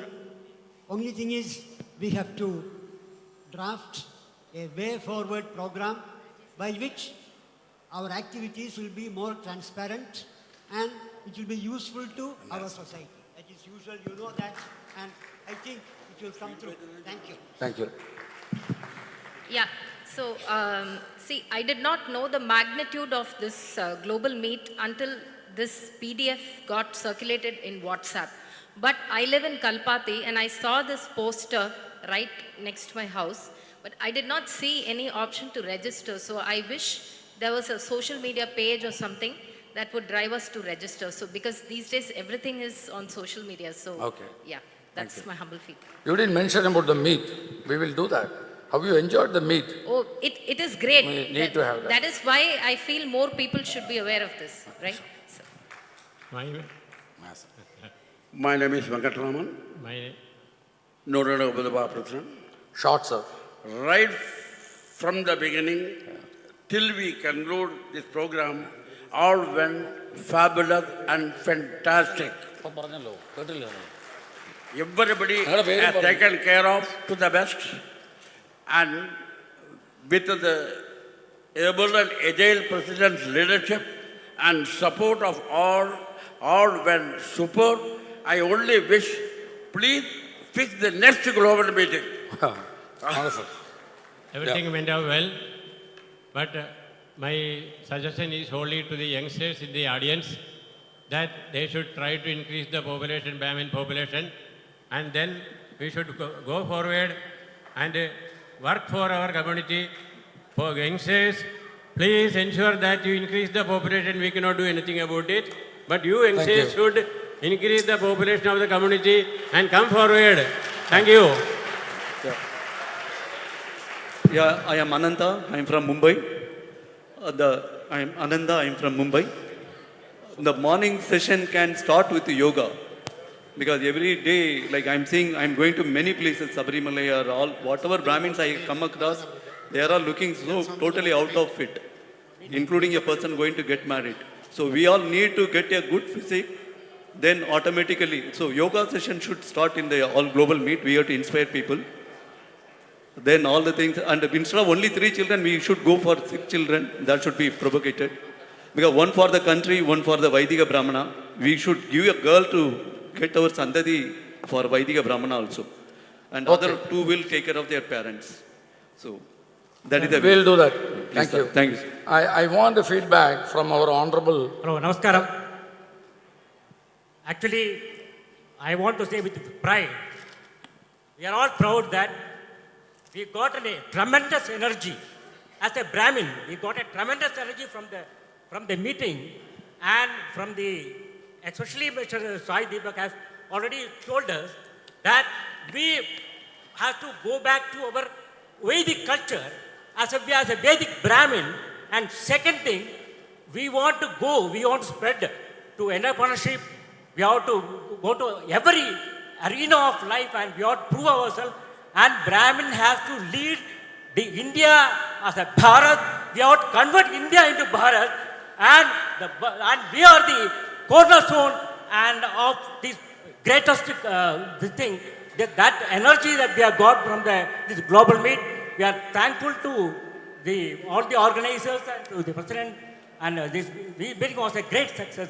Thank you. Vande Mataram. Now, I request our 2 minutes feedback from Kalyan Ramanji and our Patavi Ramanji.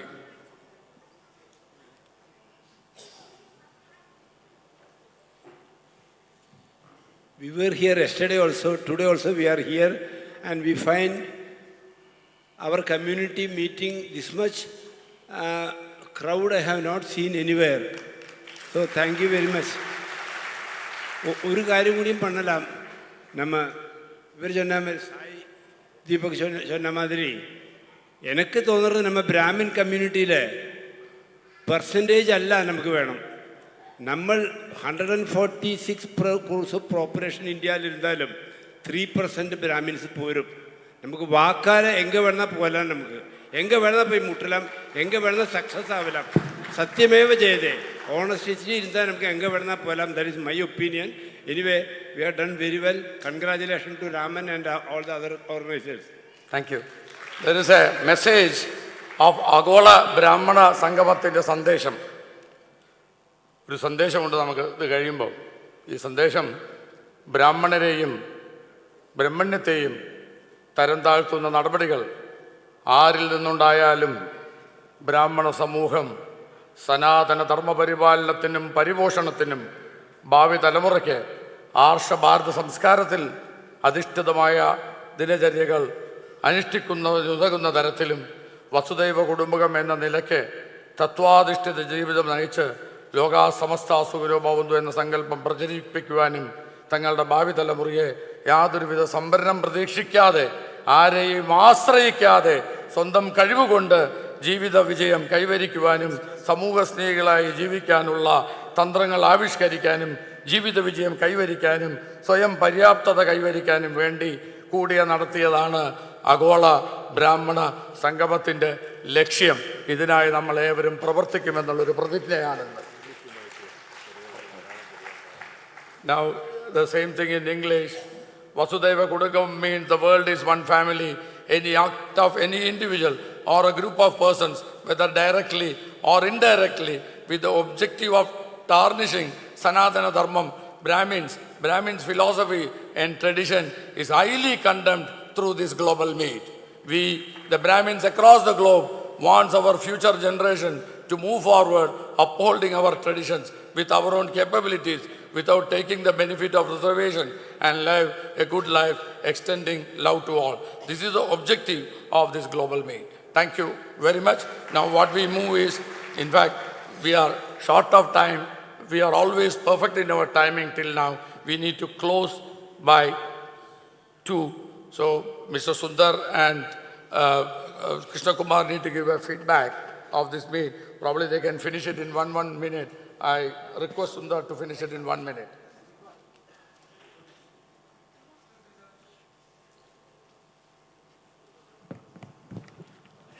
Most people here have given a very positive feedback.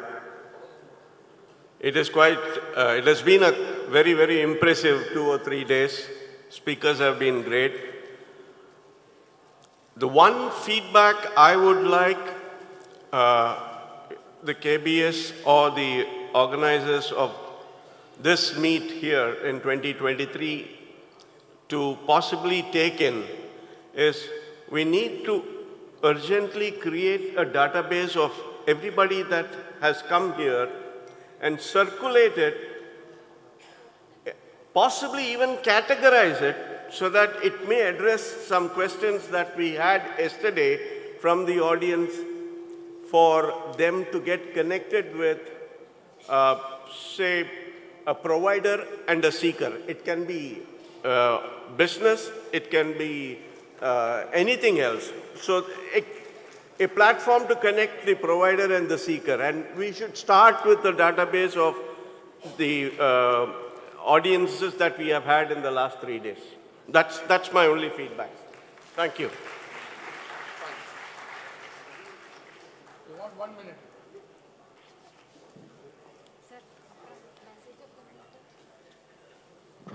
Ellarku namaskaram. Because of the shortage of time, I'll make it less than 1 minute, as Karimida Ramanji said. I've been speaking to many people, and especially delegates, as Kalyan Ramanji was telling. This session, our second edition of Global Brahmin Meet, this has been very unique because of the attendance. We have delegates coming from Europe, USA, Australia, Singapore, and all of the Middle East, and from every state. So this was very unique with maximum number of attendance having on the global meet. And the second thing I got the feedback is on the venue. So last time we did it in Marriott Kochi. So this time again a much better venue, having enough space, a huge space in a hall, an auditorium with lots of parking space and all facilities. So that was a great feedback from people. And most important thing is the great speakers. If you see the last 3 days, we have one of the best quality speakers talking to us about various subjects. And last but not least, the food. You know, the Palghat people, the Palghat and Kumarana and Palghat people have shown the hospitality to all of us, fed us with great food. Thank you. Thank you, sir. Ladies and gentlemen, as a mark of our respect and gratitude for gracing this occasion and delivering his astounding speech, let's present a memento to Advocate J. Sai Deepak. A big round of applause, please. Kerala Brahmins Sabhayude ആദരവ് ഏറ്റുവാങ്ങുന്നു advocate J Sai Deepak.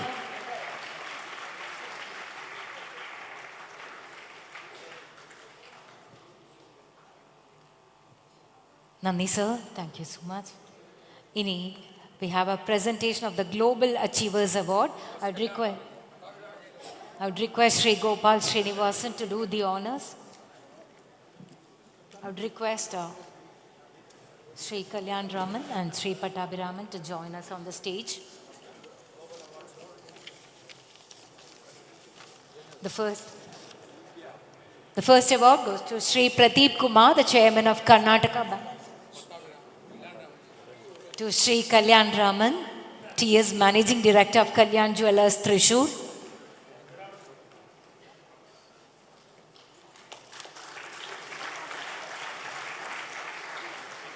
A Global Achievers Award.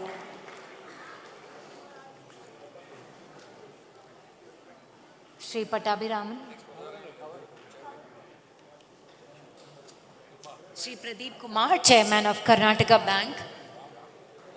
Request him to kindly come over to the dais and receive the award.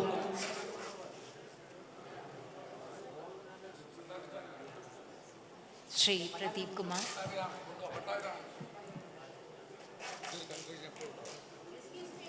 Sir.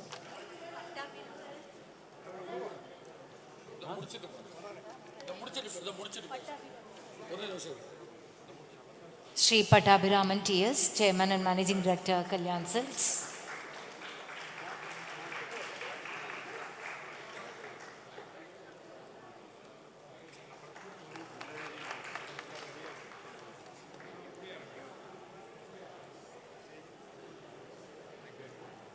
Shri Pradeep Kumar, Chairman Karnataka Bank.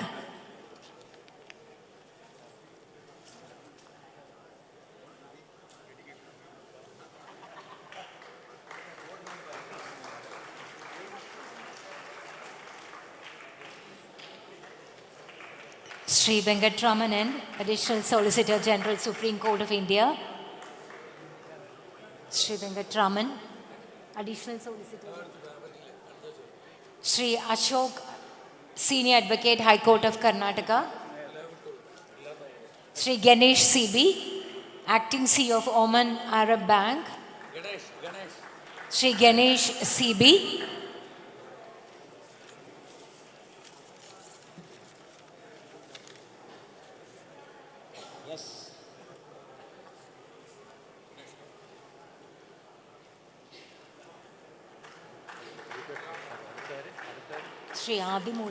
Shri Adi Moolam, Director, Dinamalar.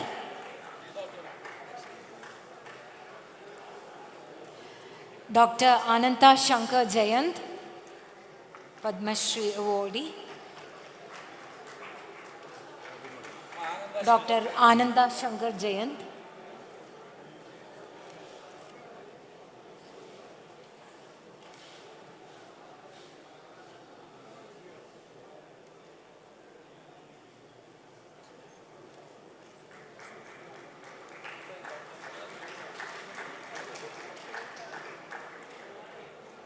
Dr. Annapurni Subramanian, Director, Indian Institute of Astrophysics, Department of Science and Technology, Government of India.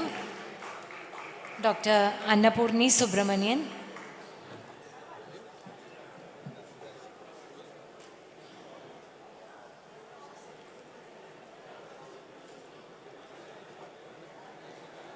Indian Institute of Astrophysics, Director.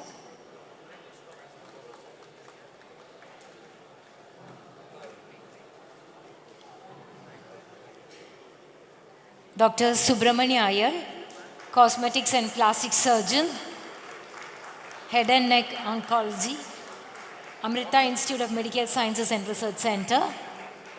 Dr. Subramania Iyer.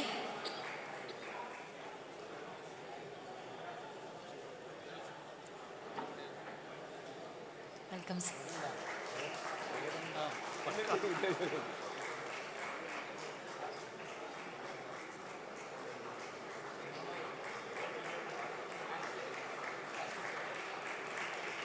Shri Vaidyanathan P, Menlox Integrated Group of Companies, Chennai. Shri Vaidyanathan. Shri Krishna Kumar, CEO, Shanti International.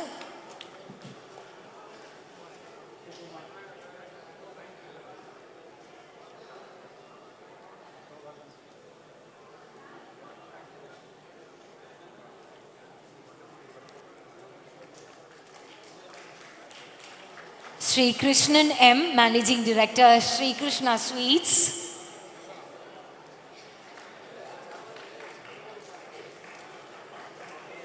Managing Director of Shri Krishna Sweets. Shri Krishna.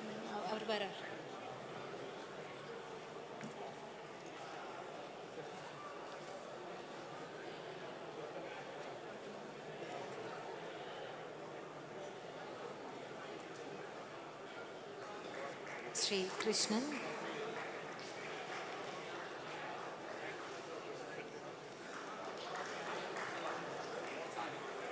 Dr.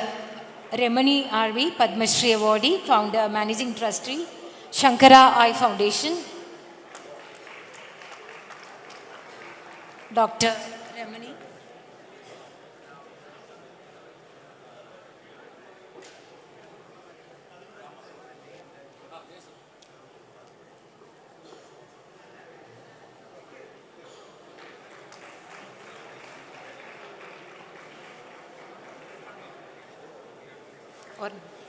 Dr. Rajkumar JS, founder of Lifeline Group of Hospitals and is known to have set up the first stem cell unit in Chennai.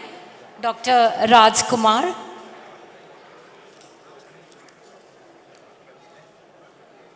Founder of Lifeline Group of Hospitals.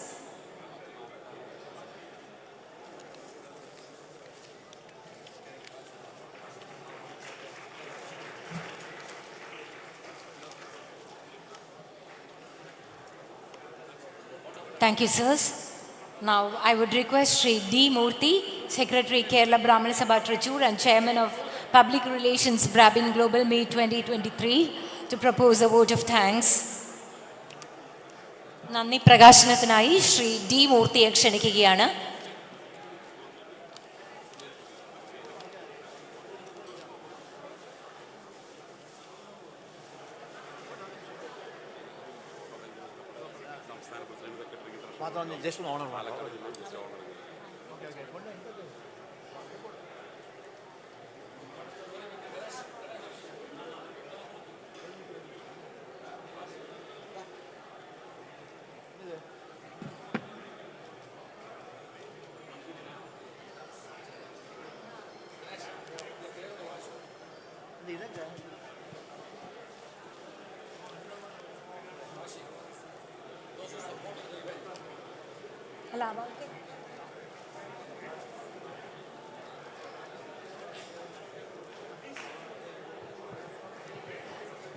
We are also giving away mementos to those who have supported this event in a big way, beginning with Sri Subramani J, Vice Chairman of BGM 2023.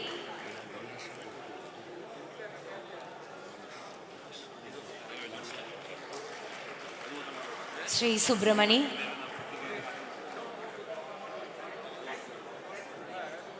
Hello. Sri Vasudevan.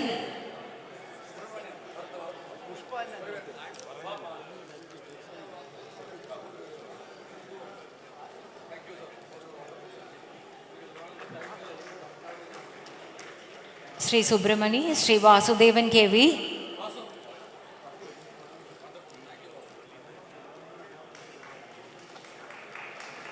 Sri Sundarraman NS, North Zone President KBS.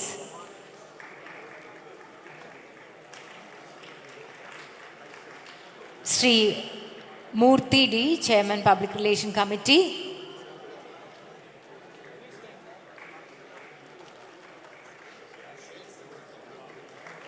Sri Krishna Swami V, Convener BGM.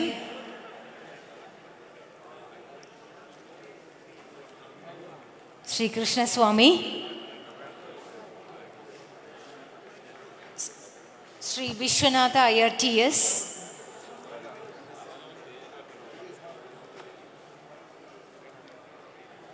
Sri Vishwanatha Iyer. Sri Venkatrama Iyer, KBS Alapi District. Sri Parameshwaran NR. Srimati Sri Santana Gopalakrishnan, Convener BGM.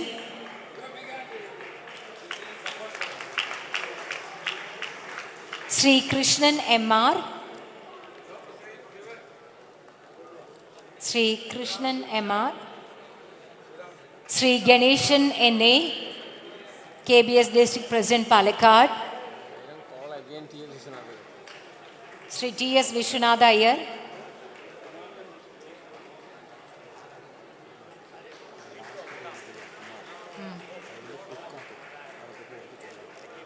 Sri Kumar ML, KBS District President, District Secretary Palakkad.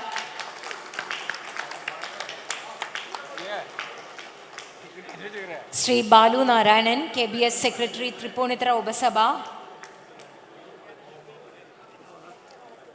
Sri Venkadachalam R.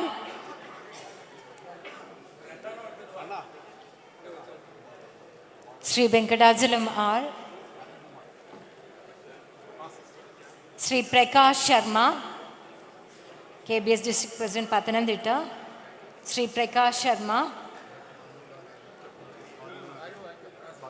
Sri Balu Narayanan.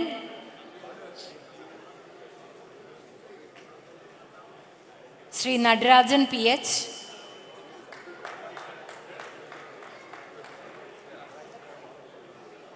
Sri Suresh Bharadwaj, District Treasurer, KBS Palakkad. Sri Krishnamani KV, KBS Kalpati. Sri Krishnamani.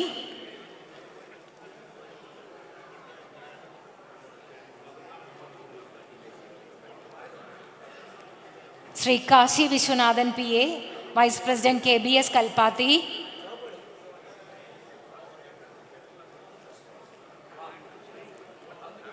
Srimati Kriba Ganesh, KBS Kalpati.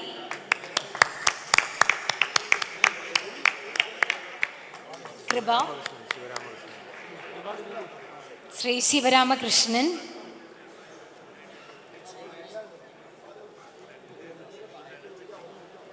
Sri Sivarama Krishnan.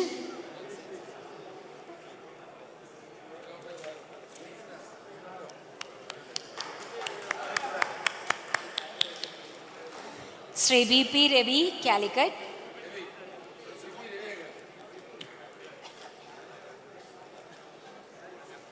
Sri Kumar. Sri H. Ganesh.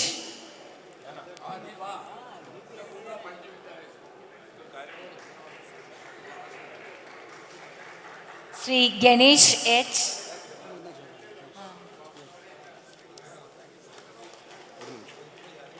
I would like to express my gratitude for the youngsters of Kerala Brahmana Sabha Yojana Vibhagam, who has stood day and night to bring all the dignitaries to here, and they are my hats off to. Thank you.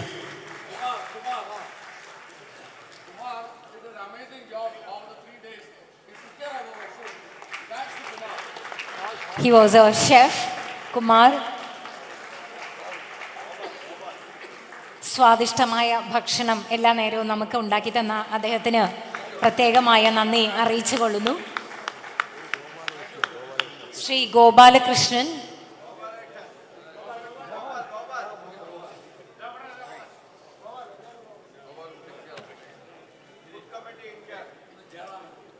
Shri Jayaraman.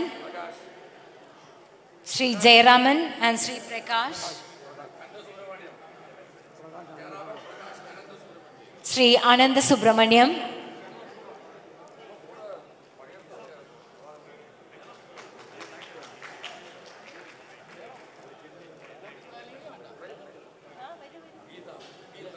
Srimati Geeta.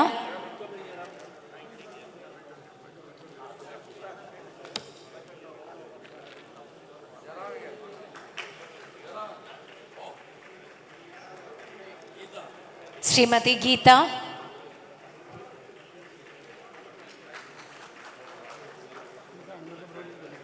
Srimati Geeta Ananta Subramanian.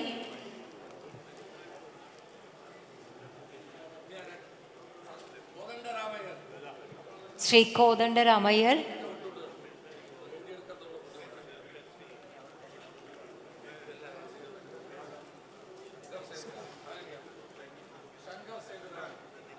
Sri Shankar Seduraman. Okay, Dr. Shankar Seduraman.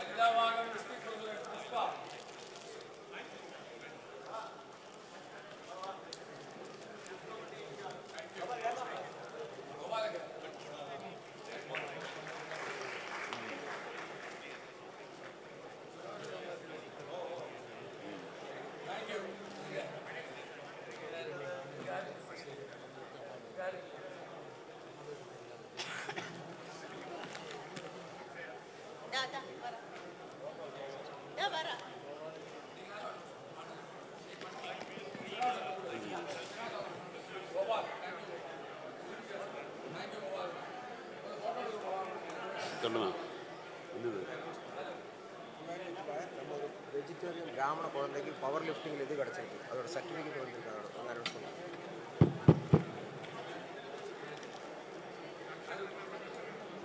ഒരു അനൗൺസ്മെൻ്റാണ്. നമ്മുടെ കമ്മ്യൂണിറ്റിയിലെ young അച്ചീവറാണ്, youngest vegetarian classic powerlifter, Bhaskar S. from Trivandrum.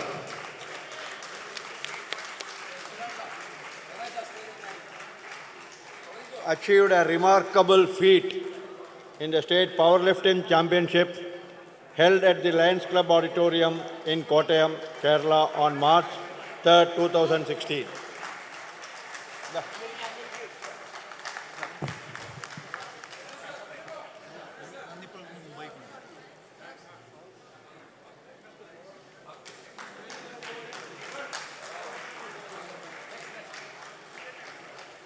Global meet 2023 നന്ദി പ്രകടനത്തിന് മുമ്പായി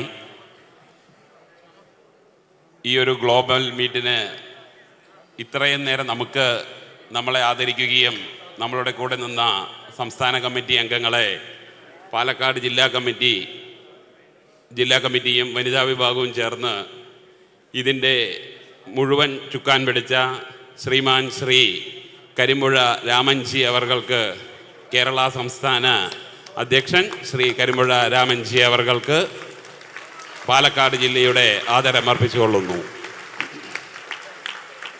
അതുപോലെ തന്നെ അദ്ദേഹത്തിൻ്റെ കൂടെ പ്രവർത്തിച്ച നമ്മുടെ ജനറൽ സെക്രട്ടറി ശ്രീമാൻ ശ്രീ NV ശിവരാമകൃഷ്ണൻ അവർക്കും ജില്ലാ കമ്മിറ്റിയുടെ പേരിൽ ആദരവും. ഇതിൻ്റെ കൂടെ ശ്രീ രാമൻജിക്കൊപ്പം ഇല്ലെങ്കിൽ അതിൻ്റെ മേലിൽ നിന്നും ഇതിൻ്റെ ഫൈനാൻസ് കമ്മിറ്റി ചെയർമാനും നമ്മുടെ സംസ്ഥാന ട്രഷററും കൂടിയായ ശ്രീമാൻ ശ്രീ KV വാസുദേവൻജി അവർക്കും ജില്ലാ കമ്മിറ്റി ആദരമർപ്പിക്കുകയാണ്. അതുപോലെ തന്നെ രാമൻജിയുടെ ഒപ്പം 2019 2029 ഗ്ലോബൽ മീറ്റിൻ്റെ ചുക്കാൻ പിടിച്ച ശ്രീമാൻ ശ്രീ JS സുബ്രഹ്മണ്യ ജി അവർകളെയും ജില്ലാ കമ്മിറ്റി ആദരിക്കുകയാണ്. അടുത്തതായി നന്ദി പ്രകടനത്തിനായി D മൂർത്തി അവർകളെ ക്ഷണിച്ചുകൊള്ളുന്നു.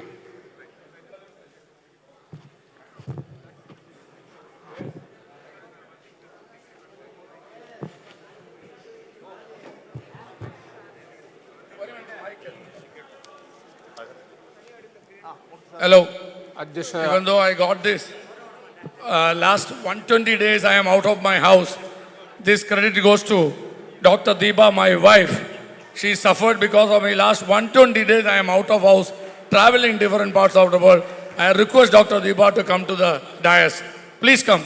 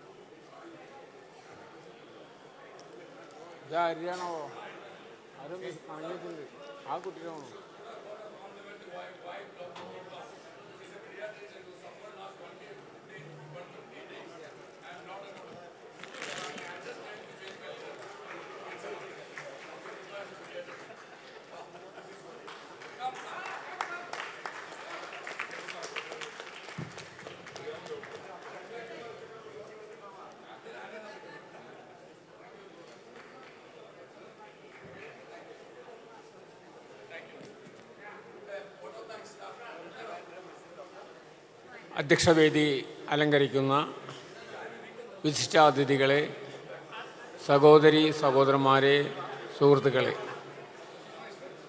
കേരളത്തിലെ ബ്രാഹ്മണരുടെ ആശയും ആവേശവും പ്രതീക്ഷയുമായ കേരള ബ്രാഹ്മണ സഭ സംഘടിപ്പിച്ചിട്ടുള്ള കഴിഞ്ഞ 3 ദിവസമായി ഇവിടെ നടന്നു വരുന്ന ഈ ബ്രാഹ്മിൻസ് ഗ്ലോബൽ മീറ്റിന് ഇന്നിവിടെ സമാപനം കുറിക്കുകയാണ്. ഈ ധന്യമുഹൂർത്തത്തിൽ ഈ മീറ്റ് ഇത്രയും വിജയകരമാക്കുവാൻ സഹകരിച്ച എല്ലാവരോടും കൃതജ്ഞത രേഖപ്പെടുത്തുക എന്നതാണ് എന്നിൽ ഏൽപ്പിച്ചിട്ടുള്ള ദൗത്യം. ഇന്നത്തെ ഈ സമാപന യോഗത്തിൽ അധ്യക്ഷത വഹിച്ചത് നമ്മളുടെ സ്നേഹനിധിയായ സംസ്ഥാന പ്രസിഡന്റ് ശ്രീ കരുമരാമൻ അവർകളാണ്. ഈ ഗ്ലോബൽ മീറ്റ് എന്ന ആശയം ഉദിച്ചത് തന്നെ അദ്ദേഹത്തിൽ നിന്നാണ്. അത് പ്രായോഗിക തലത്തിൽ കൊണ്ടുവരുവാനും ഇന്ന് ആഗോള തലത്തിൽ തന്നെ ഈ സംഗമം വിജയപ്രദമാക്കുവാൻ കഴിഞ്ഞ കുറേ മാസങ്ങളായി യത്നിച്ച അദ്ദേഹത്തിനോട് സമുദായത്തിൻ്റെ കടപ്പാടും നന്ദിയും ഞാൻ ആദ്യമായി രേഖപ്പെടുത്തുകയാണ്. സമയം കൂടിയതുകൊണ്ട് വൈകിയതുകൊണ്ട് കൂടുതൽ ദീർഘിപ്പിക്കുന്നില്ല.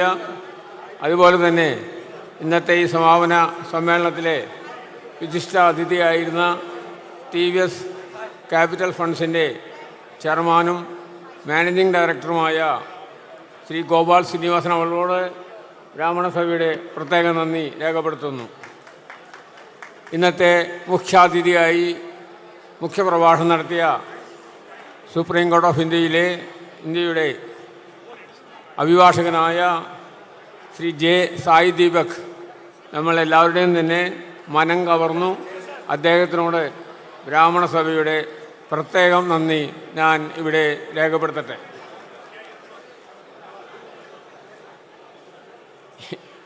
ഈ ഗ്ലോബൽ മീറ്റിനോടനുബന്ധിച്ച് നമ്മൾ 17ഓളം സമുദായാംഗങ്ങൾക്ക് ഗ്ലോബൽ അച്ചീവേഴ്സ് അവാർഡ് നൽകി ആദരിച്ചു.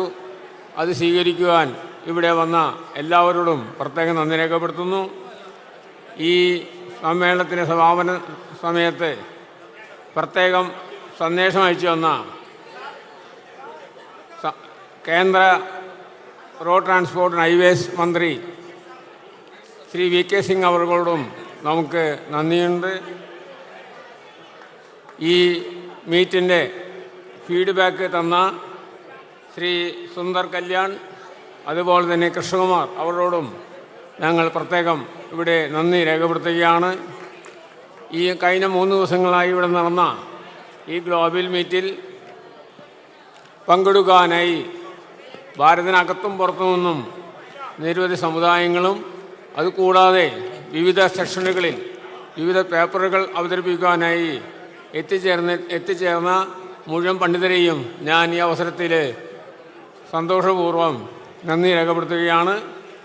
അതുപോലെ തന്നെ ഈ മീറ്റ് സാമ്പത്തികമായി വിജയകരമാക്കുവാൻ സഹകരിച്ച എല്ലാ സ്പോൺസർമാരോടും പേട്രന്മാരോടും പ്രത്യേക നന്ദിയുണ്ട്. കൂടാതെ ഈ സമ്മേളനത്തിൽ പങ്കെടുത്ത എല്ലാ അഭ്യുതകാംക്ഷികളോടും പ്രത്യേക അതിഥികളോടും ഞങ്ങൾ നന്ദി രേഖപ്പെടുത്തുന്നു.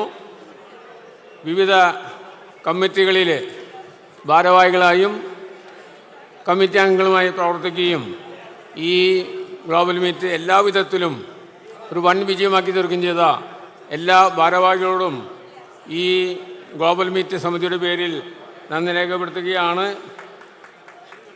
അതുപോലെ തന്നെ ഇവിടെ ഈ മീറ്റ് വിജയകരമാക്കാൻ കഴിഞ്ഞ കുറേ മാസങ്ങളായി പ്രയത്നിച്ച വനിതാ വിഭാഗം ഭാരവാഹികൾ, യുവജന വിഭാഗം ഭാരവാഹികൾ എല്ലാവരോടും ഞങ്ങൾക്ക് പ്രത്യേക കടപ്പാടും നന്ദിയുമുണ്ട്. അവരുടെ സേവനം ഇനി നമുക്ക് ലഭിക്കണം എന്ന് അഭ്യർത്ഥിച്ചുകൊണ്ട് അവരോട് നന്ദി രേഖപ്പെടുത്തുകയാണ്. അതുപോലെ തന്നെ ഇവിടെ തന്നെ റിസപ്ഷൻ കൗണ്ടറിൻ്റെ ചുമതല മുഴുവൻ തന്നെ ഇവിടുത്തെ വനിതാ വിഭാഗമാണ് ഏറ്റെടുത്തത്. നല്ല പ്രവർത്തനം കാഴ്ചവെച്ച അവരോടും ഞങ്ങൾ നന്ദി രേഖപ്പെടുത്തുന്നു. അവർ ഈ ഗ്ലോബൽ ഓഫീസിൽ പ്രവർത്തിച്ച കഴിഞ്ഞ കുറേ ദിവസങ്ങളായി രാപ്പകൽ പ്രവർത്തിച്ച എല്ലാവരോടും ഞങ്ങൾ നന്ദി രേഖപ്പെടുത്തുന്നു. കൂടാതെ കഴിഞ്ഞ 3 ദിവസമായി സ്വാദിഷ്ടമായ ഭക്ഷണം നമുക്ക് തയ്യാറാക്കി തന്ന ശ്രീ കുമാരോട് പ്രത്യേകം നന്ദിയുണ്ട്. ഈ ഗ്ലോബൽ സമ്മേളനത്തിന് വേണ്ട പ്രചരണം നൽകിയ എല്ലാ മാധ്യമങ്ങളോടും, അച്ചടി മാധ്യമങ്ങളോടും ഇലക്ട്രോണിക്സ് മീഡിയയോടും പ്രത്യേകം നന്ദി രേഖപ്പെടുത്തുന്നു. കൂടാതെ പോലീസ് സേനയടക്കം വിവിധ സർക്കാർ സ്ഥാപനങ്ങൾ നമുക്ക് തന്ന പിന്തുണയ്ക്ക് ഈ അവസരത്തിൽ നന്ദി രേഖപ്പെടുത്തുന്നു. ഈ കേരള ബ്രാഹ്മണ സഭയുടെ പാലക്കാട് ജില്ലാ സെക്രട്ടറി ശ്രീ ML കുമാറായിരുന്നു. ഇവിടെ അക്കോമഡേഷൻ്റെയും ട്രാൻസ്പോർട്ടേഷൻ്റെയും ചുമതല വളരെ നല്ല രീതിയിൽ യാതൊരു വിധത്തിലുള്ള പരാതിയുമില്ലാതെ കഴിഞ്ഞ നിരവധി ദിവസങ്ങളായി പ്രവർത്തിച്ചു വരുന്ന ശ്രീ എം.എൽ. കുമാറിനോട് ഞങ്ങൾക്ക് പ്രത്യേകം നന്ദിയുണ്ട്. അതുപോലെ തന്നെ ഈ ക്ലബ് 6 നമുക്ക് വേദി ഒരുക്കിയ ക്ലബ് 6ൻ്റെ ഭാരവാഹി ശ്രീ ശ്രീറാം നമുക്ക് വളരെയധികം സഹായഹസ്തം നീട്ടിയിട്ടുണ്ട്. അദ്ദേഹത്തോടും ഞാൻ പ്രത്യേകം നന്ദി രേഖപ്പെടുത്തുന്നു. പിന്നെ ഈ ഗ്ലോബൽ മീറ്റിൽ വളരെ സജീവമായിരുന്ന നമ്മുടെ കൺവീനർ കൂടിയായിരുന്ന ശ്രീ N.R. പരമേശ്വരൻ ഇവിടെ വന്നിട്ടില്ല. അദ്ദേഹം ഒരു അസുഖം മൂലം ചികിത്സയിലായതുകൊണ്ട് അദ്ദേഹത്തിന് എത്താൻ സാധിച്ചില്ല. എന്നിരുന്നാലും കഴിഞ്ഞ 2 ഗ്ലോബൽ മീറ്റിലായി ശ്രീ N.R. പരമേശ്വരൻ ചെയ്ത സേവനങ്ങളെ ഈ അവസരത്തിൽ കൃതജ്ഞതാപൂർവ്വം സ്മരിക്കുന്നു. എല്ലാവർക്കും കൂടുതൽ ദീർഘിപ്പിക്കുന്നില്ല, ഒരുപാട് പേർക്ക് പറയാനുണ്ട്. ആർക്കെങ്കിലും വിട്ടുപോയിട്ടുണ്ടെങ്കിൽ ക്ഷമിക്കുക. ഈ ഗ്ലോബൽ മീറ്റ് എല്ലാവിധത്തിലും മംഗളകരമാക്കിയ നല്ല രീതിയിൽ സംഘടിപ്പിച്ച എല്ലാവർക്കും ബ്രാഹ്മണ സഭയുടെ നന്ദി രേഖപ്പെടുത്തിക്കൊണ്ട് ഞാൻ എൻ്റെ വാക്കുകൾ ചുരുക്കുന്നു. നിങ്ങൾക്ക് എൻ്റെ കൂപ്പായി ജയ് ബ്രാഹ്മണ സഭ. Before we close, let me acknowledge the great service of our comparer Sri. Let us give a big hand to Sri. Even though we recognized her, many people personally told me she did an amazing job. And the second Brahmin Global Meet called off now. Let us wait for the next one and Shanti Mandram.